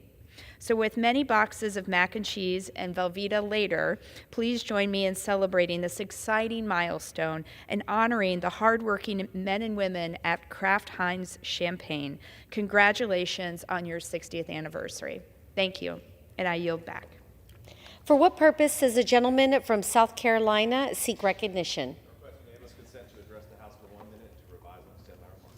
Without objection, the gentleman is recognized for 1 minute. Madam Speaker, I rise today in honor and recognition of Constitution Day, which is this Sunday. On September 17th, 1787, the Constitutional Convention met for the last time to sign what would become the most important document in our country's history, the Constitution of the United States of America. On Constitution Day, we remember the bravery and wisdom of the 39 men who signed the supreme law of the land.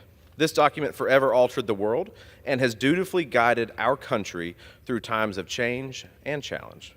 As we look back on its legacy and the values it holds for our country, let Constitution Day serve as a reminder that we are here to serve and to protect the liberties of we the people. Thank you, Madam Speaker, and I yield my time. For what purpose does a gentlewoman from Pennsylvania seek recognition? Madam Speaker, I ask unanimous consent to address the House for 1 minute to revise and extend my remarks. Without objection, the gentlewoman is recognized for 1 minute. Thank you. I rise today on behalf of the United Auto Workers, powering the Big Three and all workers on the front lines for the fight for a future with fair pay, dignity, and the right to benefit from the profits of their hard work currently being hoarded by corporate CEOs. In 2022, Ford's CEO raked in $21 million, Chrysler's made $24 million, and GM's made $29 million. Right now, the maximum pay for Big Three UAW workers is $66,000. You can't even see the line because that's how little they're paid in comparison to their corporate bosses. It would take a UAW employee a maximum salary almost 440 years to make what the CEO of General Motors makes in 1 year. Yet these CEOs lie that their workers, quote, threaten our economy. Let me be clear. Any company that can afford 40% raises for CEOs already raking in millions can afford 40% raises for their workers who our clean energy economy depends on. These workers don't threaten our economy, but CEOs do. So to the Big Three, pay those workers what you owe them. Don't act like you forgot. Solidarity forever. I yield back.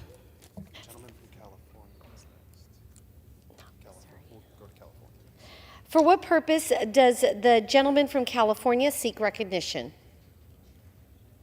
Madam Speaker, I ask unanimous consent to address the House and revise and extend my remarks. Without objection, the gentleman is recognized for 1 minute. The American people are frustrated and exhausted with the corruption and role of big money in the halls of Congress. That is why I'm introducing a 5-point plan. First, ban all PAC and lobbyist money to congressional campaigns. I don't take a dime of it. Second, ban completely stock trading and members of Congress from ever becoming lobbyists. Activists like Unusual Whales, Quiver Quantitative, and the leaders at Crew have been mobilizing for this. Third, term limits for members of Congress. Fourth, term limits for Supreme Court justices. And fifth, an ethics code for Supreme Court justices. This is common sense. The people demand it. It's time we give them back their government and we reform in Washington. We should have bipartisan support for this 5-point plan. Thank you, Madam Speaker. I yield back. For what purpose does the gentlewoman from Ohio seek recognition? Madam Speaker, I ask unanimous consent to address the House for 1 minute to revise and extend my remarks. Without objection, the gentlewoman is recognized for 1 minute. Thank you, Madam Speaker. I rise today to support strengthening the American economy. How? To keep on task creating living wage jobs for America's workers, to lift them into the middle class, and to clamp down on billionaires and tax cheats who don't pay their fair share of taxes to balance our budget to keep our economy growing. If you look at what the United Auto Workers are fighting for as we are here on the floor today, they are fighting for what they have worked for. They deserve decent wages. The August jobs report from the U.S. Bureau of Labor Statistics reports 178,000 more jobs were added nationally. This is a time of very high job growth in our country, and unemployment is at a near historic low. Employers in Ohio and across our country have job openings and are hiring, but wages have to go up now, not only for billionaire owners and financiers. They're not the only ones that should benefit, but the people doing the work, the auto workers, the waitresses, the tech workers, the people across our country who work in supermarkets. Mr. Speaker, please heal your troubled, divided gentlewoman's party. time has expired. Bring us together. Let's not stall out American progress. Let's grow the economy and pay our bills through growth. Thank you so much. I yield back. For what purpose does the gentlewoman from Missouri seek recognition? And revise my remarks. Without objection, the gentlewoman is recognized for 1 minute. Thank you, Madam Speaker. St. Louis and I rise in support of our unions, including the 150,000 United Auto Workers nationwide and our local 2250 in Missouri's 1st District. Auto workers have built $250 billion in profits for the Big Three, for Ford, for GM, for Stellantis in the past decade, including $21 billion in the first 6 months of 2023. Yet workers are currently making 10% less in wages, real wages, that they made last year. Our workers deserve fair wages. Our workers, they deserve better benefits and safe working conditions. They deserve to be rewarded for their sacrifices that they made and the profits that they have built. To UAW Local 2250, know that I have your back. I am proud to have delivered $1.5 million in community project funding for the creation of a premier automotive repair training center in St. Louis, and I am proud to keep up the fight right here in Congress to pass and to finally enact the PRO Act. Our work continues. Thank you, and I yield back. Under the Speaker's announced policy of January 9th, 2023, the gentleman from Texas, Mr. Green, is recognized for 60 minutes as the designee of the Minority Leader. Thank you, Madam Speaker. Madam Speaker, and still I rise, and I rise today at this moment to call attention to a news story reported by CNN. I have a news article that has been printed, and the style of the article reads, "Seattle police officer under investigation as footage shows him saying woman's life had limited value after she was fatally hit by a police car." Madam Speaker, this lack of empathy and sympathy, this is what I would call, as has been called by others, shockingly insensitive commentary, is something that cannot go unnoticed. I do believe that there must be a thorough investigation, and for those who have not had the opportunity to see what I'm calling to your attention, it is available to you on the internet. But this officer made a comment that concerns me, and I believe it would concern many others. One of the comments made was, the person is a regular person. A regular person. I believe that all people merit the same amount of respect. I don't know what a regular person is, but in this dialogue with another person, he is known to have said, "Yeah, just write a check," and then he laughs. And he goes on to make the comment that I called to your attention earlier. She had limited value. Limited value. To the family, I do not know them. I extend my deepest sympathies, and I assure you that I stand with you when you have a demand for a thorough investigation, as is the case with India, the country of origin for this young lady that was killed by a police officer who was responding to a call. I hope that this will not quietly go away. Her life meant something, and we ought to make sure that we do all that we can to thoroughly investigate and make sure that justice prevails. Now, Madam Speaker, I'd like to make my additional comments from another podium.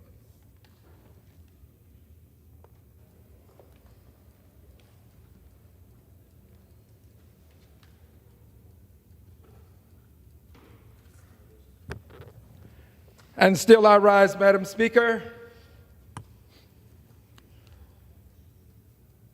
proud to be an American, proud to have this opportunity to serve in the Congress of the United States of America. And Madam Speaker, today I rise to call to the attention of the Congress and to the attention of the nation that we have a problem related to Black lives. Black lives still matter. And there's a reason for saying this that will become more apparent as I give my commentary. I'd like to start with this article that was printed in USA Today on September 4th. This article reads, in part, the title of which is 2020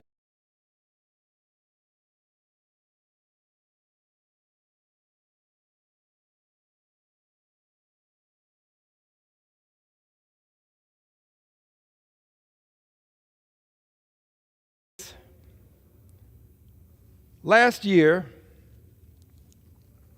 as has been the case every year since the count began, some things bear repeating.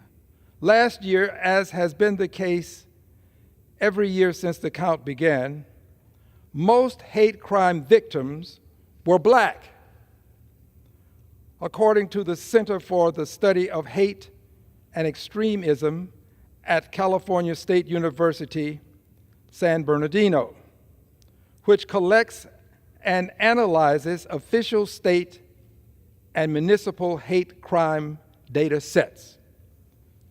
Since the genesis of collection of this data, per this article, most hate crime victims have been Black. I'll explain why. But first, another article. This one is styled, "Police Fatally Shoot a Pregnant Black Woman in Ohio.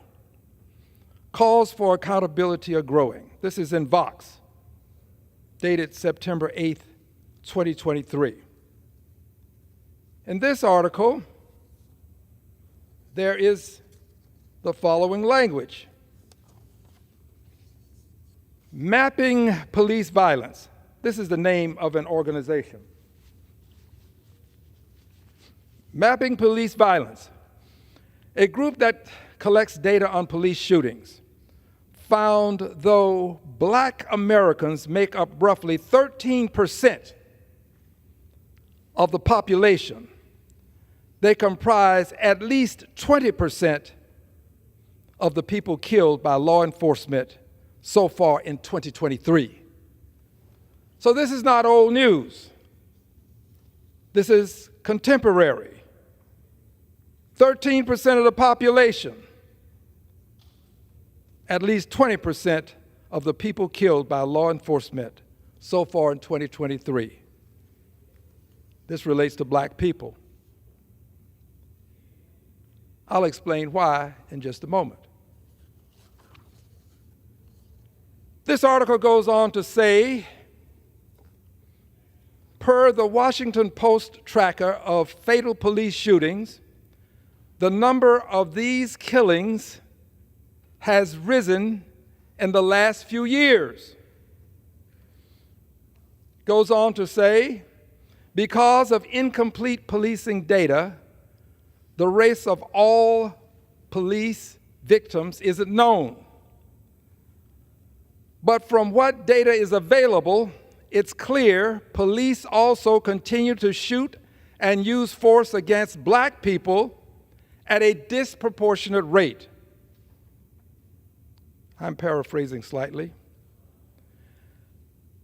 The Post data shows black people are roughly twice as likely as white people to be the victim of a fatal police shooting. While Mapping Police Violence, that's the organization that I mentioned earlier, while Mapping Police Violence, which tracks police killings by any means, found black people are nearly 3 times more likely to be killed. Part of this disparity stems from the fact black people are more likely to be profiled by police. And then it goes on, for instance, black Americans are 20% more likely to get stopped for traffic stops than white people. Now we get to something meaningful and substantive. This article says, this is in Vox, there are a number of factors behind police violence and racial disparities. There are a number of factors behind police violence and racial disparities, including deep-seated systemic racism. Remember, this is from Vox, article dated September 8th, 2023. This is from Vox.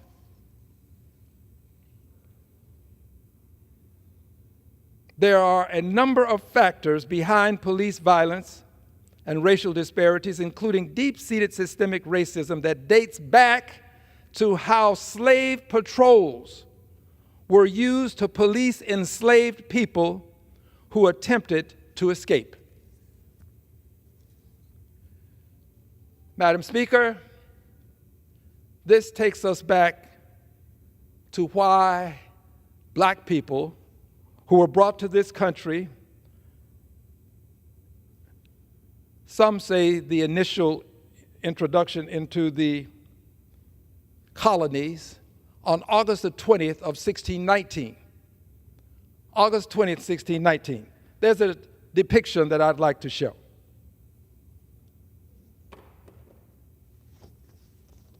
This represents the persons who were of African ancestry brought to this country August 20th, 1619, aboard this ship, the White Lion. And they were traded for goods. The colonies took the people of African ancestry, and they in turn accorded the persons who were aboard the White Lion goods. People traded for goods. August 20th, 1619. Now, this my friends, was the genesis of something that continued for more than 240 years. 240 years. Why did this continue for more than 240 years? Remember, I'll be getting back to what I said about the police and the killings and the hate crimes against black people. But why would this continue for more than 240 years? Because during that period of time, a decision was made to have in this country an identifiable, subservient, obsequious class of people. A class of people who would be identifiable. Black people are identifiable. And they were to be subservient, enslaved for more than 240 years. But it wasn't to end, it was to continue. For 240 years, people were enslaved because there was a desire for an identifiable, subservient, obsequious class of people.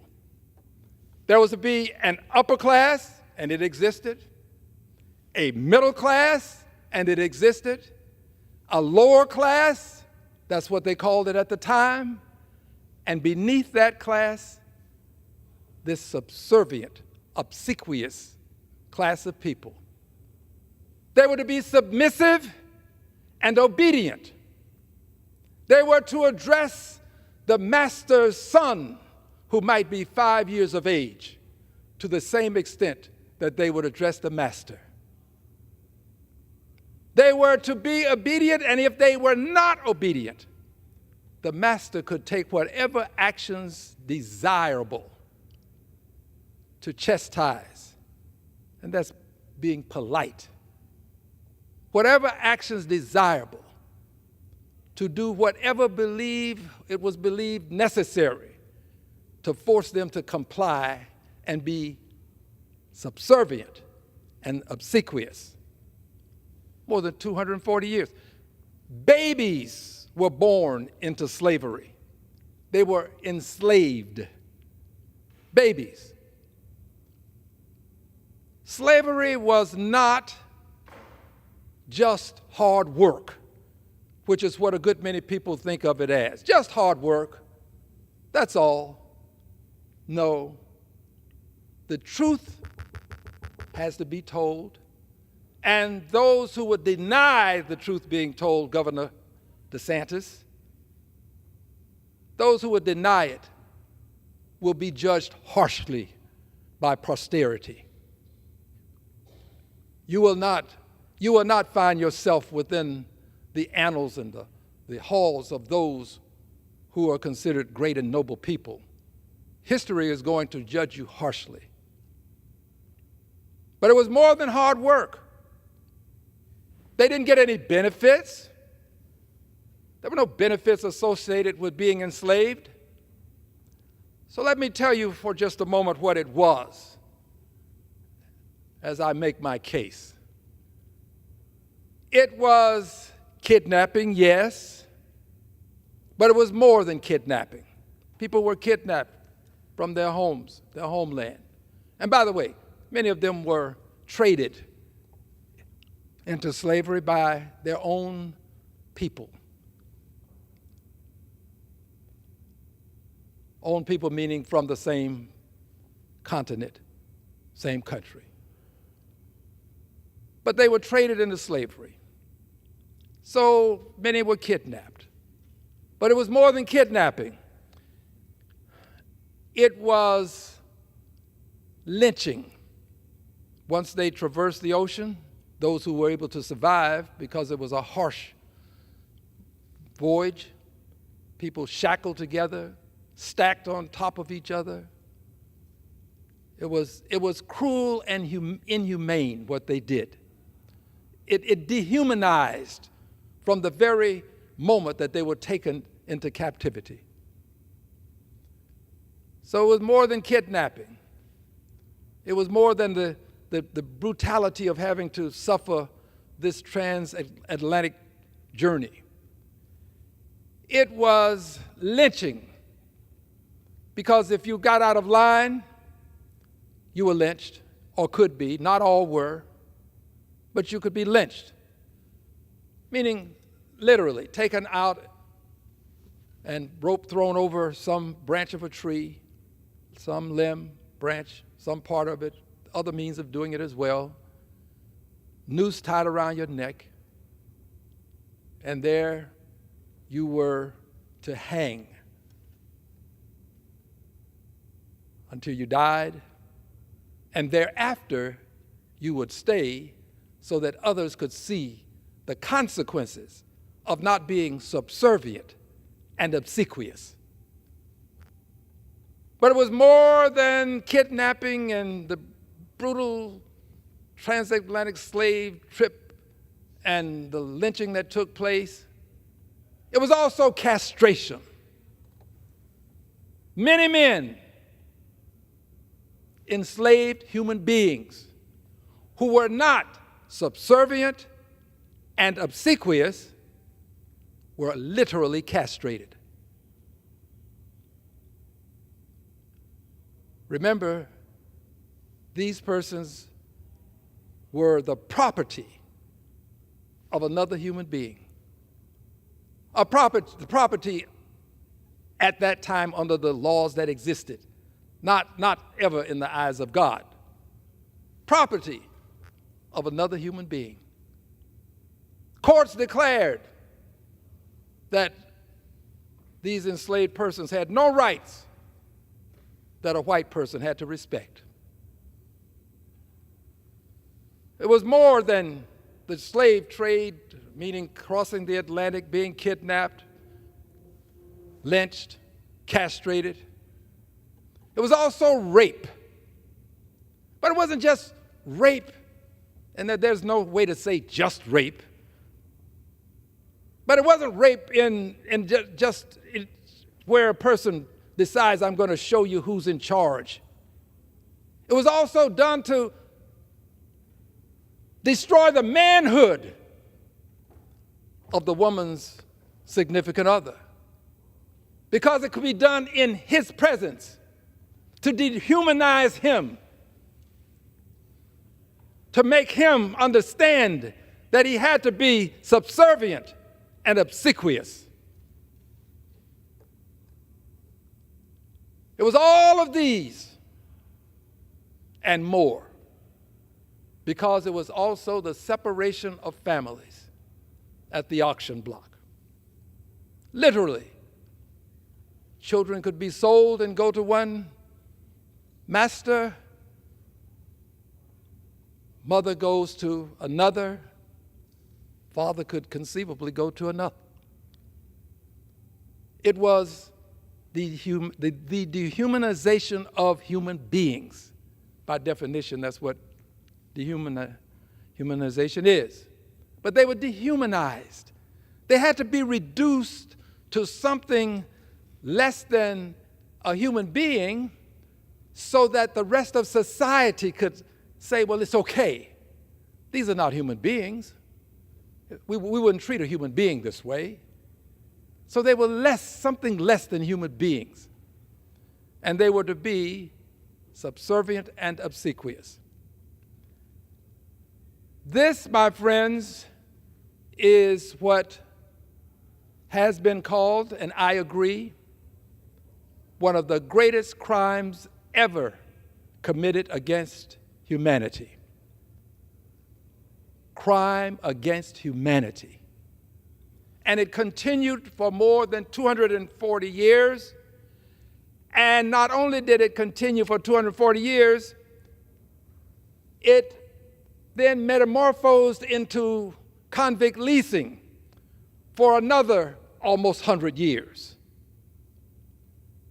Convict leasing, wherein there were black codes, and if you violated one of these black codes, you could be arrested. And if you were arrested, you could be incarcerated, and then after incarceration, you could be leased to someone who would work you possibly for the rest of your life. So you were back into slavery by another name. Convict leasing, but there was also lawful segregation. And with this lawful segregation came the notion, it didn't go away, that the persons who were segregated had to be obedient. They had to be subservient. They had to be obsequious.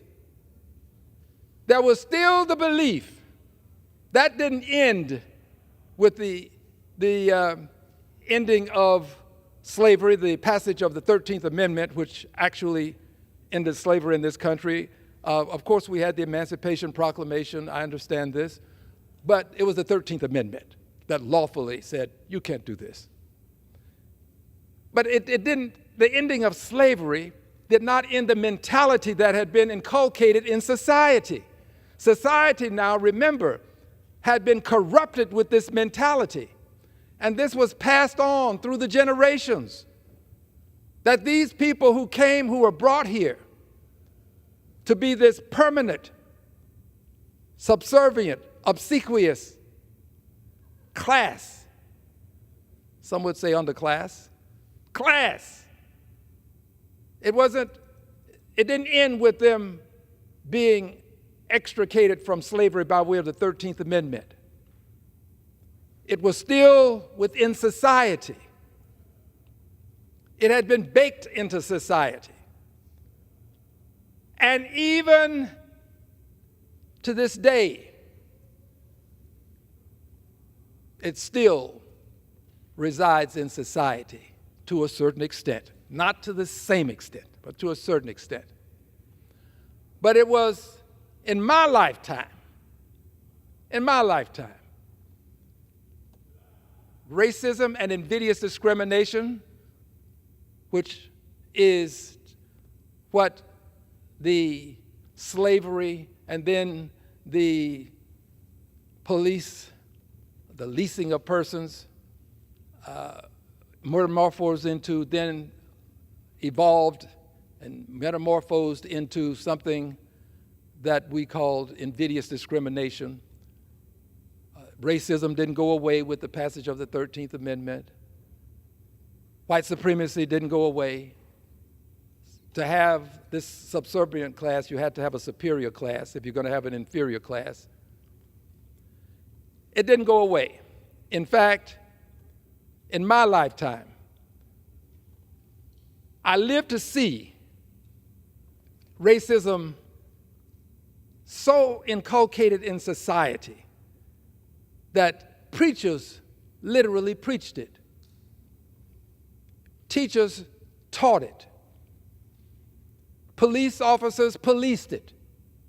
Judges adjudicated it. In my lifetime. It was pervasive then, and then it was pervasive in such a way as to be visible. It is less visible now, but it still exists. This notion that black people should be subservient and obsequious. It still exists. It exists to the extent that black men cannot talk to police officers the same way white men can. I know. They cannot. And this is why parents have this, what they call talk with their children if they have black sons. Black women can't treat them the same as white women, but I'm focusing on black men for this moment. Black men are taught early. I was taught. And you talk to any professional, and they will tell you that they teach their boys, more so than their girls, but the girls are taught as well, that when the officer stops you, you give him all of the deference that you can.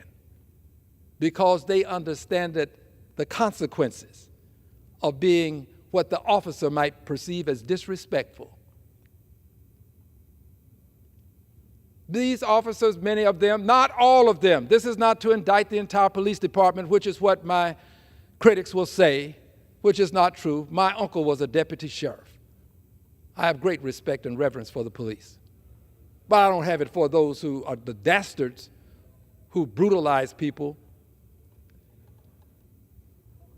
without justification, just decide that you're going to teach people a lesson. This class of people, the obsequious, subservient class, from time to time we assume that we have arrived.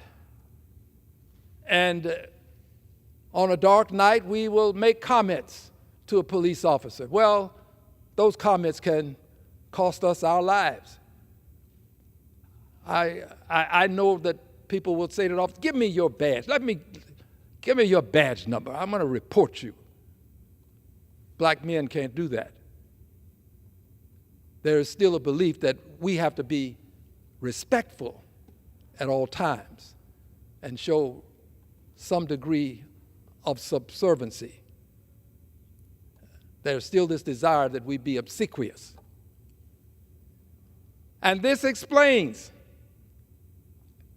George Floyd. Those officers who held George Floyd down,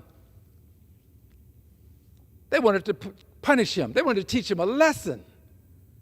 It wasn't just about arresting him. You don't have to put your knee on a person's neck for this length of time to arrest him. They wanted to teach him a lesson. They wanted him to understand that he was to be subservient and obsequious. As bad as that was, and it was bad because it cost him his life, they not only wanted him to understand, they wanted all of those onlookers to understand as well. Just as when they would lynch a black man, they wanted all of the other enslaved people to understand. Just as when they would castrate, they wanted all of the other men to understand. To understand that you had to be obedient, that you had to be subservient, that you had to be obsequious. And if you fail to abide by this unwritten protocol of life in this country, then these are the consequences. What happened to George Floyd and what happened to many of those who were enslaved. They wanted to put fear into the minds of those who were the onlookers and cause them to cower and to understand that they did not occupy a space such that they could speak up and stand up for themselves. So, my friends, I believe that this is why for 240 years we had persons enslaved, plus 240 years plus, but to this day they have not been respected. They have been disrespected. They have been disrespected. The proof is readily available. We in this country revere the enslavers and revile the enslaved. We revere the Confederate soldiers who fought to keep them enslaved. And we revile the people that were being enslaved. We have not given these persons whose lives were sacrificed for some 240 plus years the opportunity to be respected as they must and should be. They must be respected. They were the persons who planted the seeds harvested the crops, fed the country, built the roads, built the bridges, built this very facility that I have the honor of standing in, helped to construct the White House, many other prominent facilities. They are the economic foundational mothers and fathers of this country. Gave the United States of America a 240-year head start with free labor. Free labor. Well, you had to feed them, of course you did. Clothe them, of course you did, to the limited extent that they were. But it gave them, this country, 240 years of free labor that we all stand on. We all stand on the foundation, the economic foundation that was built upon the sacrifice of millions of lives. Some estimate more than 10 million. Lives sacrificed to make America great. To this day, we still have some of the remnants of this behavior that lasted for some 240 years. And this is why we, to this day, are seeing those persons disrespected, enslaved persons with this expectation, they're still being disrespected. They're not being honored. And the ability to honor them resides right here in this house. Because in 1956, the Congress of the United States of America honored the Confederate soldiers with a Congressional Gold Medal. This is the highest honor that the House of Representatives can accord. The Senate also followed suit, and the President signed the legislation honoring Confederate soldiers. These were the enslavers. We have revered them, yet we still revile those who were enslaved. 240 years of enslavement. And it also can explain why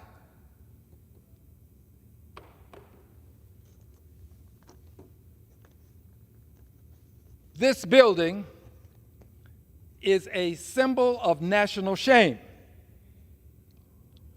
This is the Russell Senate Office building. For edification purposes, that means that this building is where senators have space. The Russell Senate Office building, a symbol of national shame. This building is paid for with taxpayer dollars. Why is it a symbol of national shame? Because Richard Russell was a racist and a bigot. Senator Richard Russell was a racist and a bigot. Senator Richard Russell fought anti-lynching legislation, the legislation that would stop people from lynching. Lynching is a crime. Stop people from just deciding that you're going to take the law into your own hands as though there was no law that you had to abide by. Richard Russell fought civil rights legislation, opposed it. Richard Russell was a co-author of the Southern Manifesto. Richard Russell was a bigot and a racist. Yet we have a Senate office building honoring Richard Russell. That's why the building is a symbol of national shame. And the senators ought to be ashamed to allow this to continue. They ought to be ashamed of themselves. Senate office building paid for with taxpayers' dollars, named after a person who was a racist. Well, why? Here's what some have said. We don't change the name until we can acquire another name. and they can't agree on another name. That, my friend, is a facade. That's just a way of avoiding having to deal with the reality of the facts that make this a symbol of national shame. A poor excuse. Senators ought to be ashamed. They ought to be ashamed to even say this. Because here's what they can do, and I have a resolution asking them to do this. They can let the building revert back to the name that it had before it was the Russell Senate Office Building. And that name was the old Senate Office Building. Let it revert back to this name. And then take all of the time you need, all of the time, ad infinitum, and select another name. I have no name to recommend. I have not suggested that it be named to honor any person. Have not, and I'm not going to.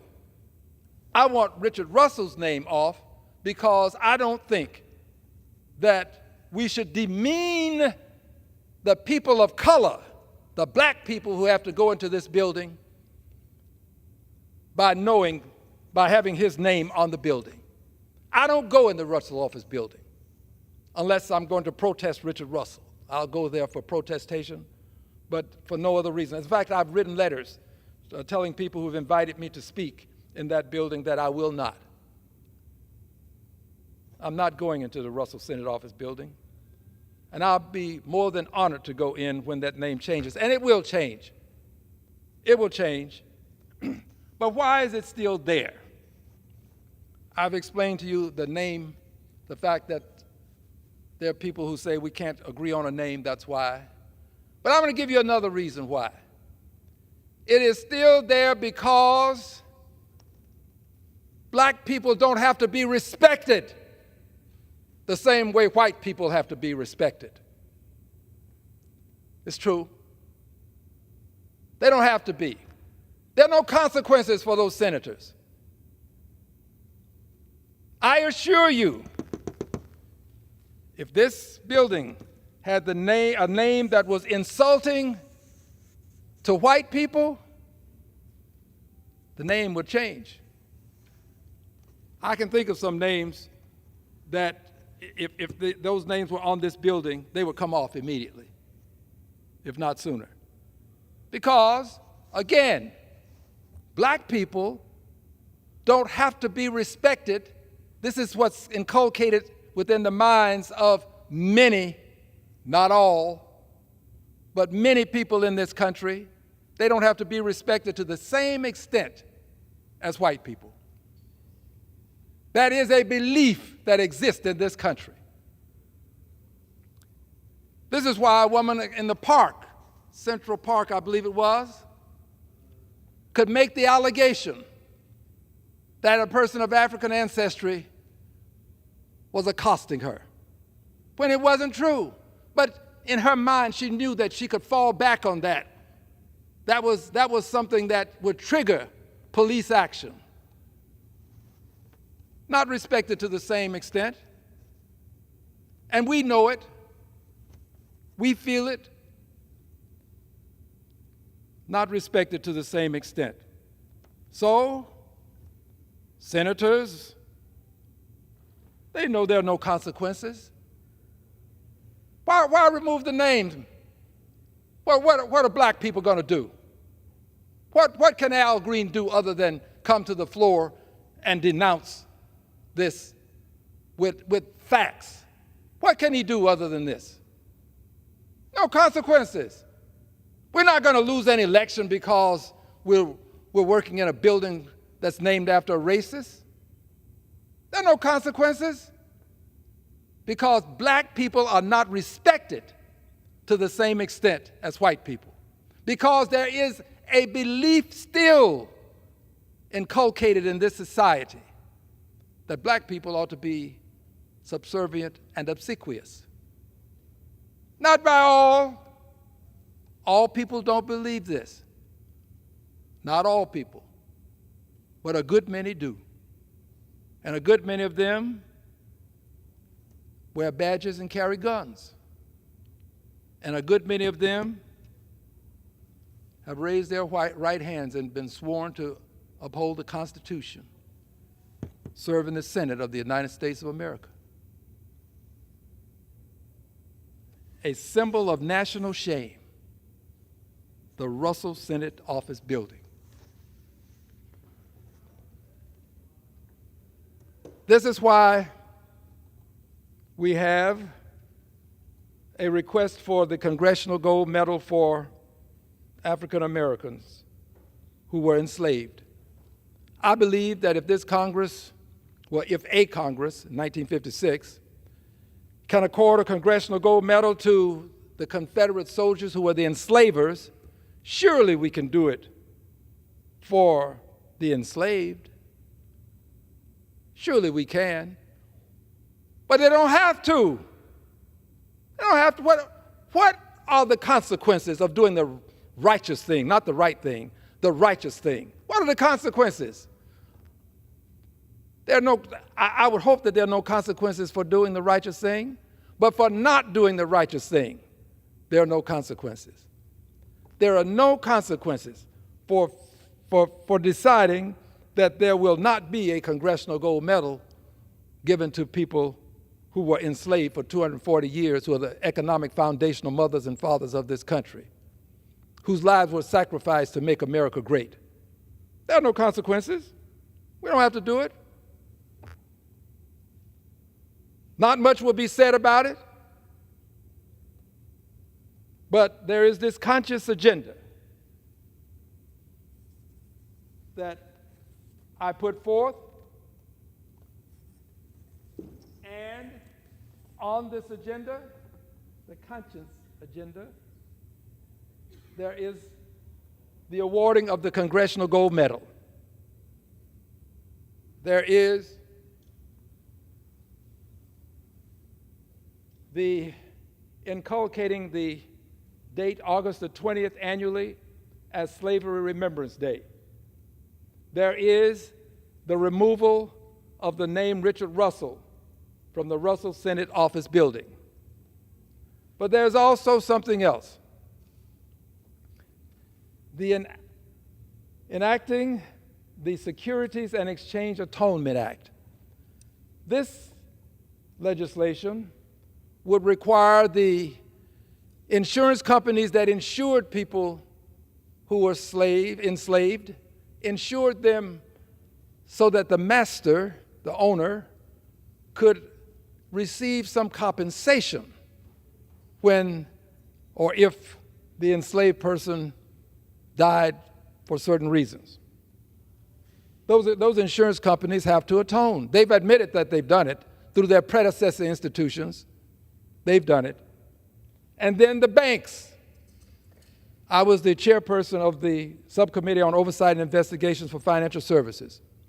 The big banks came before us. There was an acknowledgment indicating that they knew of their predecessor institutions being engaged in the process of helping persons to buy and sell enslaved people, people who had been dehumanized. They did it. And I asked them the question, do you think you've done enough to atone? The answer was no, they didn't think they had. But they haven't given us reason to believe that they will. So this legislation will help them to move toward atonement. But there's more than this. There is a need for a Department of Reconciliation to deal with the transgressions our nation, the transgression our nation has engaged in over the centuries. A Department of Reconciliation, not just for the enslaved, but for them, of course, but not only for them. But a Department of Reconciliation to deal with the many other transgressions. We hold ourselves out to be the bearers of the torch of liberty.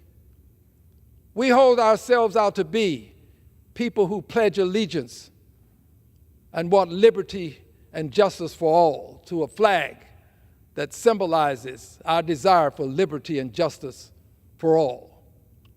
We hold ourselves out to be the people who believe that all persons were created equal and endowed by their Creator with certain unalienable rights, among them life, liberty, and the pursuit of happiness. We can't do this with the credibility that should be a natural corollary of holding ourselves out as such without having reconciliation. Reconciliation has to come to America. I love my country. I salute the flag. I say the Pledge of Allegiance. I sing the national anthem. So this is not a person who hates the country. By the way, I should love it. My ancestors are the ones who made it great. They're the ones whose lives were sacrificed so that America could be great. Yes, I love what they've done. I love other people in the country too. My religion requires that I love everybody. Doesn't require me to like everybody. So I love it. But this Department of Reconciliation would help us to achieve what we claim we represent. This Department of Reconciliation would have Secretary of Reconciliation, just as the Labor Department has a Secretary of Labor, and the Commerce Department has a Secretary of Commerce. This person would report to the President just as these other secretaries report to the President. And this person would have a budget. This department would, just as other departments have a budget. I've suggested that it be linked to the Defense Department's budget, to some portion of it, so that it would always be funded. Not money to come from the Defense Department, but a percentage that would relate to what the Defense Department's budget is. Because the Defense Department is always going to be funded, notwithstanding current circumstances where we have difficulties arriving at agreements. We're going to fund the Defense Department. Make no mistake about it. So this department would be funded. And it would deal with all forms of invidious discrimination. Can deal with the Trail of Tears. Can deal with what happened to the indigenous Americans, the Aboriginal Americans, the persons who were here before Columbus, persons who were here at the genesis of human beings being here. They were treated brutally. The only reason they exist in this country now is because they were strong enough to survive the attempts to impose genocide. They survived it. But there has been no atonement for this. No proper atonement. No proper atonement. And the list goes on and on. All of these, the persons who were interned, American citizens, interned. There has to be atonement. America owes it to itself to atone for these transgressions. That's what this conscience agenda is about. Our moral imperative. Our moral imperative. The conscience is that thing within you that says this is the right thing to do. The moral imperative is the thing that says this is the thing I must do. So we have the conscious agenda, our moral imperative, to do the righteous thing, to inculcate August the 20th as Slavery Remembrance Day. In Houston, Texas, we had a Slavery Remembrance Day event. I had the opportunity to present legislation and talk about it, and we had over 1,000 people to attend. This month, I was at Georgetown University where a Slavery Remembrance event took place. The students there were the sponsors, did an outstanding job. We've had a Slavery Remembrance event in other places, and there are now calls from additional institutions to have slavery remembrance events. So I look forward to inculcating August 20th as the annual day for remembrance of those who were enslaved. This conscious agenda, calling for the awarding of the Congressional Gold Medal, calling for the removal of Richard Russell's name from the Russell Senate Office Building, call for the enacting of the Securities and Exchange Atonement Act, and of course the establishment of the Department of Reconciliation. All things that are doable, all things that I hope to see done in my lifetime, but if not, I believe they can be done. I believe that one lifetime may not be enough, but I do believe that in somebody's lifetime we have to have the genesis of all of this. And to be the progenitor of it is in no way insulting to me. And I close now with what I have on my letterhead. After I sign my name, right under my name on my letterhead we type in Congressman Al Green, 9th Congressional District of Texas. And then right under that, you will see the words, Scion. Scion is a way of saying descendant, but it has nobility associated with it. The words Scion of the enslaved people whose lives were sacrificed to make America great. And still I rise, to quote Maya Angelou, bringing the gift my ancestors gave, the dream and hope of, I will paraphrase and say, the enslaved. And still I rise. Madam Speaker, I yield back the balance of my time. The gentleman yields back. Under the Speaker's announced policy of January 9th, 2023, the gentleman from Texas, Mr. Elzy, is recognized for 60 minutes as the designee of the Majority Leader. Thank you, Madam Speaker. I ask unanimous consent that members have 5 legislative days in which to revise and extend their remarks and include extraneous material. Without objection.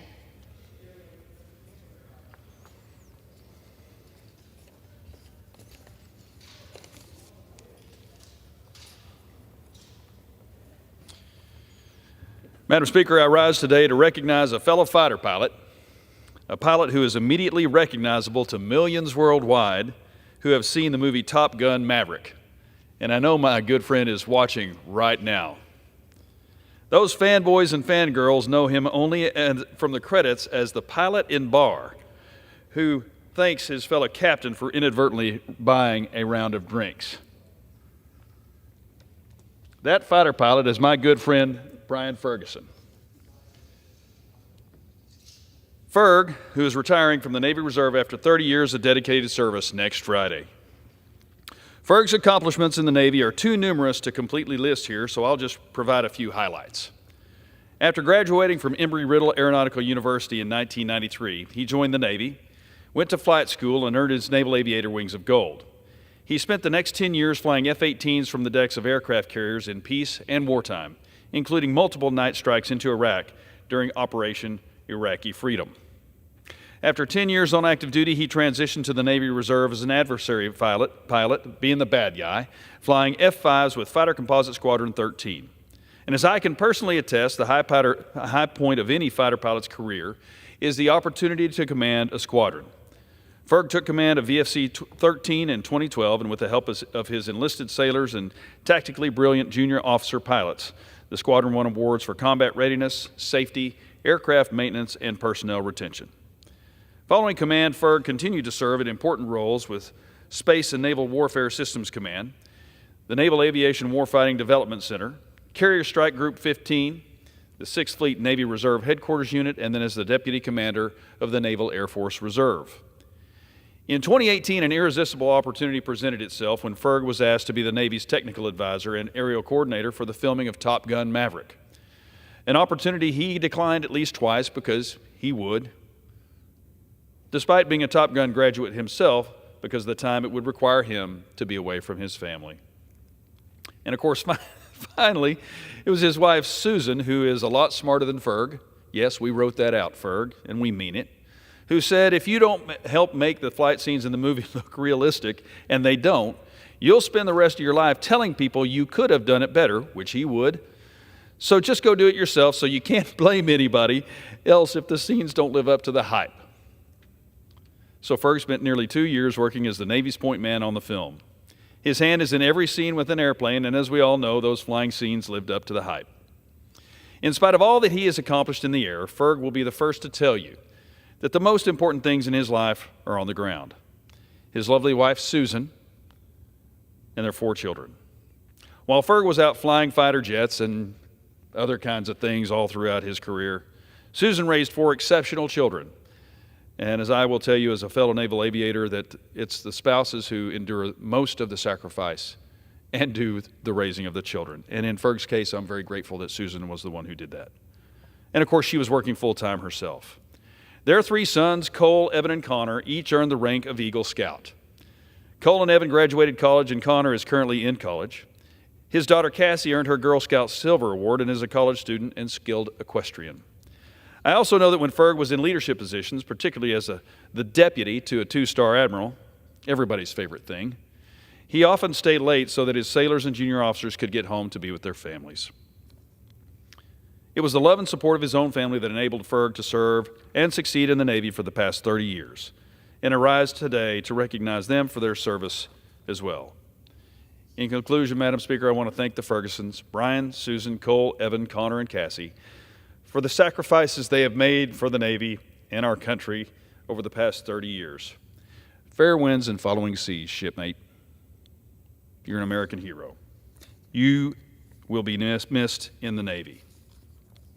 Now, Madam Speaker, I'd like to yield 5 minutes to my good friend from Florida, Sheriff Rutherford.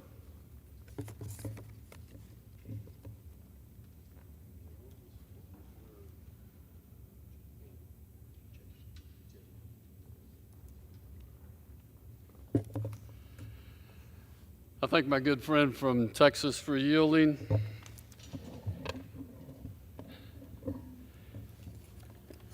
Madam Speaker, today I stand before you with immense pride as an American and the son of a Navy veteran. Throughout my life, I had the opportunity to witness our service members' unwavering commitment to this nation. I rise today to recognize the 50th anniversary of our all-volunteer force in the United States military. In January 1973, the Department of Defense replaced mandatory service with an opportunity for brave men and women to voluntarily step up and serve. Over 15 million proud Americans have served over the last 5 decades, with more than 2 million voluntarily serving today. These American heroes epitomize patriotism through their courage, honor, and selflessness, and represent the cornerstone of our military's unparalleled strength.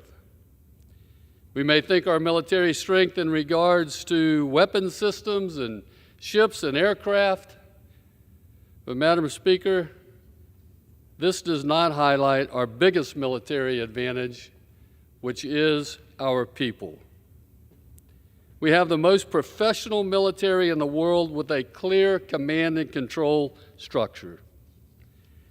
As we face recruiting challenges among the services, we must remind our younger generations of the honor to serve, protect, and defend the Constitution against all enemies, foreign and domestic.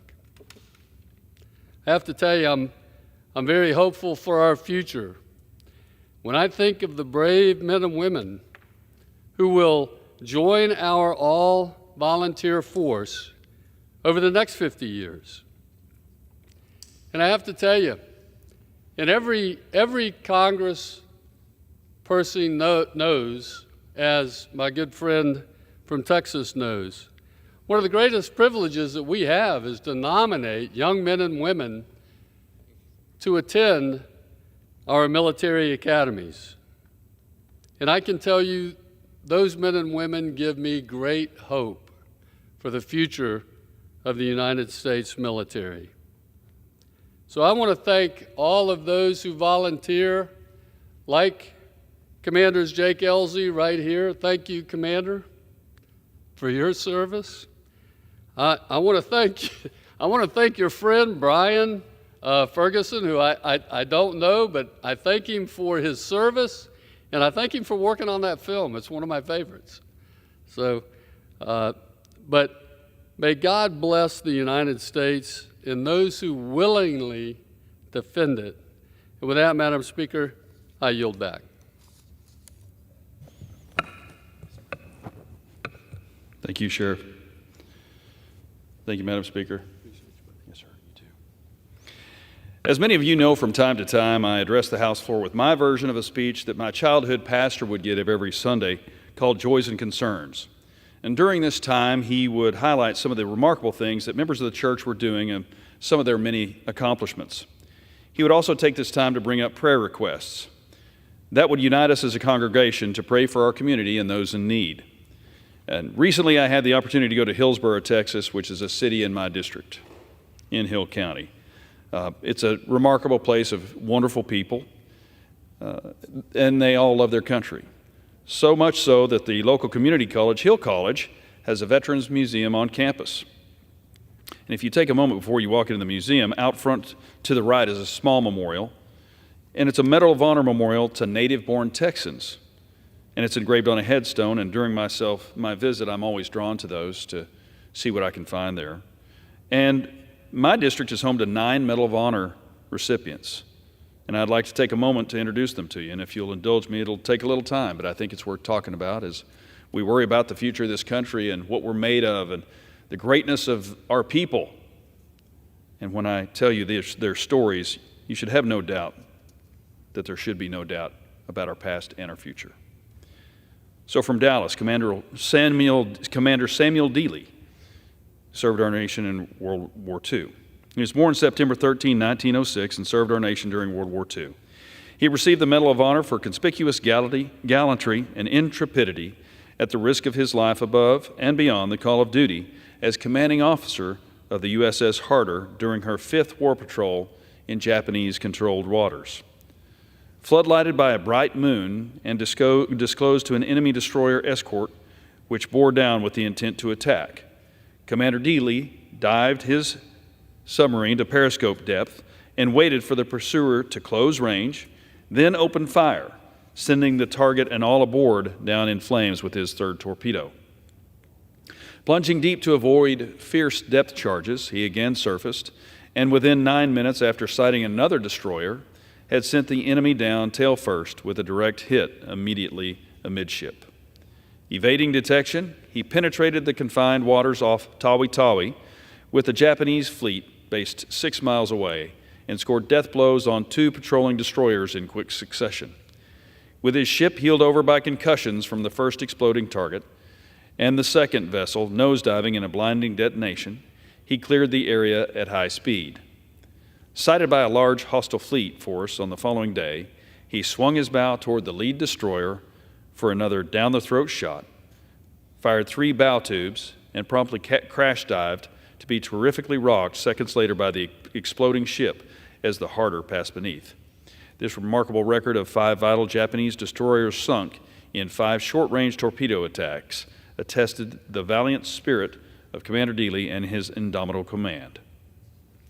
From Hillsboro, 2nd Lieutenant James Harris. 2nd Lieutenant Harris was born on June 27, 1916, and served our nation during World War II. He received the Medal of Honor for conspicuous gallantry and intrepidity at risk of life above and beyond the call of duty on 7 October 1944 in Vannes, France. At 9 p.m., an enemy raiding party comprising a tank and 2 platoons of infantry infiltrated through the lines under cover of mist and darkness and attacked an infantry battalion command post with hand grenades, retiring a short distance to an ambush position on hearing the approach of the M4 tank, commanded by 2nd Lieutenant Harris. Realizing the need for bold, aggressive action, 2nd Lieutenant Harris ordered his tank to halt while he proceeded on foot, fully 10 yards ahead of his 6-man patrol, and armed only with a service pistol to probe the darkness of the enemy. Although struck down and mortally wounded by machine gun bullets which penetrated his solar plexus, he crawled back to his tank, leaving a trail of blood behind him, and, too weak to climb inside it, issued fire orders while lying on the road between two contending armored vehicles.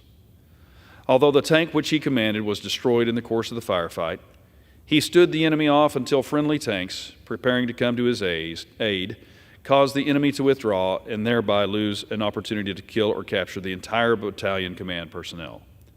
Suffering a second wound, which severed his leg at the hip, in the course of this tank duel, Second Lieutenant Harris refused aid until after a wounded member of his crew had been carried to safety. He died before he could be given medical attention. God bless you, Second Lieutenant. From Dallas, First Lieutenant Turney Leonard. Turney Leonard was born on June 18, 1921, and served our nation during World War II. He received the Medal of Honor for displaying extraordinary heroism while commanding a platoon of mobile weapons at Commemorative, Germany on the 4th, 5th, and 6th of November, 1944. During the fierce three-day engagement, he repeatedly braved overwhelming enemy fire in advance of his platoon to direct the fire of his tank destroyer from exposed, dismounted positions. He went on lone reconnaissance missions to discover what opposition his men faced, and on one occasion, when fired upon by a hostile machine gun, advanced alone and eliminated the enemy emplacement with a hand grenade. When a strong German attack threatened to overrun friendly positions, he moved through withering artillery, mortar, and small arms fire, reorganized confused infantry units whose leaders had become casualties, and exhorted them to hold firm. Although wounded early in the battle, he continued to direct fire from his advanced position until he was disabled by a high explosive shell which shattered his arm, forcing him to withdraw. He was last seen at a medical aid station which the enemy subsequently captured. By his superb courage, inspiring leadership, and indomitable fighting spirit, First Lieutenant Leonard enabled our forces to hold off the enemy attack and was personally responsible for the direction of fire, which destroyed 6 German tanks. From Ennis, First Lieutenant Jack Loomis. Jack was born October 22, 1915, and served our nation during World War II. He received the Medal of Honor for conspicuous gallantry and intrepidity at the risk of his life above and beyond the call of duty as leader of a rifle platoon attached to the 2nd Battalion, 27th Marines, 5th Marine Division, in action against enemy Japanese forces on Iwo Jima in the Volcano Islands on March 8, 1945, right before the war ended. Resuming his assault tactics with bold decision after fighting without respite for 2 days and nights, First Lieutenant Loomis solely advanced his platoon against an enemy deeply entrenched in a network of mutually supporting positions. Suddenly halted by a terrific concentration of enemy fire, he unhesitatingly moved forward of his front lines in an effort to neutralize the Japanese position. Although knocked to the ground when an enemy grenade exploded close by, he immediately recovered himself and again, moving forward despite the intensified barrage, quickly located, attacked, and destroyed the occupied emplacement. Instantly taken under fire by the garrison of a supporting pillbox and further assailed by the slashing fury of hostile rifle fire, he fell under the impact of a second enemy grenade, but courageously disregarding painful shoulder wounds, staunchly continued his heroic one-man assault and charged the second pillbox, annihilating all the occupants. Subsequently returning to his platoon position, he fearlessly traversed his lines under fire, encouraging his man to advance and directing the fire of supporting tanks against other stubbornly holding Japanese emplacements.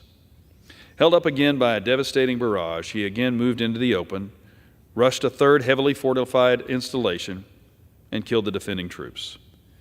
Determined to crush all resistance, he led his men indomitably, personally attacking foxholes and spider traps with his carbine and systematically reducing the fanatic opposition until, stepping on a landmine, he sustained fatal wounds. By his outstanding valor, skilled tactics, and tenacious perseverance in the face of overwhelming odds, First Lieutenant Loomis had inspired his stout-hearted Marines to continue the relentless drive northward, thereby contributing materially to the success of his regimental division. His dauntless leadership and unwavering devotion to duty throughout sustained and enhanced the highest tradition of the United States Naval Service. He gallantly gave his life in the service of his country. From Fort Worth, 2nd Lieutenant George O'Brien. 2nd Lieutenant O'Brien was born September 10, 1926, and served our nation during the Korean War. He received the Medal of Honor for conspicuous gallantry and intrepidity at the risk of his life above and beyond the call of duty as a rifle platoon commander of Company H in action against enemy aggressor forces. With his platoon subjected to an intense mortar and artillery bombardment while preparing to assault a vitally important hill position on the main line of resistance, which had been overrun by a numerically superior enemy force on the preceding night, 2nd Lieutenant O'Brien leapt from his trench when the attack signal was given and, shouting for his men to follow, raced across an exposed saddle and up the enemy-held hill through a virtual hail of deadly small arms, artillery, and mortar fire. Although shot through the arm and thrown to the ground by hostile automatic weapons fire as he neared the well-entrenched enemy position, he bravely regained his feet, waved his men onward, and continued to spearhead the assault, pausing only long enough to go to the aid of a wounded Marine. Encountering the enemy at close range, he proceeded to hurl hand grenades into the bunkers and, utilizing his carbine to the best of his advantage in savage hand-to-hand combat, succeeded in killing at least 3 of the enemy. Struck down by the concussion of grenades on 3 occasions during the subsequent action, he steadfastly refused to be evacuated for medical treatment and continued to lead his platoon in the assault for a period of nearly 4 hours, repeatedly encouraging his men and maintaining superb direction of the unit. With the attack halted, he set up a defense with his remaining forces to prepare for a counterattack, personally checking each position, attending to the wounded, and expediting their evacuation. When a relief of the position was effected by another unit, he remained to cover the withdrawal and to assure that no wounded were left behind. By his exceptionally daring and forceful leadership in the face of overwhelming odds, 2nd Lieutenant O'Brien served as a constant source of inspiration to all who observed him and was greatly instrumental in the recapture of a strategic position on the main line of resistance. His indomitable determination and valiant fighting spirit reflect the highest credit upon himself and enhance the finest traditions of the U.S. Naval Service. Thank you, sir. From Palestine, Captain Stephen Bennett. Captain Stephen Bennett was born on April 22, 1946, and served our nation during the Vietnam War. Captain Bennett was the pilot of a light aircraft flying an artillery adjustment mission along a heavily defended segment of route structure. A large concentration of enemy troops was massing for an attack on a friendly unit. Captain Bennett requested tactical air support, but was advised that none was available. He also requested artillery support, but this too was denied due to the close proximity of friendly troops to the target. Captain Bennett was determined to aid the endangered unit and elected to strafe the hostile positions. After 4 such passes, the enemy forces began to retreat. Captain Bennett continued the attack, but as he completed his 5th strafing pass, his aircraft was struck by a surface-to-air missile which severely damaged the left engine and the left main landing gear. As fire spread in the left engine, Captain Bennett realized that recovery at a friendly airfield was impossible. He instructed his observer to prepare for ejection, but was informed by the observer that his parachute had been shredded by the force of the impacting missile. Although Captain Bennett had a good parachute, he knew that if he ejected, the observer would have no chance of survival. With complete disregard for his own life, Captain Bennett elected to ditch the aircraft in the Gulf of Tonkin, even though he realized that a pilot of this type of aircraft had never survived a ditching. The ensuing impact upon the water caused the aircraft to cartwheel and severely damaged the front cockpit, making escape for Captain Bennett impossible. The observer successfully made his way out of the aircraft and was rescued. Captain Bennett's unparalleled concern for his companion, extraordinary heroism, and intrepidity above and beyond the call of duty at the cost of his life were in keeping with the highest traditions of the U.S. military service and reflect great credit upon himself and the United States Air Force.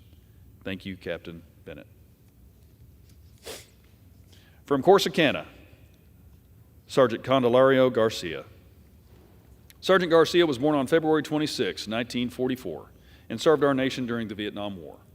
He received the Medal of Honor for distinguishing himself with acts of gallantry and intrepidity above and beyond the call of duty while serving as an acting team leader for Company Bravo, 1st Battalion, 2nd Infantry, 1st Brigade, 1st Infantry Division during combat operations against an armed enemy at Lai Khe, Republic of Vietnam, on December 8, 1968.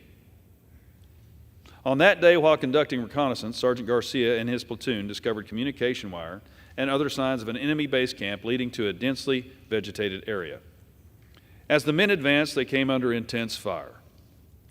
Several men were hit and trapped in the open. Ignoring a hail of hostile bullets, Sergeant Garcia crawled to within 10 minutes of a machine gun bunker, leapt to his feet, and ran directly at the fortification, firing his rifle as he charged. Sergeant Garcia jammed 2 hand grenades into the gun port and then placed the muzzle of the weapon inside, killing all 4 occupants. Continuing to expose himself to intense enemy fire, Sergeant Garcia raced 15 meters to another bunker and killed its 3 defenders with hand grenades and rifle fire.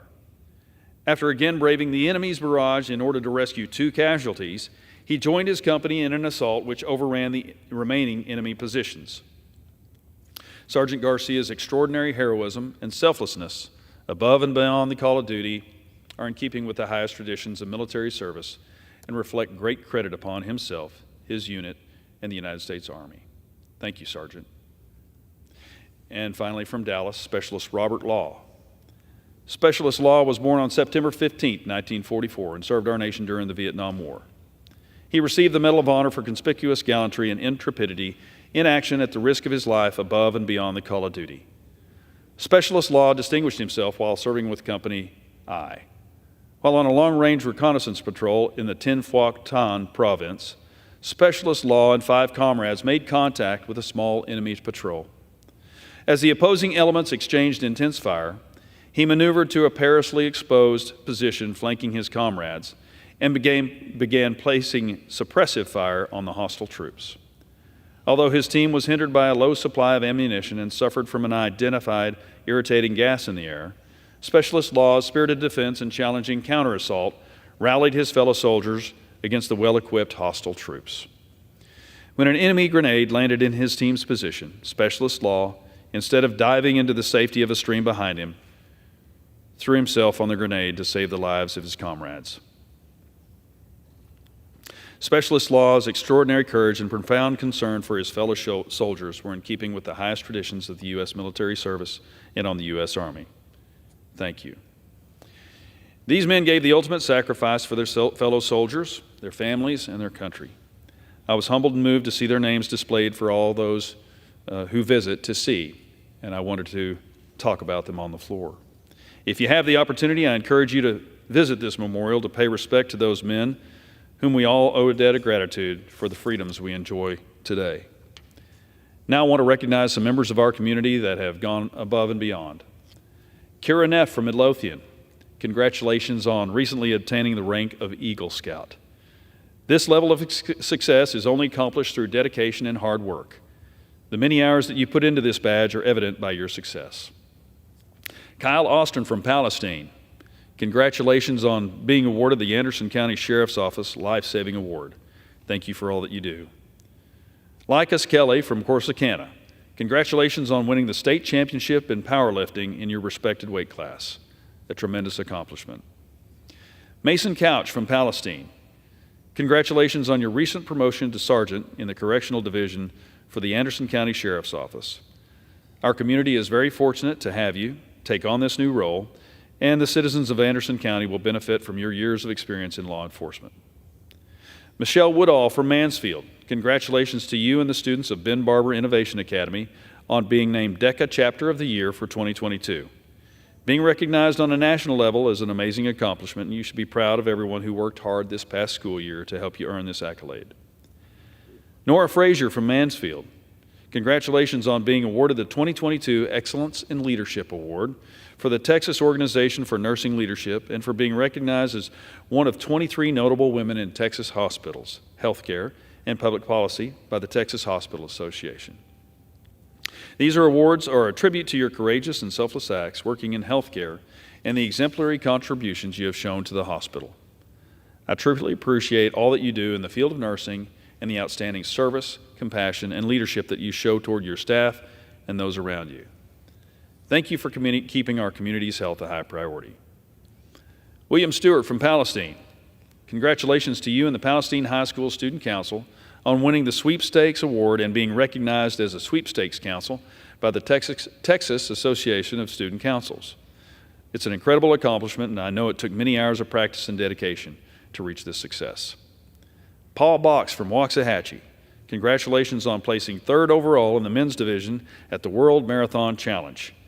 It's an incredible accomplishment, and I trust that your hard work and enthusiasm for running will inspire others to exhibit the same discipline and leadership qualities that have helped you become a world-class athlete. Rustin Smith from Midlothian, also achieving Eagle Scout. Congratulations. Victor Campa from Ennis, congratulations on being named Firefighter of the Year for 2022 from the Ennis Fire Department. This award is a tribute to your courageous and selfless acts as a first responder. Thank you for your willingness to serve Ennis and the state of Texas. Mary Gunter from Fairfield, congratulations on 40 years of service for the Child Nutrition Department at Fairfield Independent School District. Thank you for your commitment and love for your students and families in your community. Mike Luttrell from Dawson, congratulations on being inducted into the Ag Teachers Association Hall of Fame. Thank you for all your hard work in teaching ag through hands-on learning at Dawson IND and Feeding the World. Andy McClendon from Midlothian, congratulations on your graduation from the American Legion Boys State program. I myself was a Boys State graduate. Being elected to participate as a delegate reflects your hard work, dedication, and strong leadership skills. Chris Putz from Corsicana, I want to recognize you for being awarded the Star of Texas by Governor Abbott. This honor recognizes your commitment to our community, which will have a lasting impact for many years to come. I want to thank you for the risks that you have taken, the sacrifices you make, and your acts of selflessness for others. Navarro County is a safer place to live because of you. I'd also like to congratulate the Waxahachie Care for being awarded Nonprofit of the Year from the Waxahachie Chamber of Commerce. Thank you for supporting the families in our wonderful community. Your commitment to helping families in need in our area are truly remarkable. And finally, I'd also like to thank the Hill County Emergency Management, the Texas A&M Forest Service, Hillsborough Fire Department, and the White Bluff Volunteer Fire Department for their work containing the wildfire near Blum, Texas on July 31st. This deadly fire engulfed over 300 acres and claimed several buildings. But because of the dedication and hard work of all those involved, no homes were lost and no lives were lost. Finally, I want to congratulate Commissioner Lane Grayson, Neil Bridd, Chad Spence, Casey Crow, Ruben Benavidez, Brenda Blaylock, James Bird, Neil Bird, Jimmer Canaday, Rodney Dickerson, Russell Ellison, Dwight Koch, Fernando Limon, Adam Pryor, Chad Spence, Tim Jabojnik, and Leon Zajic of all of Ellis County Precinct 2 for achieving 3,000 days of no lost time. This is an achievement that few construction crews can claim. It requires 3,000 days of no work-related injury. Thank you for all your hard work and, more importantly, putting the safety of your fellow co-workers and citizens above all. These are just a few examples of some outstanding people living in Texas' 6th District. So when you think that there's no hope in our country, know that there is. That there are people in our communities and here in Washington working hard to leave this world a better place than when they got here, and it's my privilege to honor them on the House floor. Every Sunday after the joys would come the concerns, and there was never a shortage because everybody knew in Matthew, he says, where 2 or 3 are gathered in my name, I'm in the midst of them. So I want to start with a concern from Catherine from Palestine, whose mother recently got diagnosed with cancer. She asked that we keep her in our prayers as she and her family go through this difficult time. Tamara from Jacksonville asks us to keep all of our homeless veterans in our prayers, many of which are battling with mental illness and unseen wounds from their time defending our country. Neil from Irving is concerned about what he sees in the news with regard to fentanyl, and while he does not understand why anybody would choose to take it, he knows it's a problem. Mark from Whitney recently took his wife to the hospital for a collapsed lung and asked that we keep her in our prayers. John from Whitney is joyful for the life that God has given him, and is concerned about the chemo and radiation treatment he started this week. John, Shelby, and my thoughts and prayers are with you and your family. To close out, I want to bring attention to a brave young lady who has been visiting us here in Washington this week and needs our prayers. Isabella Day is 12 years old, and during a routine doctor visit, she was diagnosed with stage 4 neuroblastoma when she was only 9 months old. Since the day she was diagnosed, Isabella and her parents, Tim and Leslie, along with her sisters Anna and Jacqueline, have dedicated themselves to helping children with childhood cancer. Back in May, I met Isabella in my office, and I was moved by her story. But before that, I met her out on the campaign trail, and she came and talked to me and asked me some really hard questions. And I was really impressed by her and asked her to come to the office. This week, she has had the opportunity to share her story with Chairwoman Granger, Congresswoman Julia Letlow, Congressman Steny Hoyer, Catherine Clark, Kathy McMorris Rogers, Dan Crenshaw, Anna Eshoo, Robert Adderholt, Debbie Dingell, and Congressman Juan Ciscomani. And I think if she was probably of age, according to the Constitution, I think she would be probably put forth as a candidate for president. She's that impressive, and I'm proud to know her. I'm thankful to each of my friends who took the time to visit with her. It changed my life, and she has changed my life, and I know it did yours. When I mentioned the 9 recipients of the Medal of Honor from different ages and eras, and I served with men and women who no doubt, had we been in a conflict today, would be deserving of that too. So I just want to tell people that when you lose hope, there's much to be hopeful for in this country. We have incredible women here in this chamber, incredible men here in this chamber, representatives up here in Washington, D.C. who sacrifice a lot of their time with their families to serve you. So don't read the hype on the media. Understand that they're working very hard. And remember that when I talk about these Medal of Honor men who were drafted in World War II or Vietnam, they would tell you that they're just like any of the others of us, called to do something great. And they were awarded a medal for conspicuous gallantry and intrepidity at the risk of their lives, and usually in the face of overwhelming odds. And what we face today is not overwhelming. We're the United States of America. We have and can continue to accomplish anything we set our minds to. So I ask that you keep all Americans in our prayers. Keep joy in your hearts, hope in man, and faith in God. With that, Madam Speaker, I yield back. Under the Speaker's announced policy of January 9th, 2023, the Chair recognizes a gentleman from Texas, Mr. Roy, for 30 minutes. Thank the Speaker, and I thank my friend from Texas for his service to this great country, both in uniform and here in this body. And I'm honored to serve with him. I'm honored to serve with all of the great members of Congress that wore the uniform. And I appreciate his remarks just now, honoring many of those who have served and were properly awarded and recognized, and many of his own constituents. It's an honor to serve with you. Just as an honor to serve with the Speaker, also from Texas. I am reminded as I listen to my friend from Texas of the engagements that I had with veterans that I represent in the 21st Congressional District in Texas between Austin and San Antonio just over August. One of the great things about when you are in your work period is engaging with your constituents, and they have a funny way of reminding you why they sent us here. And I had countless veterans, civilians, asking me what's happening to their country.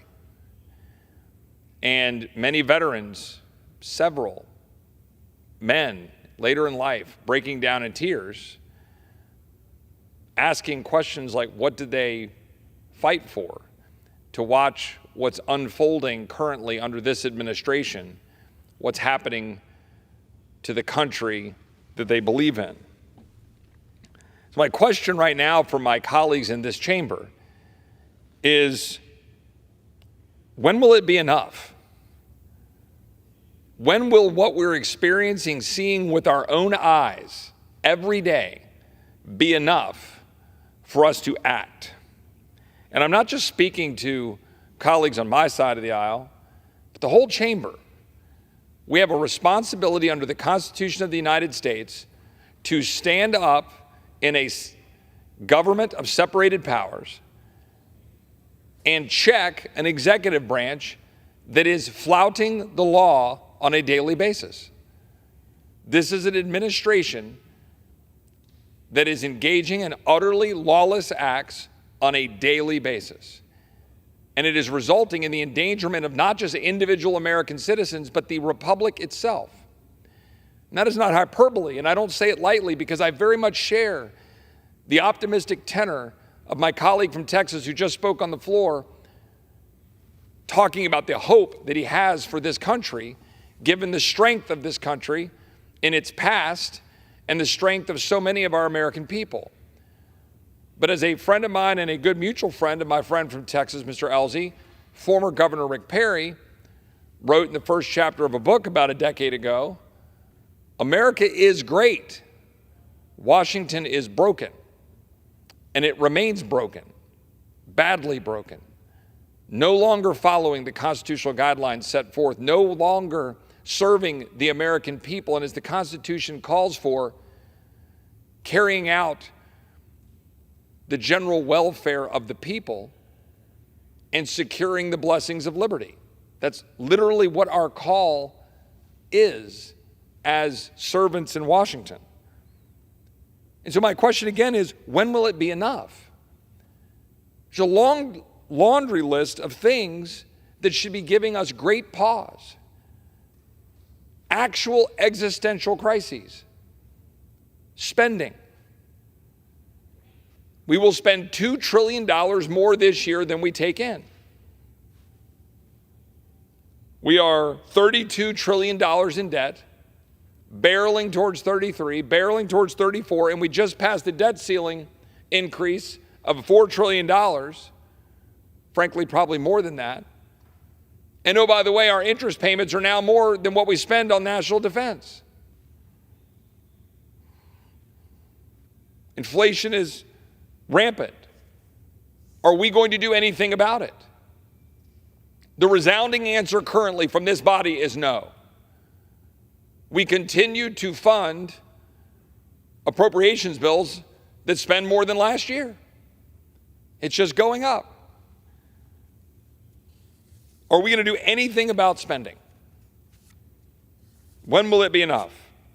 How about our Defense Department? This Defense Department is undermining our national defense by turning our military into what I describe as a social engineering experiment in a uniform. President Biden's Pentagon is outright ignoring the law by funding abortion tourism with taxpayer funding, in blatant violation of the traditional bipartisan agreement under the Hyde Amendment to not do that. Let states decide. That's what the court just said. We continue to fund it with federal dollars. President Biden's Pentagon is using millions of taxpayer dollars to fund gender transition procedures. The Air Force released a memo entitled Department of the Air Force Observance of LGBTQ Pride Month, which empowered installation commanders to plan and conduct activities in honor of Pride Month. Now, color me crazy and reactionary that I think that every single dollar that we fund to the Department of Defense ought to go to planes, boats, bullets, bombs, missiles, and trained soldiers to use them. Our military is paying chief diversity officers and inclusion officials upwards of $183,000 a year. The United States Marine University is a year-long program that is dedicated to exploring gender and security issues. According to the official syllabus, which we found because we saw it on Twitter when they were trying to defend their position, they discuss program themes like, quote, gendering war, with questions like, what is gender and how is it different from biological sex? Or how war narratives are constructed through gendered discourse. Again, we're $2 trillion in debt. Our recruiting levels are in the toilet at the Pentagon. China is building their military, and this is what we're funding. It's not like we have a $2 trillion surplus. What are we doing? Do you really think having Marines discuss how, quote, war narratives are constructed through gender discourse helps us win a war?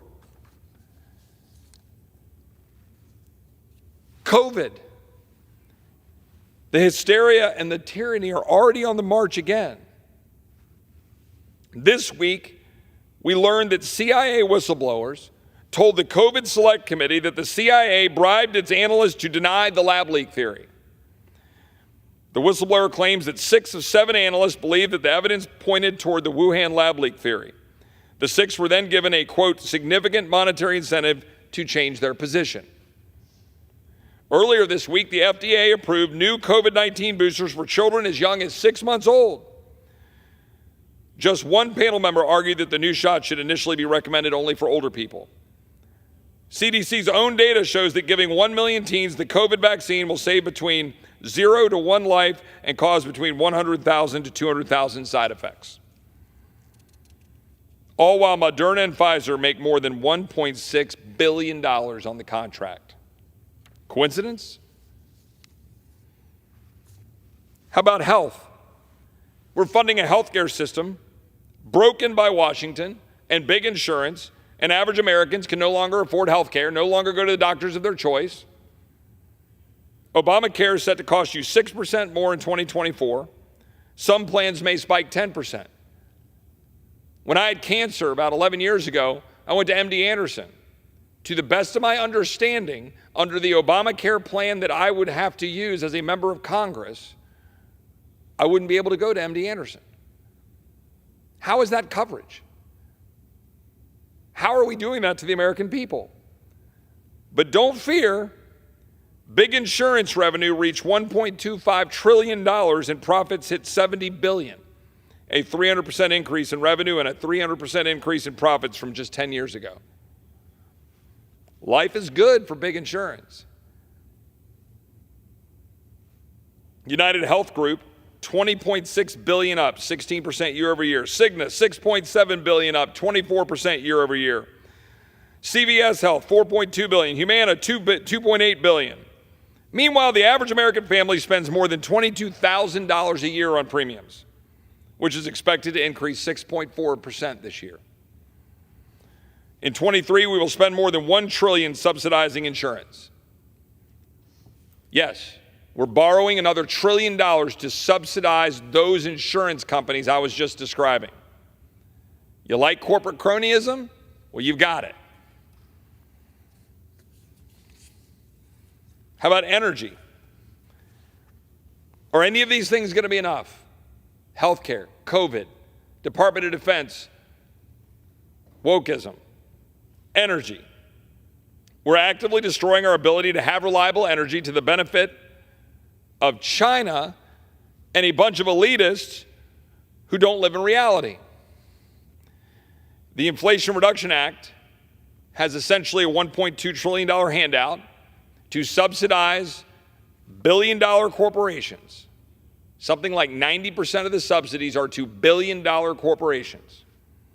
Pretty much heavily led by very rich, white, elitist liberals, making money hand over fist with your subsidized money, giving money to China to fund solar panels from China, battery-powered cars, batteries with cobalt mined in the Congo, almost entirely by slave labor, heavily including children.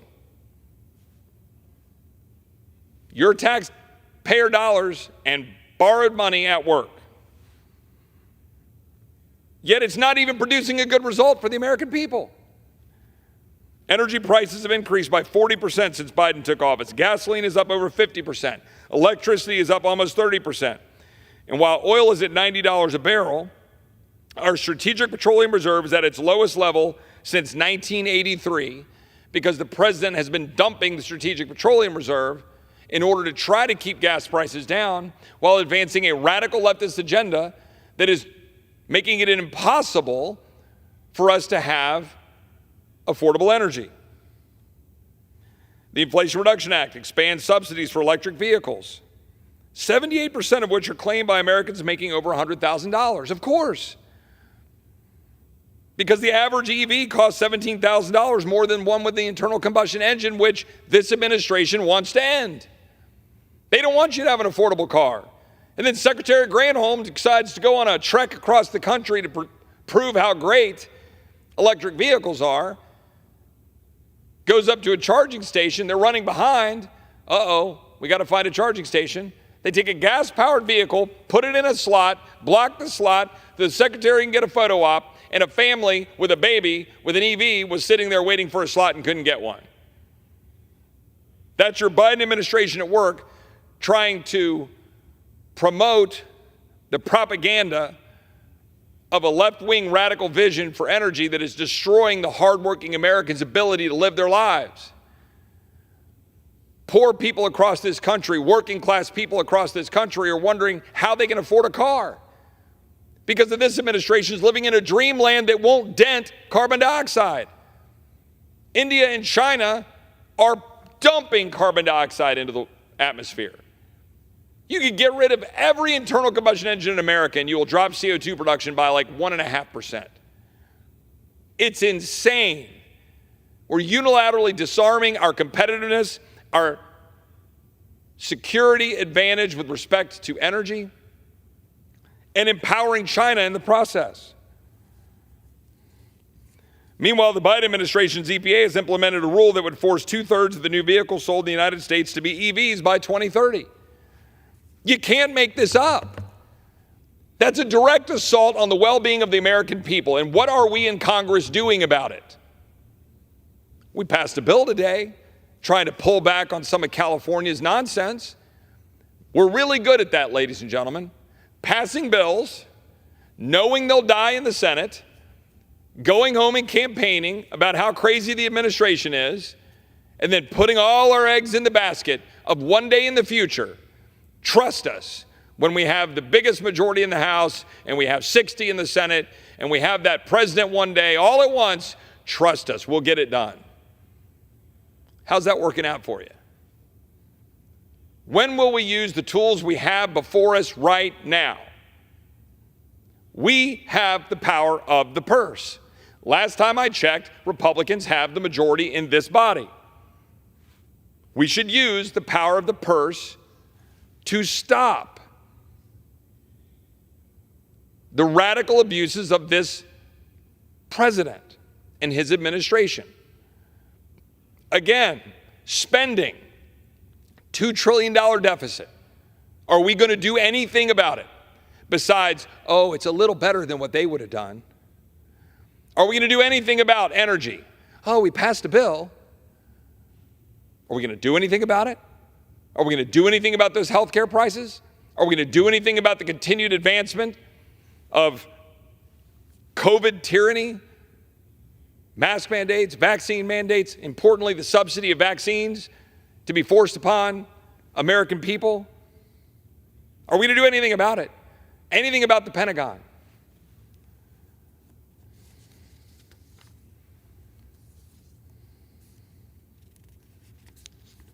The Department of Justice, instead of focusing on locking up bad guys, and I say this as a former federal prosecutor who locked up a few bad guys, instead of doing that, this Department of Justice is advancing a politicized form of injustice against American citizens and a former president. My friend Scott Smith in Loudoun County, Governor Glenn Youngkin just pardoned Scott Smith. Now, remember, he was targeted as a domestic terrorist in conjunction between the National School Board Association and the Department of Justice for going to a school board meeting to defend his daughter. Mark Houck in Philadelphia. He was targeted, had a SWAT team show up at his door in Philadelphia because he dared to defend his son while engaging in his free speech rights in front of an abortion clinic. The FBI is weaponizing the so-called FACE Act to target pro-life Americans, overwhelmingly targeting only pro-life Americans when they go engage in their free speech rights. And of course, they're targeting former President Trump, doing all they can to target the former president, while also doing all they can to ensure that Hunter Biden and President Biden do not face justice.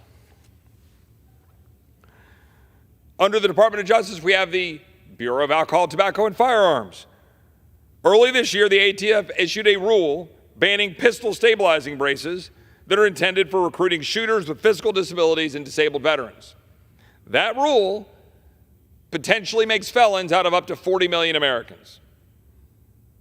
Wasn't made in Congress, wasn't codified here. It was made by bureaucrats. Now they're targeting private sales,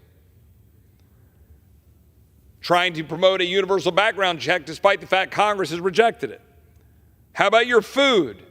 Will we do anything about food? We're ceding control of our food supplies to foreign nations because our government is making it really difficult, if not impossible, to farm in this country. The USDA projected the U.S. would become a net importer of food for the first time in its entire history in 2023. Foreign ownership of U.S. agricultural land doubled from 2009 to 2019. China's agricultural investment in other nations has grown by more than tenfold since 2009. And Chinese companies are purchasing land near key defense installations. What are we doing about it? What is this Republican majority in this Congress doing about it? The IRS. We're still fully funding an IRS, and it just received a massive expansion. Yet, this IRS targets political opponents. In 2021, the IRS targeted the nonprofit status of my friend Bunny Pound's group, Christian Engaged, for simply being an organization that encourages Christians to vote. It's not the first time. Remember Lois Lerner? The IRS has a history of this. What are we doing about it? We keep writing the checks to fund the bureaucrats that are at war with the American people. We do it every day, and everybody just shrugs. They just walk around and they say, Chip, don't you understand? The Democrats control the Senate. Joe Biden's in the White House. We've just got a position to win an election next year, and then we'll fight. Do you know how many times I've heard that? When I was Senator Cruz's chief of staff 10 years ago, when I was a lawyer in the Senate Judiciary Committee 15 years ago, it's all I've ever heard. Trust us. One day, we will use the power that we have in this body to change the trajectory of this country and to stop this weaponization of the federal government against the American people. And you can't ignore that that's what it is. When the Department of Justice is not blind and it is targeting people based on their political beliefs and targeting a former president instead of the current president because of its political beliefs, that destroys the rule of law in this country. When the Department of Defense is more concerned about being woke than actually being weaponized against our enemies, that destroys morale and recruiting. When the IRS is targeting people for their political beliefs, you don't have faith in your system of government. When your energy department is more concerned about advancing a radical leftist agenda than ensuring our own national security and our own ability to power our people, our jobs, our ability to travel, you're funding the very mechanisms of government that are undermining the liberty and the freedom of people's right to go have a job, right to go provide for their family. And perhaps worst of all, the southern border. In July alone, Border Patrol encountered across this country 240-something thousand individuals. Reports today indicate that preliminary CBP data show migrant encounters for August are on track to surpass 230,000, making it the sixth month in 2023 above 200,000. On Tuesday, reports surfaced that CBP apprehended more than 7,300 individuals across the southern border, I believe maybe 9,000 nationally. 3 of the 4 busiest Border Patrol sectors were in Texas. The El Paso sector had 1,100 illegal crossings. The RGV sector, 1,400. The Del Rio sector, 1,800. We've had 10,000 criminals caught at the border in FY23. But here's the thing. With over 1 million gotaways, who are we not catching? What do we do about the stories we just saw unfold in Pennsylvania, where a guy was charged with crimes in Brazil, came to our country, brutally stabbed to death his girlfriend, then he's on a jailbreak in Pennsylvania, illegal, not legally present? How about the 11-year-old boy in Ohio who just died because someone released by the president ran into a school bus on the first day of school?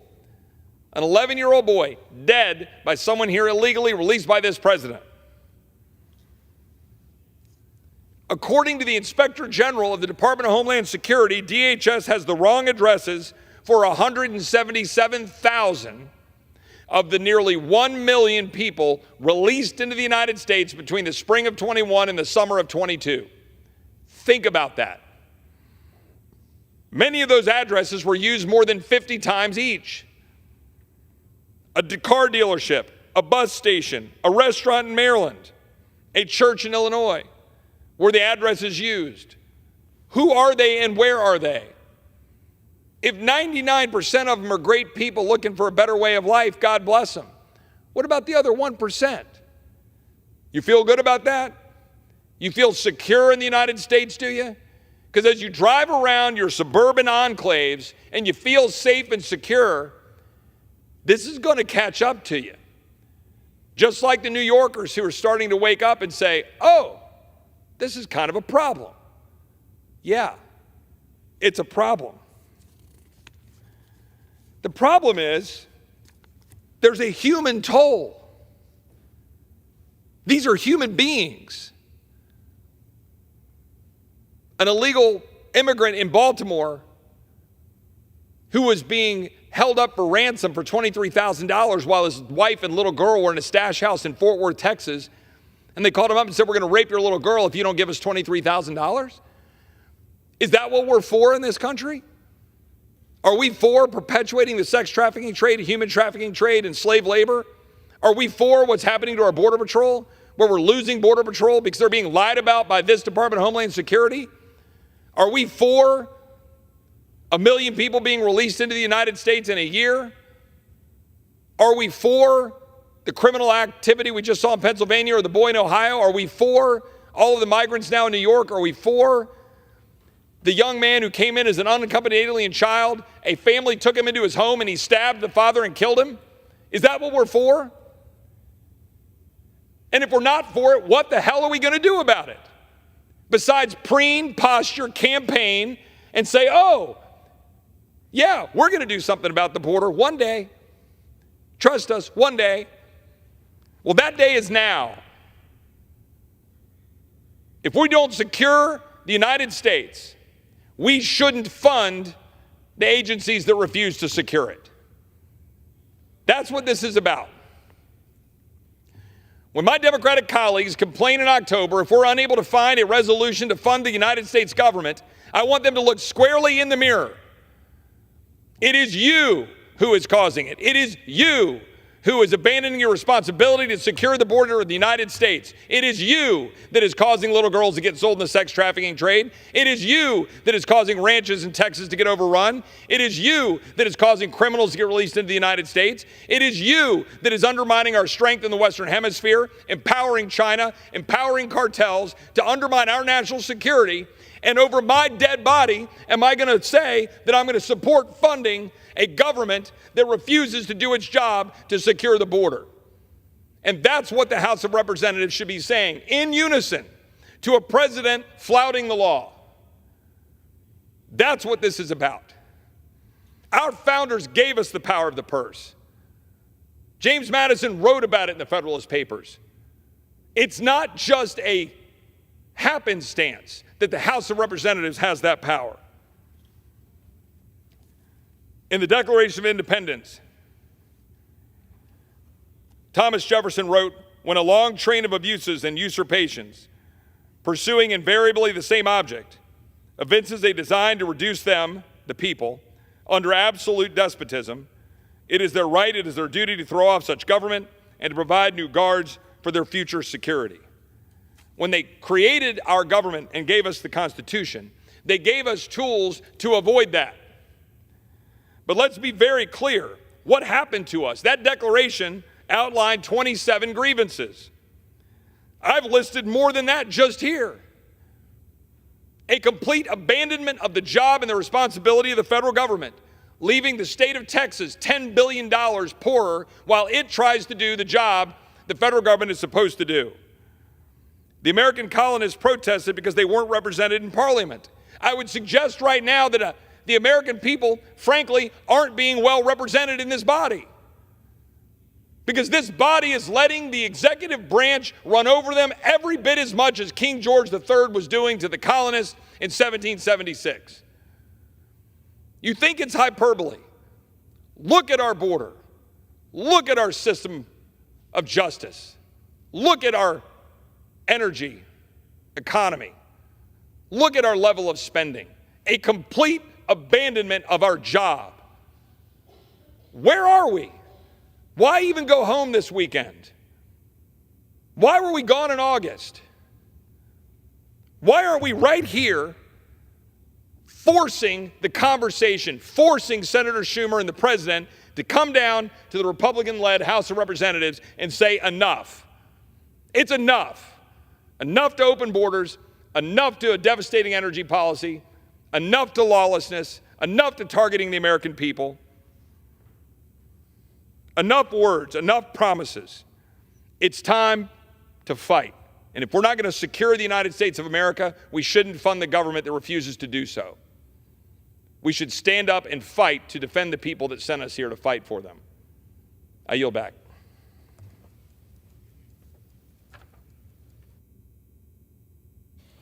Does the gentleman have a motion? Move to adjourn. The question is on the motion to adjourn. Those in favor say aye. Those opposed say no. The ayes have it. The motion is adopted. Accordingly, the House stands adjourned until noon on Monday next for morning hour debate.